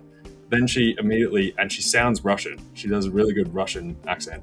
Then immediately swaps to speaking English and speaking normal, and it's full Australian. and it's so jarring. And then hearing the American, I was like, and I was watching it with my partner, and it's like we were both like, dude, it's so weird hearing the difference. You don't realize until you actually hear them side by side, and you're like, yeah, fair. It is actually fully different. You got to watch Crocodile Dundee. If you want an Australian accent, watch Crocodile Dundee. There you go. Yeah, that's a real Australian view. This is a knife. This is a knife. Before we jump into that question, let me jump up. I'll let you guys answer first. How I guess you guys mainly do London plus. So we'll run through that, and then I will back that up with Asia into London and how you played the two against each other. But yeah, just give me 1 sec. I'll come back. Cool. Sorry. Yeah. Will, do you want to? Do you want to go? Or shall I go? It's up to you. I'll go if you want. So how did so let's remind us of the question, because I kind of got a bit. The question was this: I would like to hear from every one of you. Let me just remove LJ. How to decide the daily bias for Tokyo and London. He, Unknown Boy, does not trade the New York session, so I'm assuming he only trades the Tokyo and the London. Okay, so Tokyo, I don't trade. So I have no way of a bias for that, but I suppose you could maybe take the... No, I don't think you could. It depends what pairs you trade in. Maybe you can try and take my theory of finding a bias for London, but you know, how I come into London, I'll look at the range of Asia. And in fact, let me bring my Asia session range up. Le bosh. Here we go. Let me get, so that's London. Because again, I trade a very similar way of trying to determine bias when it comes to New York as well. What I'll look at, I'll usually see how tight the range is. And then what I'll do, I'll try and find some form of overall trend. So, okay, this is a really chronic example because we've just super flat. Let me try and find something a little bit better. Oh, there we go. Yeah, that's better. That's a nice example. And I've actually probably already explained it before because you can see what I've already marked out. I'm going to mark out again. So what I tend to do is I'll look at how Asia, or what like sort of London was like coming into as we come into Asia, and then what I'll do then is I'll determine the trend. I'll go in the hourly, the 15-minute, 5-minute, whatever I need to identify the trend. And I'll be like, right, okay, we're clearly in a downtrend before we head into Asia. Once we head into Asia, I'll try and determine on how tight we consolidate, because more times than not, I find that Asia tends to consolidate a little bit more. There's less volume in the assets that I trade during Asia session, so therefore I usually find to see how tight the consolidation is. If we get a really large range on Asia, let's say this is the range, I struggle with London because I'm like, right, okay, there's what's happened here, why are we having so much sort of volatility come through Asia. However, if we get a nice little tight range as we are in a downtrend, two things I look for. I wait to see how big of a break we get. If we consolidate within throughout London, then I don't trade it. I'll wait until New York, and then I want to see something, either a breakout or a manipulation or a sweep or liquidity, whatever you want to call it. You know, look at that. It's like relay races. Give the baton to LJ. Off Rich goes. So what I'll tend to do is two things now. We've seen the downtrend coming into Asia. We're clearly bearish bias. What I'll want to see is the characteristics of Asia as well. You know, we can see here that we got a really large push up instead of to the downside. So we're getting higher volatility to the bull side throughout Asia. And then you can see the candlestick characteristics are a little choppy to the downside, therefore showing that we're trying to push up. So my theory for this would have been that we're going to try and get a push higher into an area of interest before then dropping down. Now, we didn't actually get that. So what do I want to see? I want to see how it breaks through either the high or the low of Asia. And because we're bearish, I want to see how we break through the low of Asia. So you can see here, we've clearly pushed quite bearishly with some high volume. This isn't as great of an example, whereas if we look at today, we got Asia here, we got Tokyo here. This is a perfect example because we can see that we're bullish coming into Tokyo, we're bullish through Tokyo, and then coming out of Tokyo, you can see that we've got this really nice sort of bull move break above, very little pullback, and then a massive move up again. That is the sort of definitive answer that I see. It's like, right, okay, we're clearly, high volume to a particular side. We're not going to see, any mitigation here. We're not going to see, struggling to break above. We're not going to see a downwards push pullback continuation up to the opposing side. We're just going to see that real strong leg up, and that's how I determine a bias. It's not so much session on session base. I usually use the pre-sessions as a confluence, or even maybe as a target. Whereas I don't usually use them like it's not my whole be all and end all. I could have zero bias. I could have zero sort of idea on the Tokyo high, Tokyo low, London high, London low, and I would still trade the exact same. I just use it as a confluence. So yeah, like I said, what I want to see is how the market opens, how we head into the previous session, what happened, and what's the characteristics of price and order flow during that session. And then if we close and if we break and close above, for example, like today, in a lot of volume, I'm not going to be looking to oppose that. I'm not going to be looking to sell off if we have high volume break and close above the Asia high, especially if we're bullish coming into it, we're bullish during, and we're bullish coming out of it. The same goes if you're selling. I'm not going to try and catch a falling knife if we're bearish going into Asia, bearish during Asia, and bearish coming out of Asia. I'm not going to go and try and buy that. I'm going to be like, trend is clearly friend here, and I'm going to just try and roll with it. However, if we're bearish coming into it, then we consolidate, bit of movement to the high side into an area of interest into New York, so which would be the previous session, consolidation, then a push below. So if we get something that looks a little bit, if I just draw this out with the green, if we come down something a little bit like this, consolidate in Asia, push up into an area of interest, consolidate, break and close below, then I'm going to be looking at sells, and that's where I'll potentially look at targeting Asia low. Does that make sense? I don't know if I explained that enough. If I explained that in a way that makes sense in my mind. I heard half of it because I was gone for a second. So and Rich missed it. Hopefully it did. Oh, okay, so yeah. Guys in chat, let me know if that makes sense. All right, I'll smash this out. So AU, I will say I just took TP here, so we hit the TP1 right here. My screen is still lagging. Sorry, guys. But yeah, did hit TP on AU. For now, I would probably prefer to wait.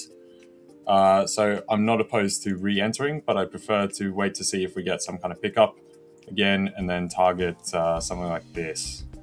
So if we get a pickup up towards here around this 10 moving average, which is this little gray line through here, then I'd re-enter. Otherwise, I'm probably going to wait till New York and then see where we get to, right?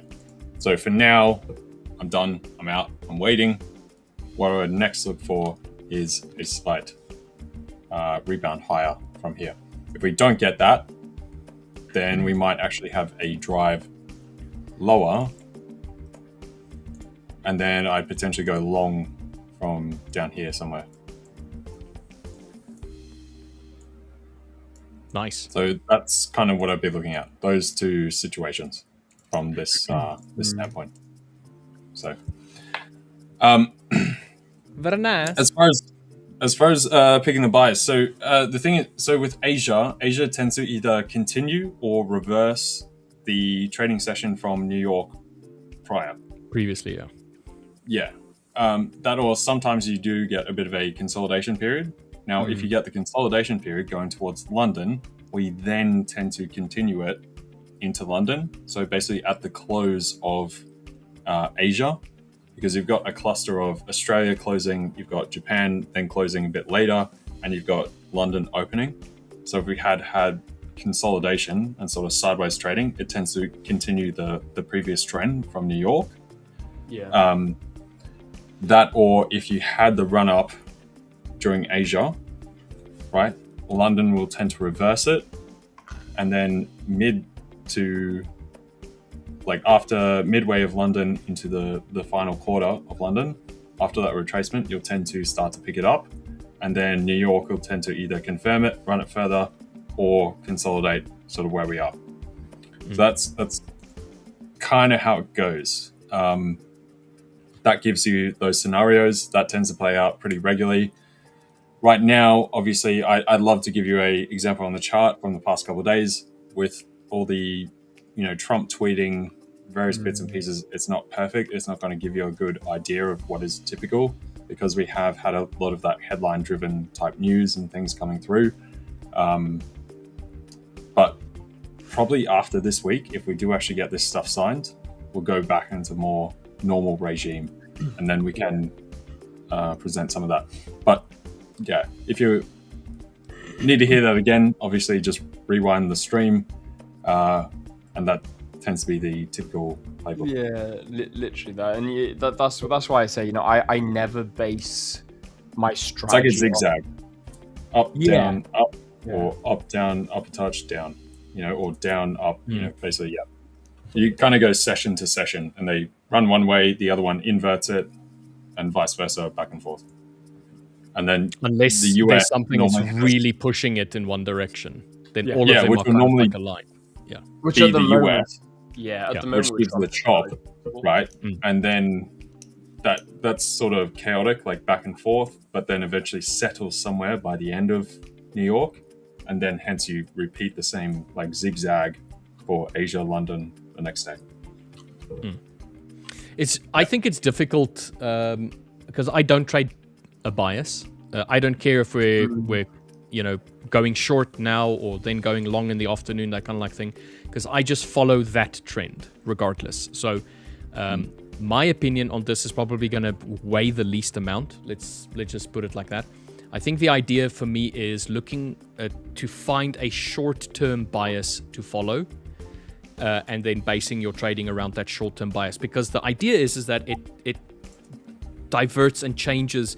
You tend to go from trending to ranging to trending to ranging to trending to ranging in some way, shape, or form. How volatile it is plays a big impact. How momentous that movement is plays an impact. News impacts, all of that kind of like stuff. Everything has its little impact on how to inform the bias. Let's rather put it like that. So I think ultimately the idea would be that depending on your style of trading, sometimes you don't even need a bias. All you need to do is just find that intraday movement that aligns with what it is that you're looking for. And if you're not getting it in Asia, and you might find it in London sometimes, because in the past, Asia used to be there's not really much happening there. It's quite ranging, but that's changed. That's changed now, depending on which pair you're trading as well. Like the yen pairs are very volatile. Gold is very volatile. Yeah. Gold is very volatile during Asia session as well. It didn't used to be like this, but it's evolved. London session used to be, it's Europe. It's way many more players coming into the market. A lot of volatility. Not a lot of volatility recently. A little bit more slowed. You don't see it on the indices. Indices is way more of a New York session. So it depends on also which asset you're trading is going to also play a part in what kind of bias you can associate with said asset or said session, sorry. Yeah, exactly. And so, Rich typically looks more like hour to hour rather than like the session duration, I guess. Yeah. But yeah, looking at, say we just take Aussie here, we are dumping further. I could have maybe kept holding this, but that's fine. Happy with the profits. But either way, so the other thing to look at is like the 4 hour and the 1 hour.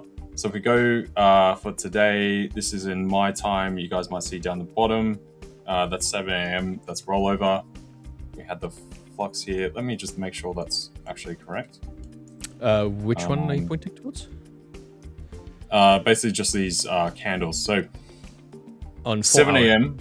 my time. Yeah, that's basically when rollover is for me. So you tend to get this next candle. This goes to 11.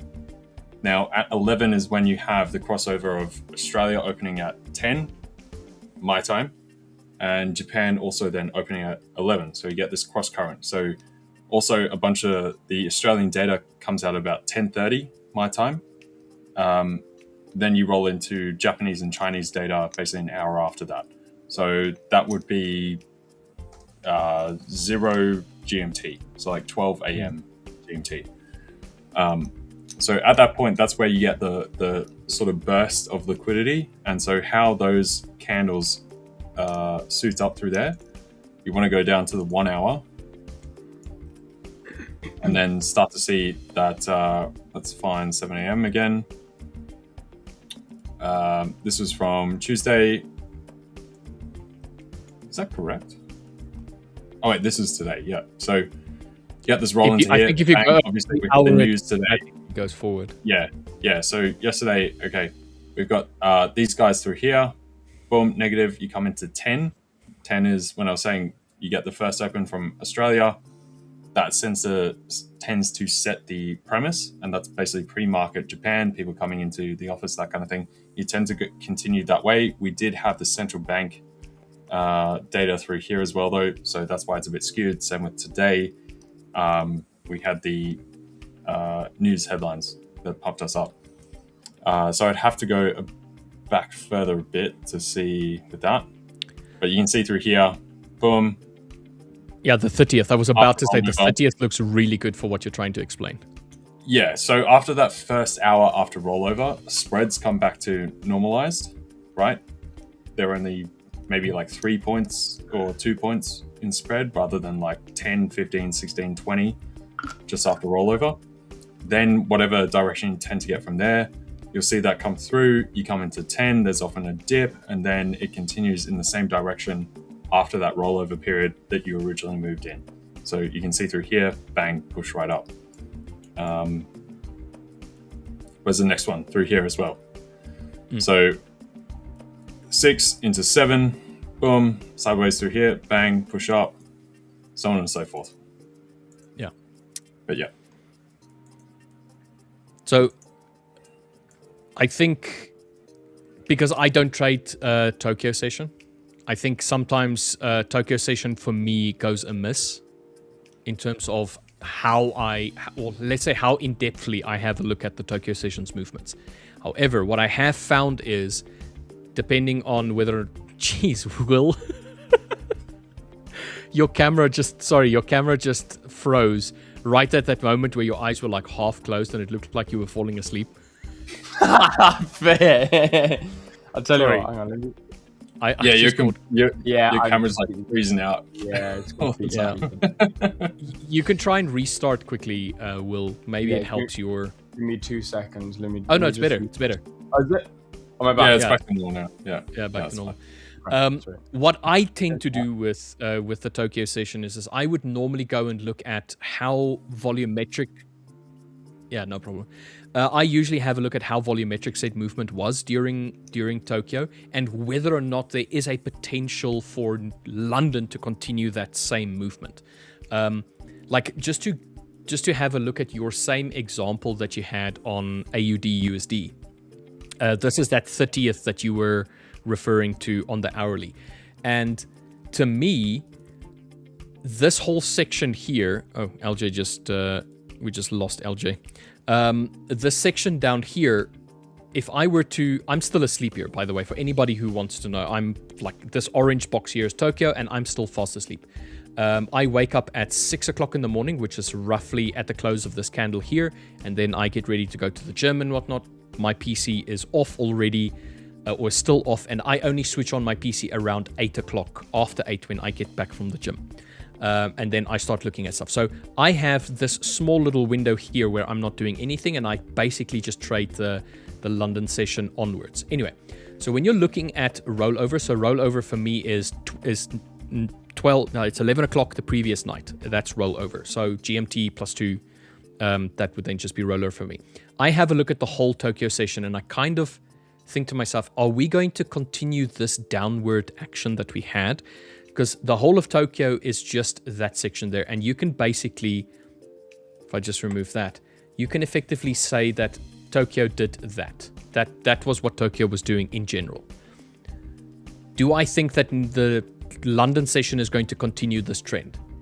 And what I would then do is I would look for on the day where we opened versus where price ended up over the whole length of Tokyo, and then compare it to how price was the previous day in comparison for the end of day. So day open, Tokyo end versus the end of day New York going into where Tokyo ended as well. So you have a look at these 2 points, and then you kind of figure out, okay, are we trying to break through this zone here, or are we using this zone over here as support to try and push us up? And then obviously, if you're on the opposite side, to as resistance to try and push you down. So you can use that to say, okay, the bias probably for London is going to be bullish because the open of the Australian session was bullish, but it doesn't always play out that way. So I can go up over here and you have the same idea. Here is that rollover period. It is bullish. London was not bullish at all. But what did you have here? You had the whole open of the day, which is right here. You tried to push above it and you volumetrically started pushing lower. And if you had to go and compare the end of day basically on New York, you didn't really close above it. So you have this going into it, trying to break away, trying back into it, and then you push lower. And then this movement that you have here is generally the continuation movement going on. So if you have this kind of price action. So the idea that that LJ was showing works very well if you understand how the Australian stock market interacts with Tokyo and how Tokyo uses that information, kicks back a little bit, goes in the opposite direction, maybe a continuation during London session. But this volumetric movement here just showed that there was no propensity to try and push price up. So that's what I use Tokyo session for, to kind of gauge what is more likely. Are we going to have more of a bullish day or more of a bearish day? And then you can start adding information on top of that. Are we at all-time highs? Is there news events on the day? Are we above or below certain key points? Are we slowing our momentum when we reach certain areas? Are we increasing our volatility as we go into certain sections? And then you start stacking this information and then you start getting the full picture. Because the idea is this doesn't give you all the information, because you can go and you can backtest the last 100 days worth of information and you can say, okay, if Tokyo session opens up bearish and it has a bearish movement, what is the chances of Tokyo or London being bearish as well? And then you can go and check that. And you can add all of that information, and then you'll see whether or not there is actual validity to having a kind of strategy that's only reliant on, let's say, an opening price or just a price across a section, that kind of like thing. So I think LJ's way of doing things is great. I also think the way that I kind of like view how to do my directional bias potential for London, I think also works pretty well. I don't know what I missed. My computer blue screened, so I had to restart. Sorry. Nice. I know you were just saying something about whatever we were talking about, Rich, and then it just died. Yeah. So I basically said the same idea that you had with yours. What I use the Tokyo session for, and it's this pink box, is to see how the opening candle, the rollover candle, and the end of Tokyo, how it interacted with each other, and then also how the end of day for New York interacted with the Tokyo end, to kind of get an idea if there is a potential for us to continue pushing lower or a potential to reject off of and push up. That's a good point, actually. From what I was saying when I was trying to communicate it or show it, basically, you get that if you start to move up in the day, coming towards that midday where you get peak liquidity, you tend to peak. As then Australia and Japan, you have like lunch time, basically. It kind of crosses over together. then the market tends to come off from whatever direction it went. Then you hit a bottom, and then going into Europe, you tend to go back in that same direction once the traders come back from lunch, right? And the same thing inverse, if you're short, it tends to go down, come up there, and then keep going down. So hence that zigzag type thing I was trying to talk about. Then I just used the exact same example for the previous day. So the 30th, the 30th, the Thursday, and then the Wednesday, Tuesday going into Wednesday, the same idea. The end of New York, how did we play in relation to the end of Tokyo, to that? So how did this interact with this? And then at the same time, when we had the open, which was over there, how did that play out as well? And you can see a definite attempt to try and push price higher. We're above the 50 EMA. We had a previous high that we could have come and tested, but then we had this volumetric sell-off, which at no point when we had that slowdown, like you say, that overlapping lunchtime, that just didn't play out. We opened up the session a little bit sideways, tried to push lower, retest, and continued lower. And it's the same idea here as here. Exactly the same idea. And that's generally what I look for. I want to see whether or not there is a potential to continue. And then I just go down from 1 hour to the 5 minute. And then I look for that same information, basically, on the 5 minute. Structure shifts. Are we slowing during a certain area? I can maybe go up to the 15 to kind of gauge the same information. Okay, we have a volumetric. Okay, this was rollover. When was this? Today's rollover. Yeah. So today's rollover, there was no way that I could say that we're going bearish from here, because it was so volumetrically bullish during the Tokyo session that as we came out of Tokyo, we slowed down, which makes sense. Long movements in one direction is usually followed by either retracement or complete consolidation. Bit of an attempt at a pullback and then a continuation up. So it's just, the alignment is there. Like, even if you wanted to, like, it's the exact same thing. You spoke about the movement. We're overlapping now into the Tokyo session. They have a bit of lunch. It slows down a little bit. There is an attempt at to try and pull back, fails immediately. And then I'm pretty sure somewhere around here is probably when the Australian stock market is probably out already. What is this, like 6:45 my time, which is like what? What time is that by you? Let me look at the same candle. I'll just check literally the same candle piece. That one with the...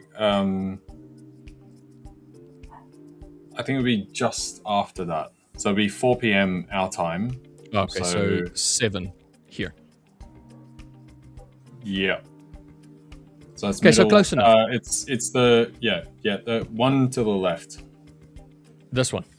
Sorry, 6:30. No, go further to the right. These. Further again. The black candle. Yeah, that one. Yeah. This one. That's fine. Okay. Yeah. All right. But the idea is still the same. Like, you're coming towards the end of one session and it's slowing down significantly. Yes. And then the thing is as well, Japan, they close 1 hour later, which then ends up being roughly that same time, because it's 1 hour later per the local time, blah, blah, blah. Every stock market has they have their own time. A little bit different. Yeah. Same with pre-market is slightly different around the world. But I mean, the concept still kind of, the concept stays the same, even though you don't see it every single day. You have that more often than not, let's put it like that, reactionary movements. And then what I then added on top of that was saying, then afterwards, when you start noticing patterns like that, you go and you add extra confluences. Okay, are we trading above a certain EMA? Are we introducing, are we close to a point of interest, a previous high, all-time highs, that kind of like stuff. You kind of start putting those pieces together once you've had the little directional movement and the little pattern that you've created, and then you start stacking confluences on that to kind of give it validity to say, yes, this is most probably going to carry on going up, because you can't just see it just with, you have the open of the day, there's a movement, we're definitely going bullish because of this. It's not that simple. But generally it does conform to some sort of pattern. At least that's what price action is just patterning. Other side thing, like I saw some of these questions before, then we got into this longer question here. There were some people asking if Saul is going to be on today. Yes, he is going to be here in half an hour or so. Let me just confirm. Yes, so Saul will be here in half an hour. Yeah, so if you guys are waiting or wondering, there's your answer. There you go. Yeah. There you go. Yeah. Unfortunately, this is the only time slot that Saul has available to jump onto the stream. And so for anybody who wants to know this, Saul generally, bar some extenuating circumstances, joins us every second Tuesday. So if he's joining us today, he won't be joining us next week. He'll be joining us the week after. And it's almost always the same. Yes. Wednesday, I mean, sorry. Can you imagine if I was in there? That would be so funny. Yeah, that's Saul right now. Yeah. Victor. Victor! It's better than Saul. It's better. Hello, Victor. It's Batman. Hi.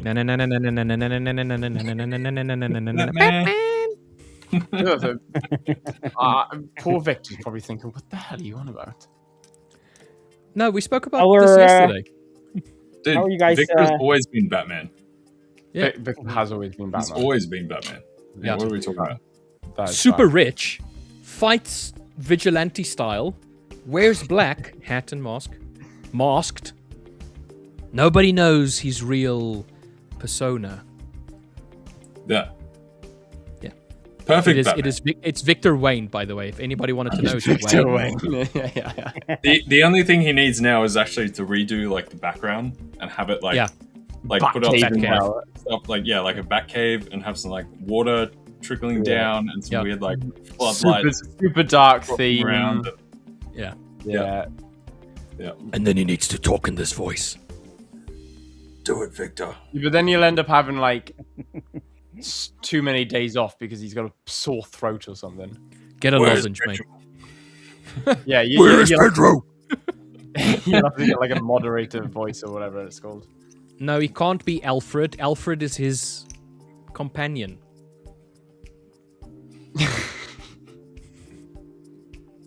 Yeah, Alfred's the butler. I'm the butler. Is it Alfred or is it AI? No, that's AL as in for Alfred. Oh, or is it AI Fred? That'll be Rich. Rich can be Alfred. There you go. Yeah, I'll be your Alfred, Victor. My surname's literally Butler, so I'm here to serve. I'm what? Yeah, Will can be Robin. That's a good one. Wait, I thought I was the Joker. So I'm Robin and the Joker now? You can be the Batman who laughed. There's literally a what if Batman was super sane like the Joker. The Joker's ability is super sanity. He's not insane. I mean, I feel like he's so sane that he is insane. Yeah. He's so sane that he comes off as insane. Yeah. Whereas Victor's power is rich.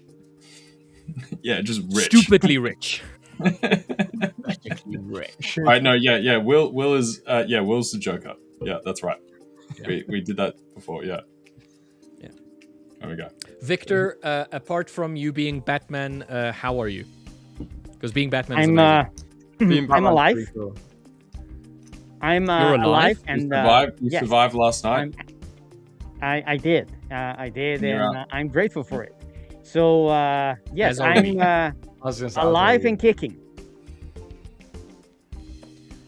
As long as that is very good to hear. Very good. No, you should be kicking people. It's what Batman does. Kicking people, throwing facts. The Victor Aram, not the Batarang. Victor Aram. Yeah, That's what I was trying to think of a good name. So I was like, and it's the Vicmobile. The Vicmobile. Big V, just a very big V. It's not V for Vendetta anymore. It's V for Victor. Victor, on your next massive trade that you make and you clean up, you got to buy some kind of Batmobile. Right? Vicmobile. And we need to see it. Yeah, the Vicmobile.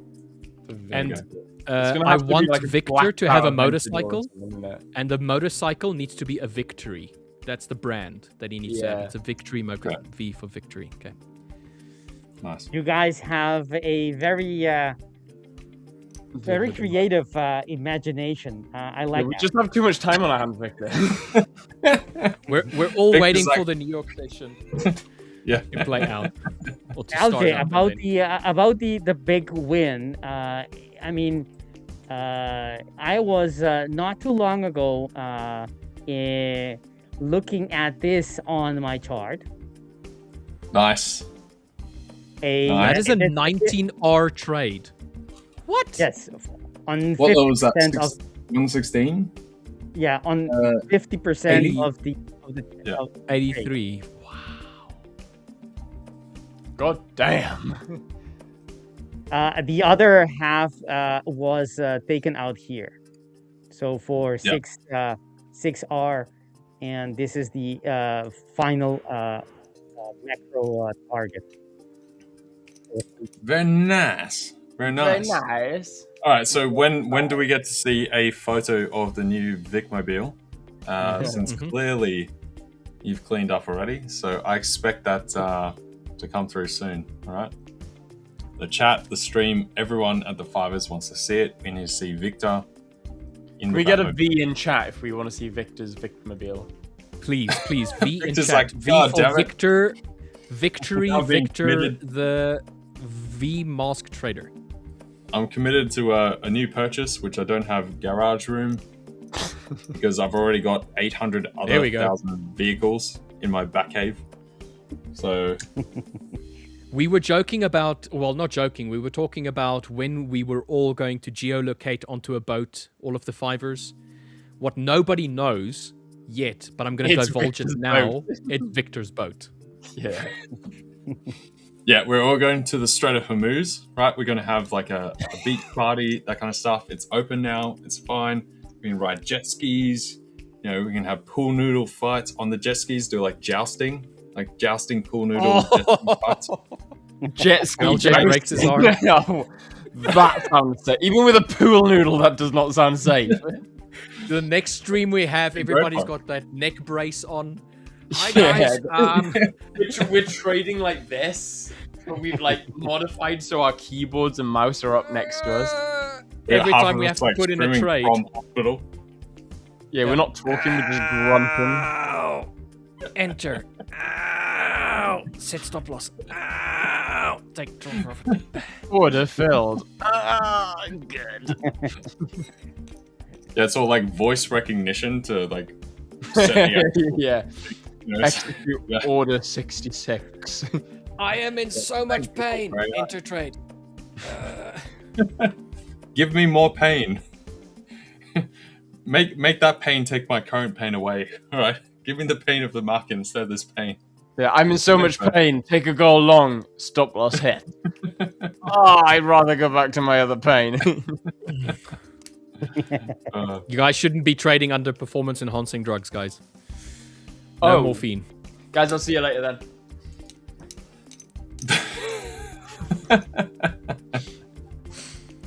No, we're just having a little bit of fun because it's been a good day of trading, I think, for pretty much everybody. We've all had a pretty good trading day, profits across the board. Just good mood. Yeah, absolutely. I've actually managed to take a trade, and that trade went straight to TP within like a minute or two. So, can't complain to that. And then Victor's just, taken all the money from the markets. We got this from Unbiased Trader saying, Victor, do you want a job at an investment bank, or are you running your own hedge fund already? Dude, Victor has like $2 billion. He just yeah, exactly. He doesn't need external money. Hello, guys. He doesn't need a hedge fund. He doesn't need anything else. Like, hello, Samir. I'm actually a little scared to ask, but Samir, you better tell me. Hey guys, you how better give are me the you answer guys? we're looking for. Have you cleaned up today? What? Yes. Yeah, the win streak continues. Yes, I have. we got like 5 for 5 then. Yes. This is great. Tell us all about it, Samir. I was a bit worried to ask. I'm not gonna lie. I was like, oh no, it's gonna be the final one. That's just gonna be like, nah. Don't be real rude. We've got like 4 and like 1 that no. Yeah, literally. It's like, Imagine Sol rocks up here and says, guys, I lost my account. We're all like, yeah, we all made profit, and Sol's like, I passed the one that you gave me yesterday. Actually, today I took some gold longs, and it just straight up was going up, and I was like, look at that, absolute legend. All right. My position was somewhere around here. Yes, it was this price action. Actually, I was afraid to take the trade, at night when the market was about to close. But when market opened, I saw this bullish candle. Once it breaks, I took a trade here. Of course, it was right at the market open. Just, couple of minutes after the market open, stop loss was somewhere around here. And it just ran straight to the upside. Never even pulled back. So that's how I was able to pass the account that Rich gave me, 5K account. Nice. You're the first person. I'm not on my PC, so there is some electrical issues. I think some thunderstorm is going outside, so I have to use my laptop. I'm using only one screen. It is hard to stream with one screen. Tell me about it. I did it for a few months. It sucks. Yeah. I can't even do multiple things.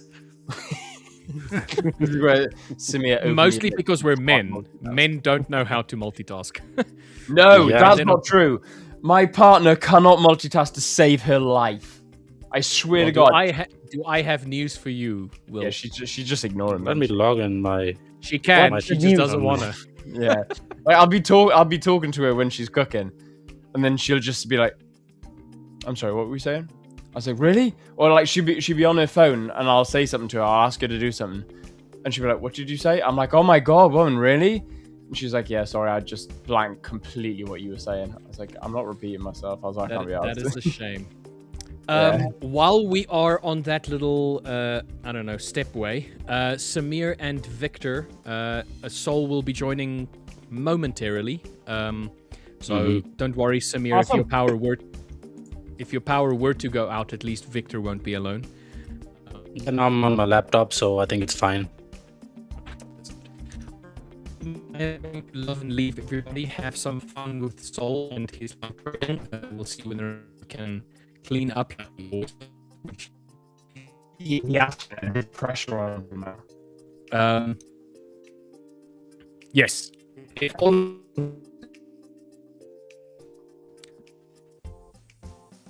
That's true.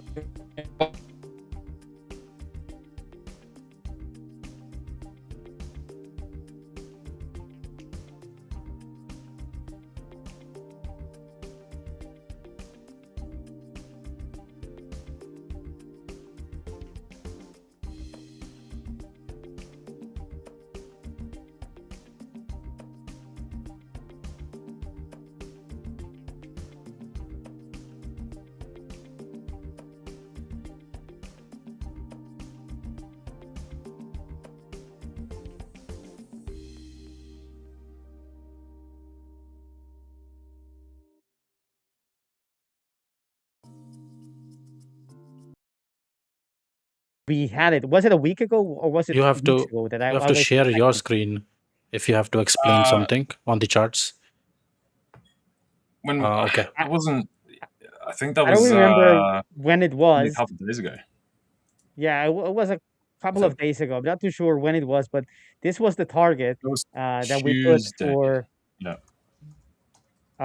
Was it Tuesday? Yeah, it was, because it was just after the RBA announcement. I was saying, okay, we'd only get there if we get resolution on Hormuz. So hence, okay. Yeah. Was it this one, or it was Tuesday? I think. No, it was. Or was it before that? Just after, I think. Okay, so that would be Tuesday. Over. Yeah. So yeah, touch over from. It doesn't really matter, but I mean, around those, I was off with the timing, but it was clear that the market, not moving in a straight line, went actually down before when it went up. But it was clear to us, you were as well expecting price to go higher, although I think your target was a little bit more realistic than mine, because yeah, mine was hit, but I think like 10 days or a week after it was supposed to hit, according to the challenge. Yeah. So, what do you guys? I mean, today is a beautiful day for risk, right? It's all risk on. I mean, it started right away when at the beginning of the day, and it was clear that today was going to be a nice day for. I mean, look at this. This is how the market started. That's exactly where I got in, Victor. Did you? Yeah, a touch, like 5 minutes before that. So yeah, 47 minutes past. Oh, really? Oh.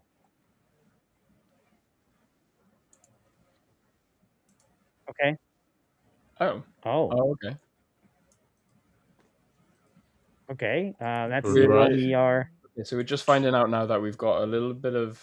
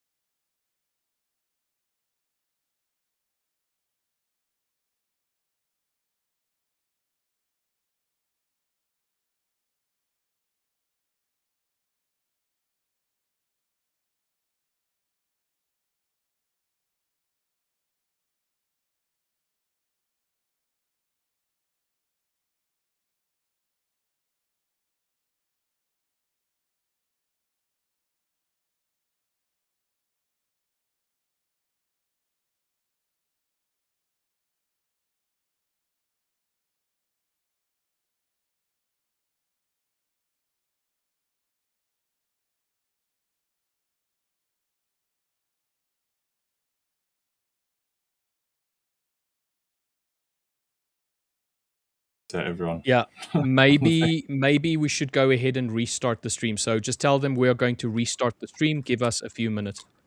Oh, we're back. We're back. We're back. We're back. We're back. Okay. Yeah. Sort of back. I'm back. Let's see if Victor is back. Okay, I guess everyone that isn't back, reconnect. There we go. We're back.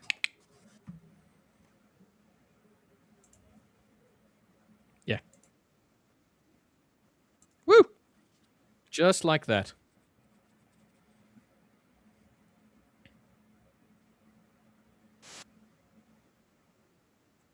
Except LJ. LJ's is not working. Except me. Yeah, LJ's is not working. Okay, I'm back, I think.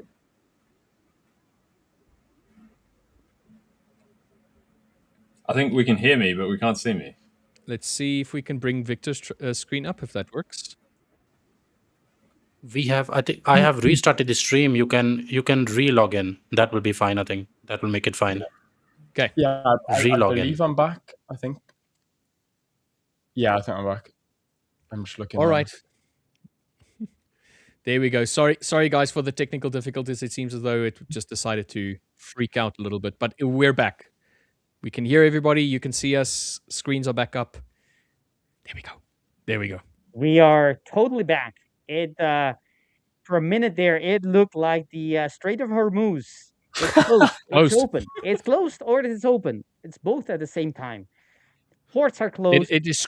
What is it? Scroodinger's Hormuz Strait. It's open. It's closed. It's open. It's closed. Anyway, right. Now that is sorted out, I'm going to hop out again, guys. Hopefully, I'm not the one that needs to be here in order for everything to work. Cheers, guys. Beautiful. Yeah. Take care. Thank you for helping out. I was also going to say, I do have to hop out as well. Been on for a long time. I got to get some dinner, get some food into me. So enjoy, guys. See you tomorrow once again. Hopefully the stream stays stable. Hoping. I'll see you guys tomorrow. Ciao. Take care. Thank you, LJ. Yes, we're gonna continue. Hopefully not with the stream of Hormuz. Right. This one is intended to be open and stay open, and without any blockade. Well, hopefully it's not my ugly mug crashing it, but just in case it is, I'm going to hop out as well. I'm going to love you guys and leave you in the very capable hands of Victor and Samir. Guys, please make sure you smash that like button and subscribe. If you did stick around for the technical difficulties, we do apologize about that. But we're back. So we're back and better than ever. So guys, thank you very much. Like I said, big like and subscribe ready for Sol to come on very, very shortly. Victor and Samir, I shall see you tomorrow. See you later, guys. Peace. Take care. Thank you, Will. Thank you. Take care. Will. All right. All right. It's I take it as a little bit of salt, right? A little bit of difficulty, a little bit of challenge is actually what keeps us alive, right? You got to be prepared for, to handle whatever live reality throws your way. Same thing as with trading. You can't have a fixed mindset. You got to be able to have a growth mindset, being able to adapt to the challenges that the day brings, right? Higher volatility than expected, unexpected news comes out, the market changes, your structure, your strategy does not work as expected. Any of the above is totally possible on in trading. So you need to be prepared. So it's actually a nice thing to remind us from or remind us of. This moved because exactly. I'm gonna break this down before. I think we have about 5 minutes or so, or I don't know. But Sol, the CEO of the 5ers, will be joining us anytime now.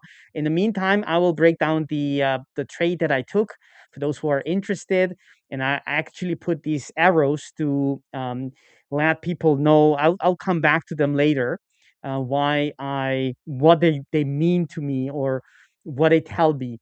And you can use that in your trading as well. It's about TP placement. Okay, so on the higher time frame, we previously already had a fresh order block that we came back into. So basically, this is the move that created the structure, and it came back to the demand zone where it all initiated. So that's the first indication of that we could have a move. Then we had another um, uh, daily fresh order block. We did not get, well, actually we did, but it was before, it was after we squeezed it a little bit, but it did not, it wasn't invalidated. And today we had, well, we have been here for a couple of days now, but it's been retested as a fresh order block. And you can see how this pattern happens all the time, not always, but I mean, where you have a down candle and a move up, in this case, as a bullish structure, and price comes back to that area and moves out. It happened here, as you can see here. It happened again and again, right? It happens over and over again. That's what trading is to me, right? Price action, recognizing those pattern and profiting from them. So we have a daily order block that was being retested. If you go to the H4, I was expecting, if you look back on our stream from Monday, I was expecting price to come back to this order block on the 5-minute, which is part of a quasi, but I didn't have anything as of an overlap all the way to the extreme. Price did not reach that extreme. So, but this was with the information we had on Monday, and when we discussed this. However, what we did get was, after price came back to the H4, what did it indicate to us? If you look at price action, you can see that the buyers stepped in and created yet another order block, right? So you need to be dynamic and in reading price action, even if it doesn't happen to give you the exact area that I was expecting. You need to be flexible to understand that maybe it might create something new, and it did, which is a fresh order block, which was based on top of the quasi entry order block that we mentioned before on Monday. So that happened, and if you go to the H2, there wasn't anything there. But if you go to the H1, what do you see? We see price action did not create a quasi here, although there was a quasi, but there was an entry order block here, but it did create one right here. And that is, I'll show you where it is. This is the order block that seals the deal. H1, H4. That H4 is it's not a random H4. It's actually a very powerful, because it's based on the quasi on the H4, which is, we talked about that being the head, the left shoulder, the push all the way higher. This is the neckline for that quasi. If you don't know what I'm talking about, let me mark it quickly before Sol comes in. Let's see. That's the quasi. Price comes back to the H4 order block and then moves out. Right. That's the pattern that I'm talking about. That is so, well, I don't want to say so easy, but I mean so recognizable and so tradable, so very tradable. So if you go to the H1 and you take the overlap, I'm basically spoiling all my strategy right here for you guys for free, as we always do.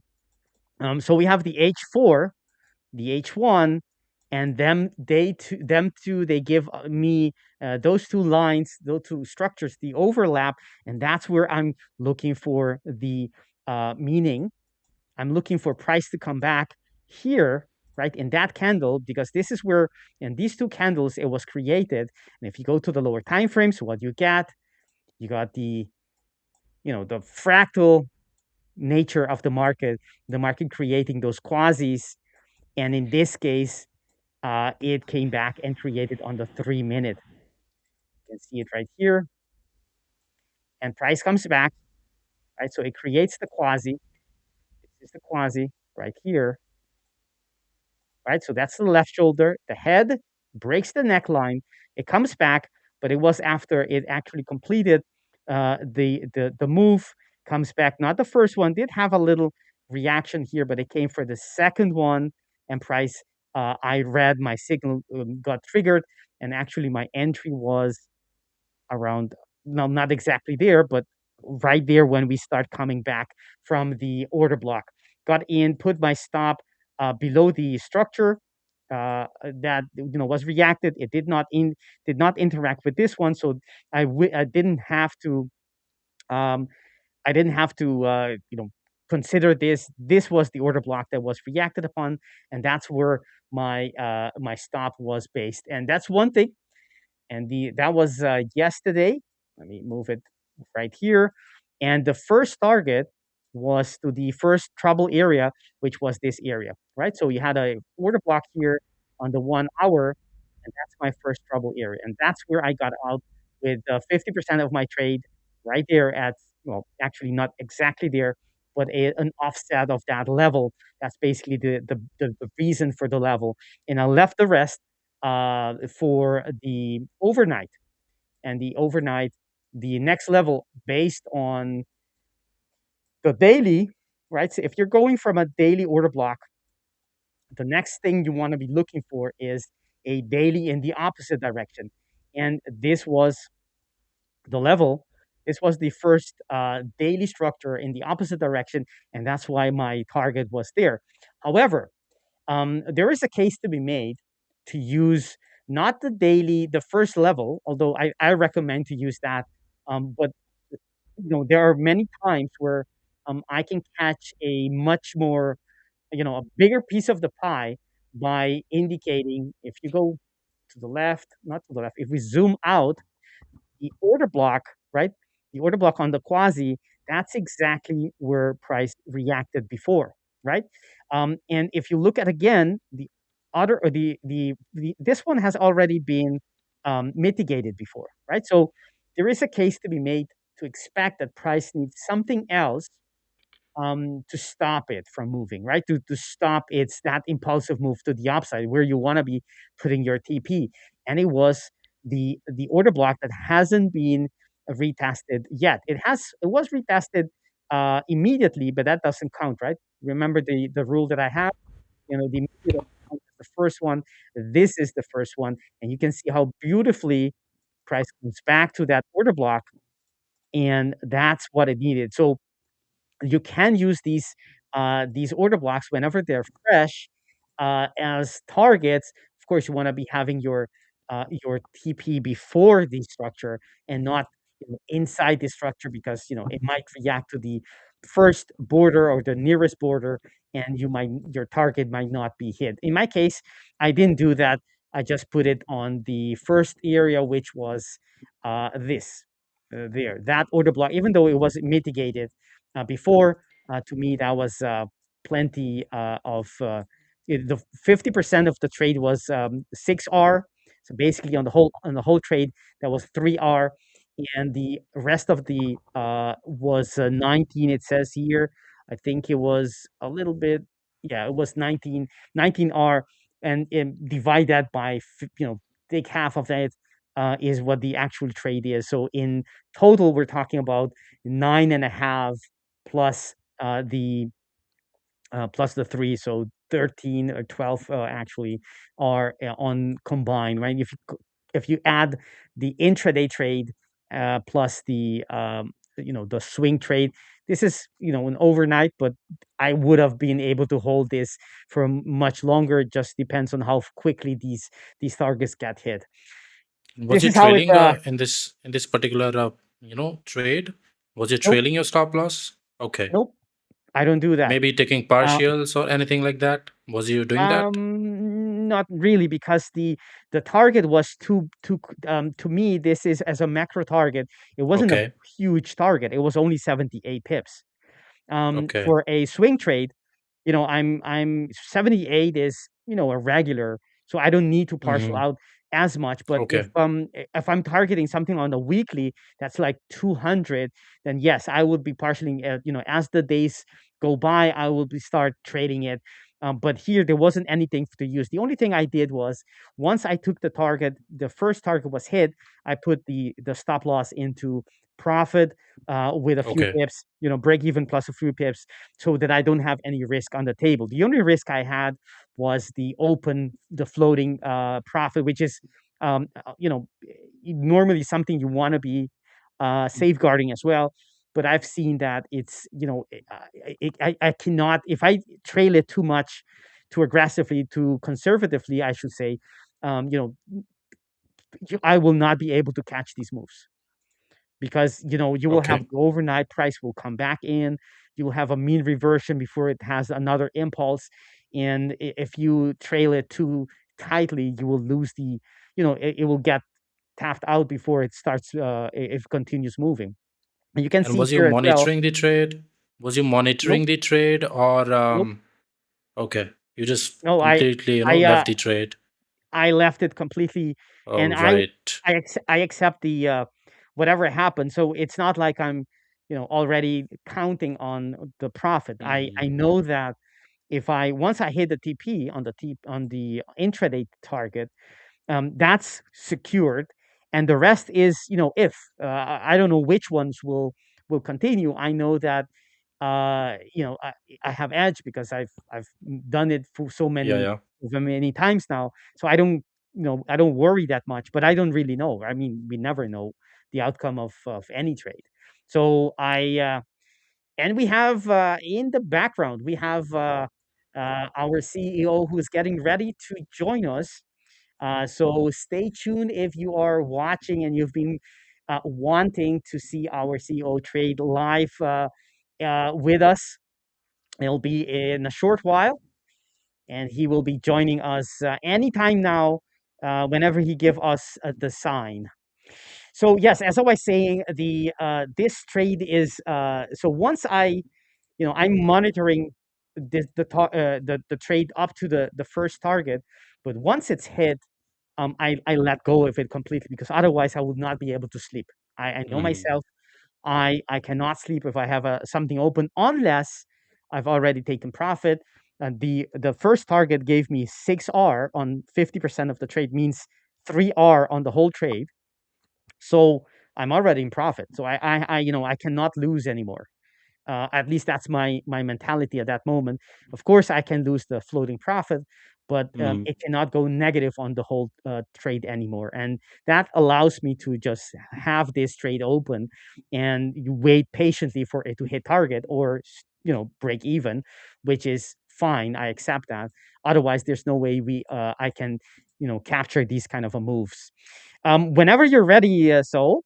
Oh, you are. Okay, perfect. All right, we have there you are. So, how are you doing? Hello, Saul. Yes, can you hear me? How are you? Can you hear me okay?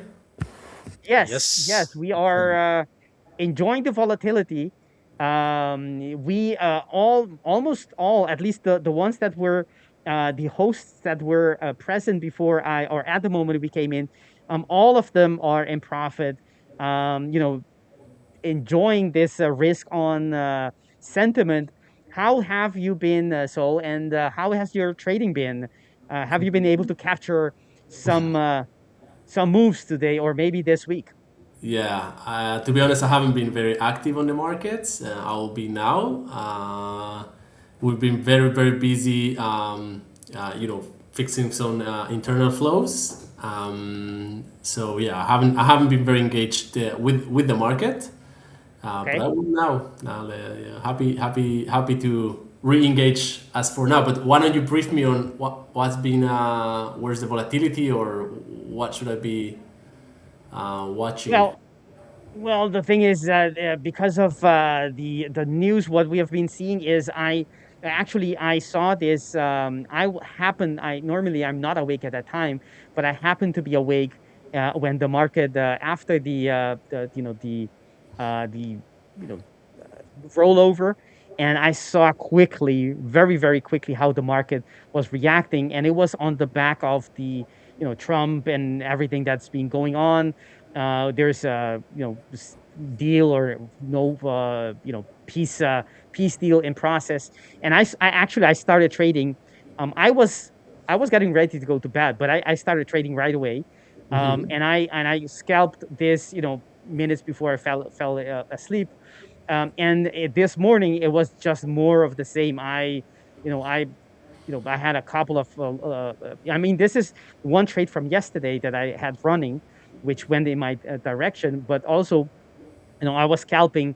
I was around here. I took about I think, like, not five. I think like 3 or 4 scalps. Here I had I think 2 trades, and all of them went in. It was so strong. It was very easy to catch a couple of pips each time. But I would say it's risk on trade. So you can see it as well on Bitcoin. Bitcoin has been going up quite nicely on the back of the news, and yeah, those are the ones that I watch. Nice. So Aussie dollar. that was Euro USD, right? Yes. Yeah. So, by the way, when I have the MetaTrader open, I don't see the stream. I'm only on one screen for now. But you just let me know if you see my screen and if everything's Yes. good. Yeah, that's fine. We can see your screen.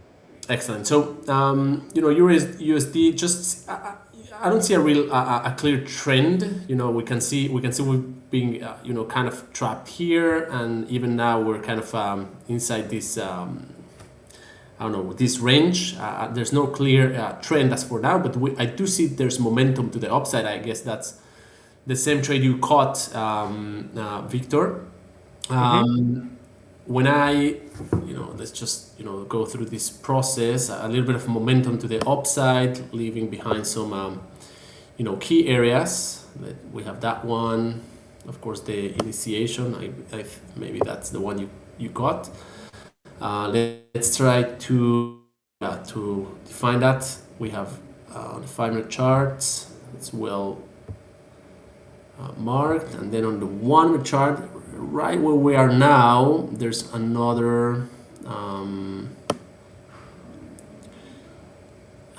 area, which is what we're reacting as for now. Now let me zoom in a little bit.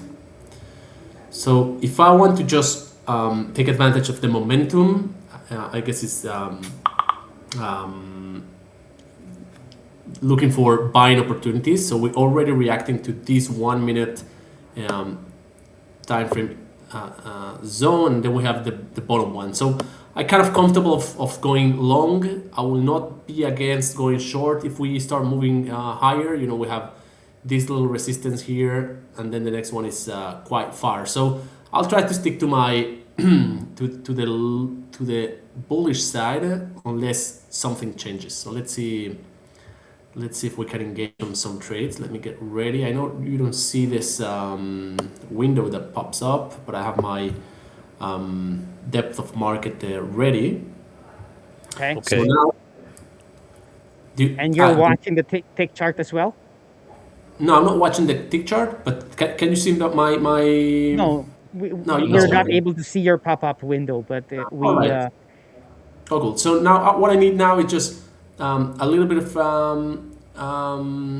pullback here, and then I can try to start building a bullish position, anticipating the continuation. So let's see if we can get a reaction out of the resistance we're right about now to the previous area, and I'll start building. I do need a pullback before anything, otherwise I'm buying at a relatively high price, which I want to avoid. Let's see, is there any other asset that has some volatility or movement? Let's take a look at USD JPY maybe, because we saw a huge momentum to the downside, and now we are just consolidating actually. Yeah, USD JPY, I do see a change on the structure on USD JPY. We do see we're like consolidating here, up here, and we had this huge sell-off and the pullback and the continuation of the sell-off. So the kind of the bias might be more clear here. Let's try to mark like this looks like news announcements or something like that happened there. I'm just not comfortable that we're very, very far of this supply area. Let me see if we have something closer to, because this kind of if this was a news event, the market will treat that as a gap. So it might try to fill that gap. So if we break this resistance, which doesn't look so strong, this, I don't see a clear supply area here. So we might easily visit that and then break it all the way to the initial area. So kind of the bias is more clear here to the downside, but the setup is not great. And here we're kind of overextended. So let me see if on the 1 minute charts I see something.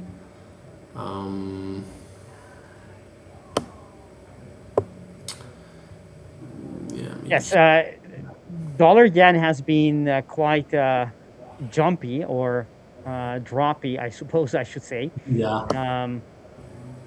It has to do with intervention talks and actual intervention that has been mentioning, not today necessarily, but I mean the last couple of days. We've seen these huge moves happened last week, so it's risky. I always whenever there's that possibility of huge moves, it becomes a bit risky for us as trader, at least if you're gonna leave that trade open for a big part of the day. Yeah, that absolutely. I would really like to see like strong movement to the downside, like kind of the continuation of that momentum down to clear out some of the support levels and all of that. And then if we do get that formation, to create like a fresh supply area I can rely on, because currently I don't see any, and then to wait for the pullback towards that area, and then I'll be happy to sell and to catch that movement. But I do want to see a little bit of momentum starting to build to the downside, and a fresh key area I can rely in order to go short, similar to what we had here, which is I don't see something similar right now on the charts. Yeah, I think today Euro USD a little bit cleaner, as you mentioned. We are on the demand area. So I'm also eyeing on that kind of setup, but of course the entry criteria is different. Yeah. But yes, it makes sense. We are also forming some kind of downwards channel. If we break that, I think that will be good for Euro USD. To the upside or to the downside? To the upside. It is some kind of downward channel on 1 minute time frame. Yeah. So we kind of we for the most recent key area reacting to a previous one. So now I wanna wait for price to come. Now I wanna check there's enough pips between here and there. So it's nice volatility. We have 7 pips. And we always aim to get. I always aim to get 3, 4. So there's enough range here. So I'm happy about that. I just need price to revisit this area, and that would be a great setup. And I'm happy that even if that area fails, very very close to that one, we have the next valid entry area, which would be like a line of defense. Where I could even add into that same position to in case of this first entry fails, I have another valid entry to try to to fix or to have a better entry price. Okay. So yeah, I just want price to compete lower, and I'll build my first entries. Okay. So There is, do you look at DXY sometimes, like for some extra confluence? DXY. DXY.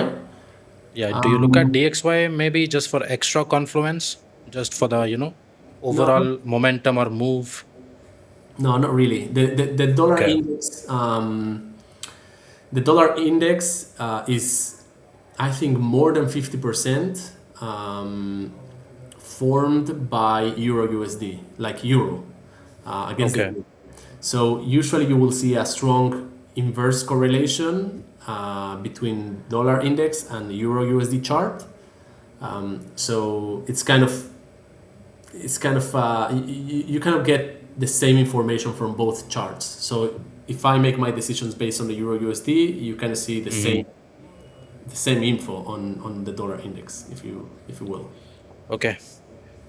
So I'm sorry, Victor, I interrupted you. No, not at all. Go ahead. I was just curious about this thing, so I was like, let me ask Saul about this. Yeah. Yeah, I see. Go ahead.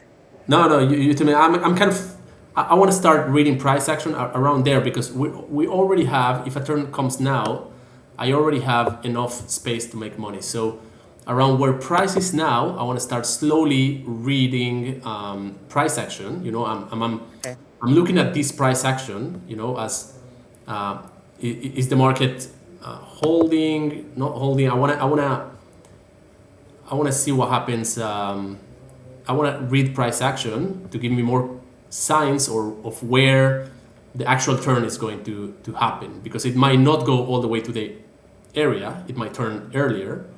Let's say now, if it turns, you know, if it establishes a new pivot now and turns now, I wanna be in that trade, you know. So I only got 2 positions. Let's see if we can get some pips out of it. Let me bring this. All right. Yes. I'm going to switch to my screen for a little bit, if that's okay with you, Sol. Yeah, sure. To give the other structures that we are able to see here. This is the same asset for those who are watching, as Sol is showing us on his screen. And we can see that there is a breakout line which lies at around 1.1743, and we're coming in, and who knows, I'm thinking this could be a break and retest of that level. We haven't seen that yet. That's one thing. There's another thing you want to be taking into account, that on the 15-minute, we are currently it looks to me, it looks very suggestive of a reaction of this is the 50 EMA.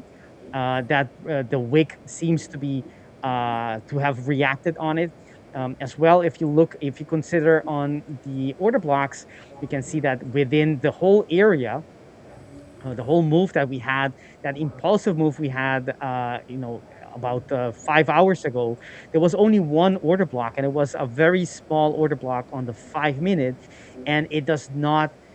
It wouldn't surprise me if a reversal, as Sol is expecting, could happen, somewhere near that. It's either here or it goes all the way to the next levels, which are, about 35. And of course, you have that breakout line as well, which, so we have a couple of things. We do have a couple of things that the market could use if we're going to have a reaction or a reversal back into the direction of the day, basically, because the market has been going up all day since the start of the daily candle. Let me show that quickly, and then we'll go back to Sol's action trading. Here it is. That's the the very early beginning of the day, and the market reacted. Started off the day with huge movements and never really came back. Now it's retracing, but still, on the greater scheme of things, it's still just a pullback in a very bullish price action. I'm gonna switch back to you, Sol. Yeah, thank you, Victor. So I keep reading price action because we had this opportunity for the market to turn, this candle here, and that failed. We had this opportunity for the market to turn, and that also failed.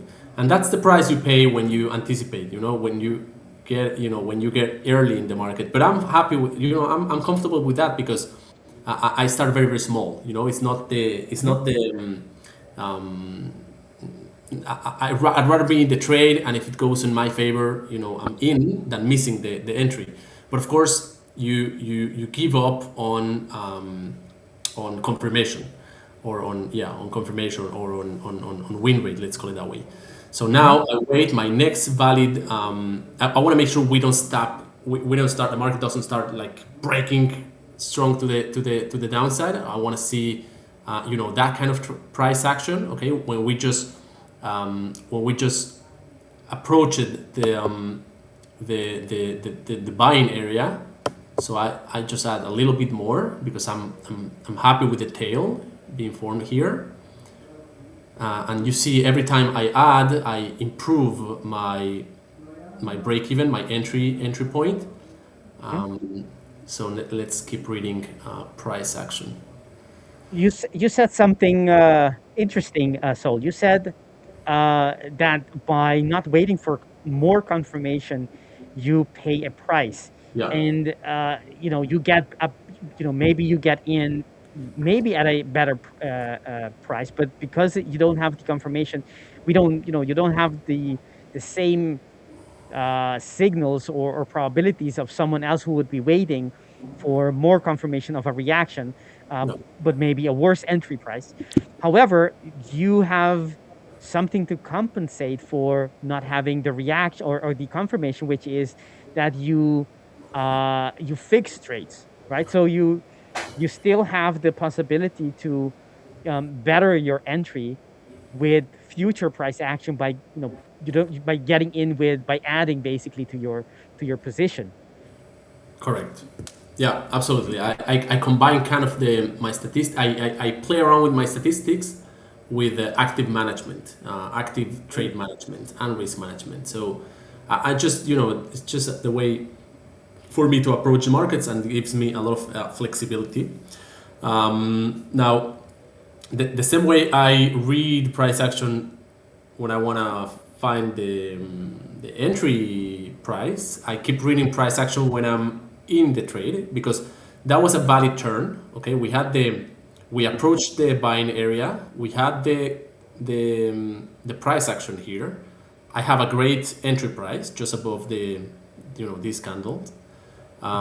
We had the turn, and now the pattern is failing. Okay, so this could be the first place for me to say, okay, this is failing. I have multiple options now. I can reduce size. Okay, maybe I have 5 lots. Maybe if we break the bottom of our entry candle, I can reduce. Okay, take a partial loss just to save that money if I want to allocate it afterwards, or I can take the full loss. In my case, I don't rely on single candlestick patterns, so I'm relying on my full area to be present there. But I'm always reading this price action, okay? And now the fact that after the turn, it formed a wick and a continuation. I just want to. It's new information I didn't have before. I want to take into account, and that will help me making the next decision, which is doing nothing, adding, or reducing, or closing. So in this case, it's doing nothing. It's just waiting, but I keep. I always have my next move already ready, which could be closing, adding to the position, or reducing to the position. That's clear. Right. How is for the people watching us, the traders who are thinking they want to be trading like you, on what is your percentage of winning days? Like in 10 days, like 2 weeks, how many of those typically do you end up in green, and how many of them do you end up in red? Most of them in green. We've done this in the past. Maybe we can do this maybe next session or something, or maybe later today. We can, just open the trade history of this account and look at the stats of it.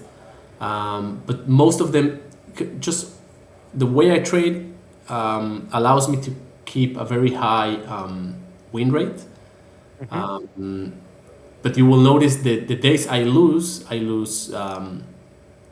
usually more than the ways I win. So I compensate losing days with 2 or 3 winning days even. So I just I need to make sure that I keep my day rate, my daily win rate very, very high all the time. And usually that's the case. So I'm just something I'm familiar with, I know, and I'm aware, and I live with, So basically your average win days is smaller, or your average loss days are bigger, but they're less frequent. I mean, they don't happen very often. Correct. When they do happen, they take multiple winning days to compensate. That's a very very common distribution, right? It has to do with the way you trade, right? You go for tight areas, tight moves, and that's easy to get them. Correct. You know, my take profits are usually small, so it's easier for me to constantly get them. And also, if I'm on a day that I have the spare time to be trading, and I don't know, let's say I have the 2 sessions available for trading, London and US, then I might make something. If I incur a loss during the London session, I still have the US session to potentially recover it. So in order for a full day to be a losing day, both sessions went wrong, or I didn't have the time to trade the 2 sessions. But yeah, that's why it happens not so often. Okay, so now I have good new information.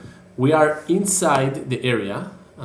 We would like to see holding. I do not like this candle here because we're kind of getting into the area and not seeing any reaction. That was we saw reaction here, and we saw a little bit of reaction here, and now we have this candle, and we see price struggling in order to get out of the area. So I want to start seeing buyers more active about this area. If not, we will most likely go to the next area, which is down here. But before that, I need to decide if I'm going to hold my whole position open to the next area, or I want to take some of the position out just to alleviate some of the lot size I'm holding. So I keep reading. I'm happy it held. Let's see if we can have a turn and a recovery of the reaction. But if I would just, and this is a good exercise, if you hide your entry levels and I was just opening the chart, I would be super excited to see price around this area. This is the first time we're inside a valid entry area. I would be looking to buy this area. Okay, so the setup is still there. Now the only thing is I already have an open position I need to make up for, but that's fine. So we'll see the reaction. Let's see what keeps happening. At this point, there's no much point on adding more to the trade because it won't bring my entry price any lower. It would only add more risk. So I'll just hold it. Okay, but that's the reaction we're looking. Let's see if we can get some follow through. I'm going to switch very quickly to my chart because I think there's something interesting to show our viewers. The 5-minute order block that we're talking before about is this level, right? Which is from the left. That actually on the 5-minute, we need to see it. It's on the 5-minute. There's only one area there. And if you go to the 1 minute, you can see how the market comes in, has a big reaction. On the second time, again, very tightly, has a reaction. We'll still have to see if there's a continuation, as Sol was mentioning, or if it's just a reaction on a way. Actually, I was looking, I didn't go long there, but I would have been interested in seeing the reaction we had before to get in a little scalp there. Nice, looking good. Yeah, I mean, it's fine. We're still out of the bushes. We just break even now. Let's see if we can clear this tick, which is the last tick resistance we had previous time, and if that happens, yes, I anticipate we're going to reach the resistance area, which is around there.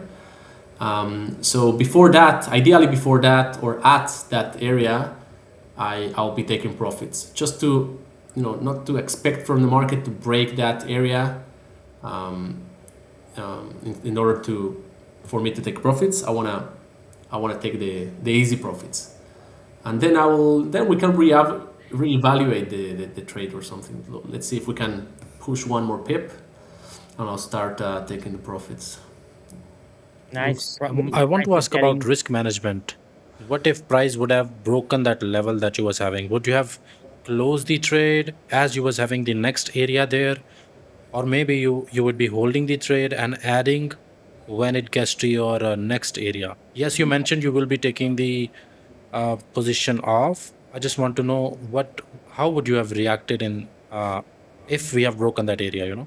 It is very, I'm very discretional when it comes to trading. So the way I do things one time is not always the same way I do things every time. In this case, just because I'm also only with 5 lots, and the next area is not so far away, I might have held the whole position, or maybe to reduce 1 lot or 2 lots. I might scale out probably just 1 or 2 lots and then held the rest to the next area. When I have lot size, I have no problem, holding it to the next area if it's not very far. But if the zone, the next area is very far, or you on your current area you're very heavy allocated, then sometimes it's better just to take the loss and wait for the price to get to the next area and then to re-engage with the market. So it's very it really depends on each time and each scenario. It depends on the range, basically, if I put it that way. The size that you're currently engaged in, the lot size you're in, and the range, the distance to the next valid entry area. All right, that's awesome. We are seeing some volume here on Euro USD. Yeah, so let's there you go. So that's our first trade. Nice. There's a question actually in the Tamia Max is asking, so how many trades do you take since you're trading on the 1 minute chart? How do you take in a day? And what do you consider a trade? Because now you open multiple entries, but it was one idea, or I think it was just one idea, or was it multiple ideas? What we just saw you did do, I mean, was that one trade for you, or was that one setup? How do you see it? Yeah, I usually speak in setups. You mentioned idea. Idea is also a valid word for it. I speak in setups because you will see me if this was a hedging account, each click would have been a different order, a different trade, and then we would be speaking of many times hundreds or thousands of trades.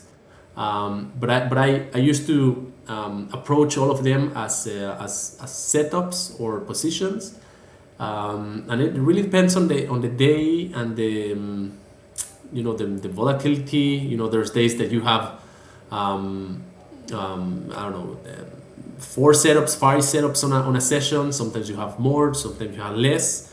It's very dynamic. And also, to ask yourself how many of those setups you need, right, to call it a session. If you can, in each one of those setups, you can make, let's say, I don't know, 0.25%. So, or let's say $200 or something like that. Just on a couple of setups, you're already in 0.5% a day, up for the day. So, yeah, I take the amount that it's required, the amount that it's required for me to take, and those usually they're not that many. If the days you have like clear setups with good volatility, you spend a couple of minutes in the market, and if you have 2 or 3 like this one, like the one we just had today with the proper lot size, that's it for your trading session. So that's kind of enough. I might spend more time some days where I get caught, on a trade that keeps going against me, or days where suddenly the volatility disappears and you're just stuck in the trade. But if everything's working fine, just a couple of setups like that, and you're done for the day, right? Yes, that's. Let me. This price action is the importance of taking profits before the next key area, right? Because we mark this resistance area, and we said we want to make profits before the before that area, because at that area we anticipate resistance, okay, which is what we're seeing right now.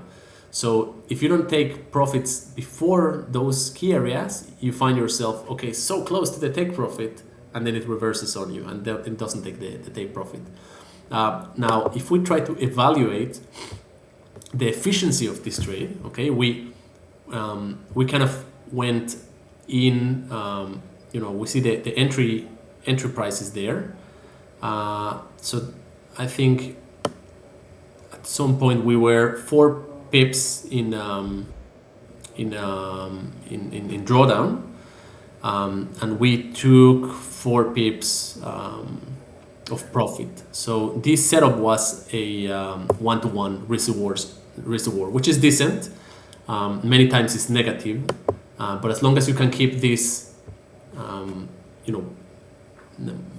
multiple times positive, that's your edge. So this requires for me to keep a very high win rate, and then I compensate for the fact that I'm taking 1-to-1 risk reward setups or even negative risk reward setups.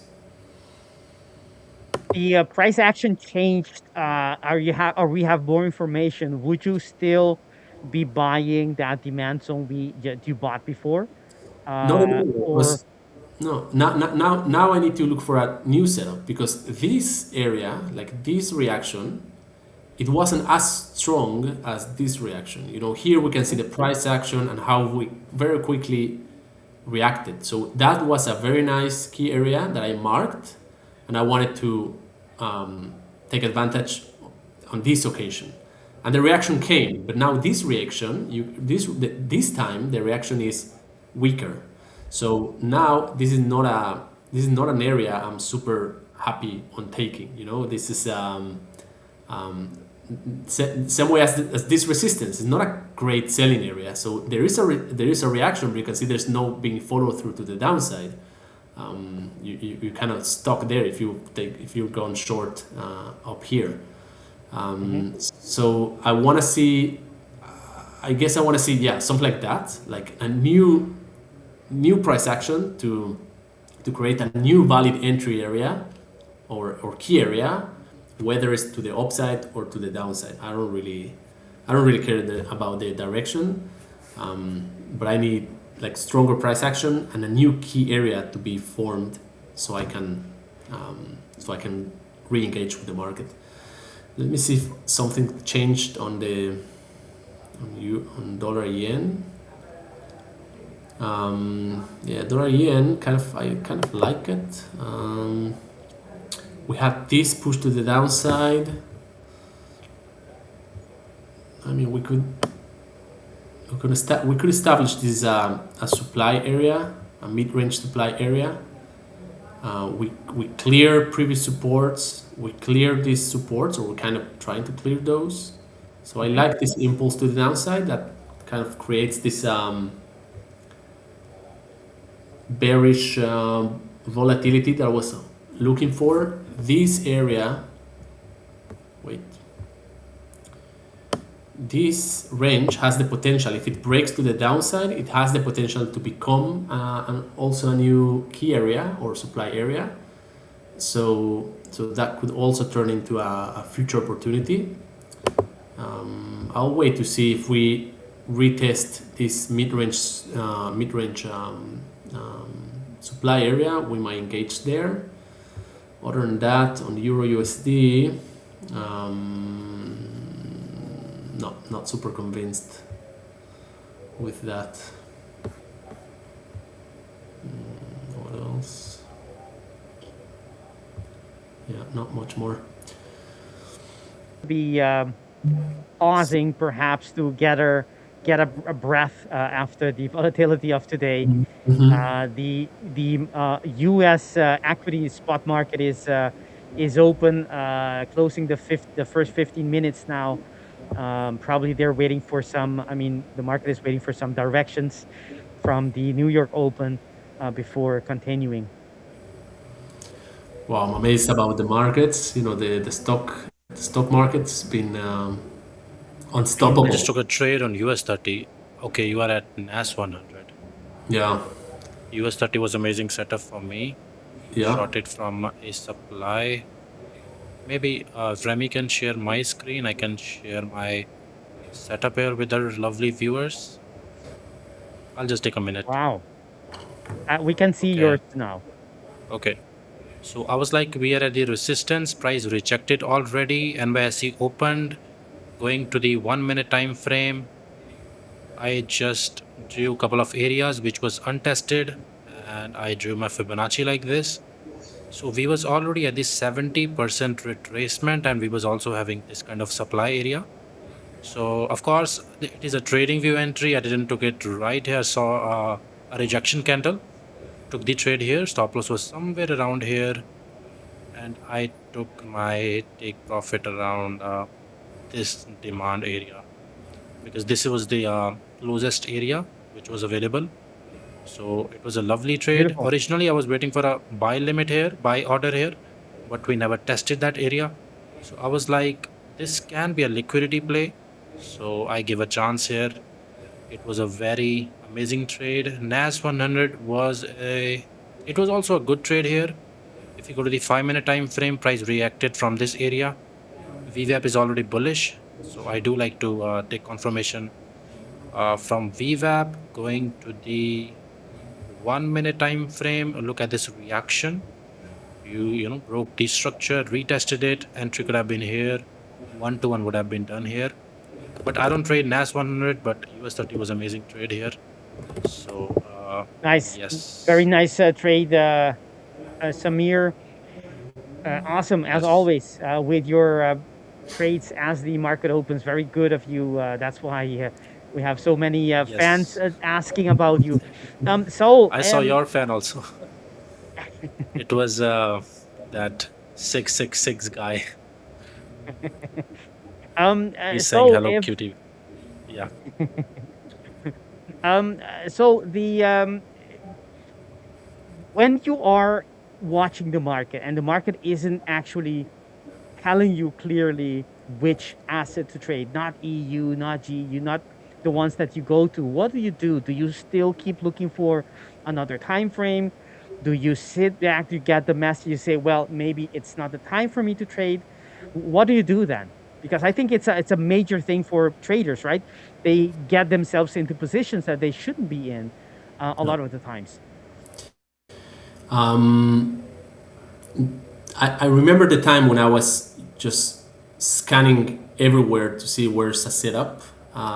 It's not something I do anymore. You know, these days I've got very, very familiar with what can I expect from certain charts, especially the majors. And whenever I go away from those, I'm kind of not in tune with the price action and the ranges and the volatility and all of that.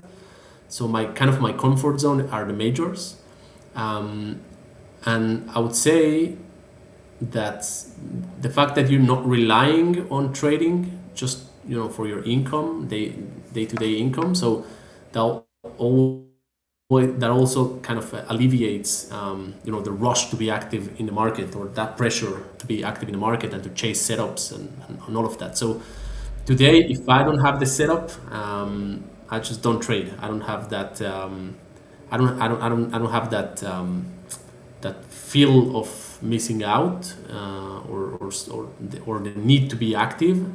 I have the charts open and I wait. And later during the day I might go back to it to review it. Maybe there's something setting up, and if not, I know the best thing to do is just to do nothing, and I'll just move on with my stuff. I won't be chasing setups or charts. Yeah, that comes from experience, right? You have seen how many times, you don't want to be too eager with the charts. You want to let them actually convince you, and not you trying to push your setup onto the markets.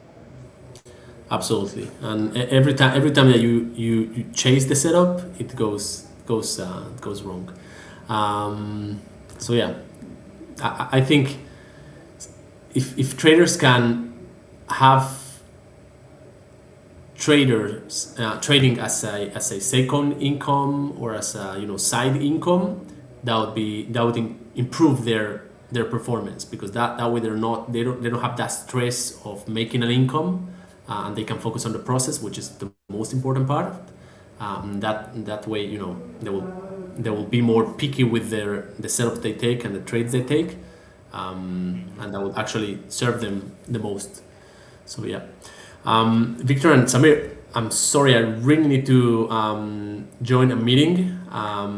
So I don't see any setup lining up in any case. So I will, I was hoping for this to continue lower, and then we would, revisit these areas and then potentially short it. But now, we now have this unexpected volatility coming from I'm not sure where, which is something I wouldn't trade, because that wasn't kind of my plan. So although I'm very I would be looking forward to trade this kind of volatility. Now it comes from a place I don't understand, or I wasn't expecting, and I would hold myself from trading it. So I'll leave you now, but thank you for having me for this almost 1 hour. No, thank you so much for your time. Yes, and it was lovely session here. And yeah, at least we got the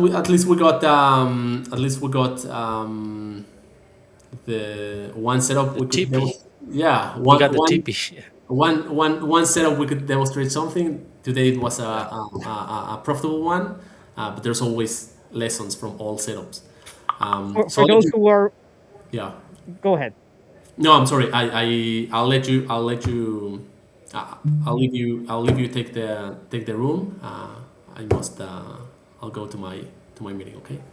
Thank you, Sol. We know, especially because we know how busy you are. We are very grateful that you made some, time for our dear viewers, the 5ers out there who are trying to improve their trading skills all the time. Thank you very, very much on behalf of them. And actually, I'm personally always pleased to see you trade. Absolutely. Thank you, guys. Till next time. Take care. Bye-bye. Take care, Sal. Bye-bye. Okay. So we are here now. Okay. Market is moving and took some trades on US 30. I forgot what I was going to say, but I'll explain my trade. That was your screen. There was someone who asked about earlier about gold. If I could explain anything about gold, or perhaps even on NAS. But there was someone else before that. Let's see if I can find the question. The question was, I think it was. Let me see if I can find it. Yes, I remember what I was gonna say, but you can find that question. Then I will say my point. Someone asked about gold, and I only use in general, I only use price action. So if there's a fundamental reason for the move, then I simply will not be able to give you any more information than anything extra. What I'd use is on the higher time frame, and I go all the way low back, go back to lower time frames. And why do I use these higher time frame even for my scalps?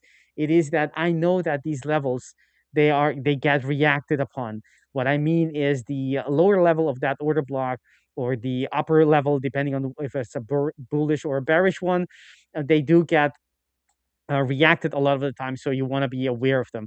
On the higher time frame, there isn't really a lot to say. We came from a weekly order block on the weekly, and we have not reached it yet, and we're already turning before that. Nothing really that I can say to trade. What we also have is, as you can see, we're just shy of interacting with that weekly. However, we did have a bullish order block that we reacted upon, right? That's the pattern that I talk about all the time, which is the creation of the order block, and price comes back for presumably for that move. It's not perfect all the time, right? So sometimes price goes much deeper or somewhat deeper then the lower border of this order block, as long as it doesn't close below it, it's a valid, still a valid plan, and you can expect some kind of a reaction. In this case, a lot more of reaction. And in cases, in moments like these, I expect price to react upon the different structures we have in the opposite direction. Now you can see, actually, if you go to the 1 minute, you can see how the market, was it here? Actually, yes, you can see how I just mentioned how even on the 1 minute, the market reacts on, it's important to know these higher time frame structures, because as you can see here, that's a bearish structure that we came on into. You can see how precisely the market reacts to them. And, price comes in, and that's not a coincidence at all. It's not. Price comes in and reacts, with, in this case, quite a big move afterwards. And in my concept of how I see and interpret price action, it is because of the order block that we had before, right? So it's something from the left that may or may not be fresh, but usually the fresher it is, the better the reaction. But this is a beautiful reaction. Why you want to be aware of higher time frame structures as well, order blocks, entry order blocks on the quasis, and so on, because the market, you don't want to be, let's say, everything was, well, no, it's not about, let's say everything was just fine here, and if you didn't have that information, you might still be in that trade long, because price action was still bullish at that point, and there's nowhere, unless you had the opposite, the supply area on the daily, there's no way you could have seen and known that the market was going to turn there. So it's very important. But to answer the question, do we have so we have one area, which is the daily order block right there. That's one reason. On H4, we don't have a. We did have a an area here before. Not actually, it was this, but I don't trade it the second time around. This was the first time around. The second time around, I don't trade it anymore. So I cannot say, right, this whole movement was based on the order block, because I only traded once, not on the second time. Let me take that away. But you can still see that the market used it, even though it wasn't fresh anymore, for that catapult of a move. And on the 1 hour, there is a quasi. Actually, there is, which is this one. This is the H1. There we go, and that makes this the head, left shoulder neckline. Price does this. It takes it out, and you can start looking for areas between this point and that point for the market to come back, retest them, and move out. That's how the market reverses. And in this case, it didn't go beyond the 50% retracement, as you can see. But that's these are the levels that the market typically uses. That's one. And actually, there's the head is actually an overlap of an area, and the second area is this. Only I can get it to be marked there. That's the second area, and the third area is I wouldn't trade it, because the majority of the order block is above the 50% retracement. It should be below in this case, because it's a bearish one. But you can see that it was the area that the market reacted upon. To me, that is just a regular order block, not an entry order block. These are the ones that I typically trade. But the market sometimes doesn't go as deep as it is in this case, and only use the first structure for the reversal. So basically, this is what you have. Market going in the quasi, market coming back as it was within the daily and the H4 order block, and it only used the first structure, not the entry order blocks on the quasis, for that reversal. And that was some time ago. Of course, that was the beginning of the day. And currently, I don't, if you look at price action, if you look at the structure of the market, you can see that the market has been, is very, very bullish. We haven't had in a very long time. And what you would expect here is because of the market structure, a continuation, right? You have an impulsive move, and we don't have enough information yet to assume or to conclude that the market has reversed yet. You have a little supply area there that was created by the reaction on the daily, but you can see that the market still has some power in store with that wick. If you go to lower time frames, perhaps you can even find a quasi on the 1 minute. We are getting out of time, but I'll try my best to see if I can find an area, and there is one, but it's not a valid. It wouldn't be a valid quasi for me, so it would be this. Yep, that will be the left shoulder, the neck. It does take the neckline out.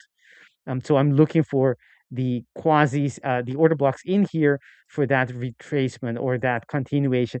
There wasn't any because there isn't. This is not an entry order block to me, but you can see that the market sometimes, there isn't any order block, and it still uses that pattern. It's not always as perfect, but it uses it all the time. All right, that's it. Samir, do you have a before we finish our stream today? Awesome, we had Saul with us today, trading, getting those TPs in. Any trades? Are you looking for a trade on US 30 or some other assets before we All right, sign off? I just shorted US 30 based on the Fibonacci and was an aggressive momentum to the upside. But now we are just breaking this pattern, and I think we can continue bullish. Stop loss can be below the VWAP, and target always I go for 1-to-1 if I talk about when I'm trading this breakout strategy. And Rich gave me that 5K account, and one thing I realized after trading that is the bootcamp account is really good because I think the leverage is 1:20. Correct me if I'm wrong, or maybe 1:50, but it is lower than the high stake leverage. So you cannot really open a big position size, which will make your risk management better in some way. Because of course it was a 5K account. To me, the value of 5K account is not that much. So I was risking almost like 2% or something like that, $100 per position. But in some cases, I was not able to open that position. So I was bound to take small position size because of the stop loss placement and all the things. So I think if you're a beginner trader, you should get the bootcamp account because of the low leverage, and it really is amazing thing. It allows you to control your risk because you cannot open a very big position size that will turn in your favor. So I think everyone, if you are struggling to pass the high stake account, please try the bootcamp account once, because I have realized this thing. As you cannot open the big position size, your losses will be in control, considering the fact you are using the decent size stop loss. Of course, if you're not using the stop loss, or you are doing that kind of practices, you are going to blow the account. But if you are an actual trader and you are using the stop loss and you know how to calculate position size in a better way, you are using a fixed risk, I think the bootcamp really is amazing. So I haven't really tried it, but the psychological part, I came to know about it now. So I think you guys should try the bootcamp account if you are struggling with the high stake account. Because I know in high stake you can open big position size, and even a slight change in price can blow your account. So maybe try the bootcamp account. But here, USDT is going to the upside. This pattern is really good. And let me pull out my 200 EMA. Okay, we are bullish here. 15-minute, we are already bullish. And 5-minute, I think 5-minute also is bullish. Yes, I do think we can see the breakout of this high. Is this the all-time high? No, we still are having the room. So I think today we can break out of this level, and this can be the initiation of the move. As my pattern is showing me that I should enter buys here. So I just took a buy here. As I passed that bootcamp account, so I put it a risk here. My risk is around, I think I should risk here. My stop loss should be somewhere around here. Maybe let's go to the 5-minute time frame. I can even keep a safer stop loss here, 200 points for 200 points. So that is it from trading side and psychological part. As I mentioned, bootcamp is a really amazing opportunity. You should give it a try. And for a lovely Indian audience, we do have our Telegram community. We have our dedicated YouTube channel also for our Indian community. So make sure you are subscribed to our community also, YouTube channel and Telegram also. And you're following the Instagram page as well. And if you are from other part of the world, this is the main channel. Make sure you are subscribed to this so that we can bring these type of valuable content. Today, the CEO of The 5ers was with you. You was having amazing opportunity to ask anything. Of course, should be a valid question. You should not ask any tricky thing. But anyways, we are almost actually we are at the end of our stream. So it was a Yes, lovely we are. session. Yeah, it was lovely session, and thank you to Victor also, and to Saul also, and to The 5ers also for giving us this opportunity so that we guys are doing this live stream for you guys. So make sure you are supporting us. So with that being said, guys, I will see you tomorrow. And again, guys, thank you so much to me. Uh, Thank you so much for tuning in this live stream. It really means a lot to us and it really means a lot to me. So I'll see you tomorrow, guys. We will see you Perfect. tomorrow. Perfect, Yes. Samir. Yes, we have later on, we have a Discord session in about 40-45 minutes. Everyone is invited to join. We will be discussing everything around trading, not only on the charts, but as well as what you can do to improve your performance in inside or on the chart as well as off the charts. Thank you all for watching, and be safe in the sense of the market is very volatile. There's big news coming out, very positive, but I mean that can change quickly, right? The market been expanding, the volatility is high, the ranges are bigger, so keep that in mind. That's it for today, and see you guys tomorrow again here from the 5ers. We wish you a very, very pleasant day. Goodbye.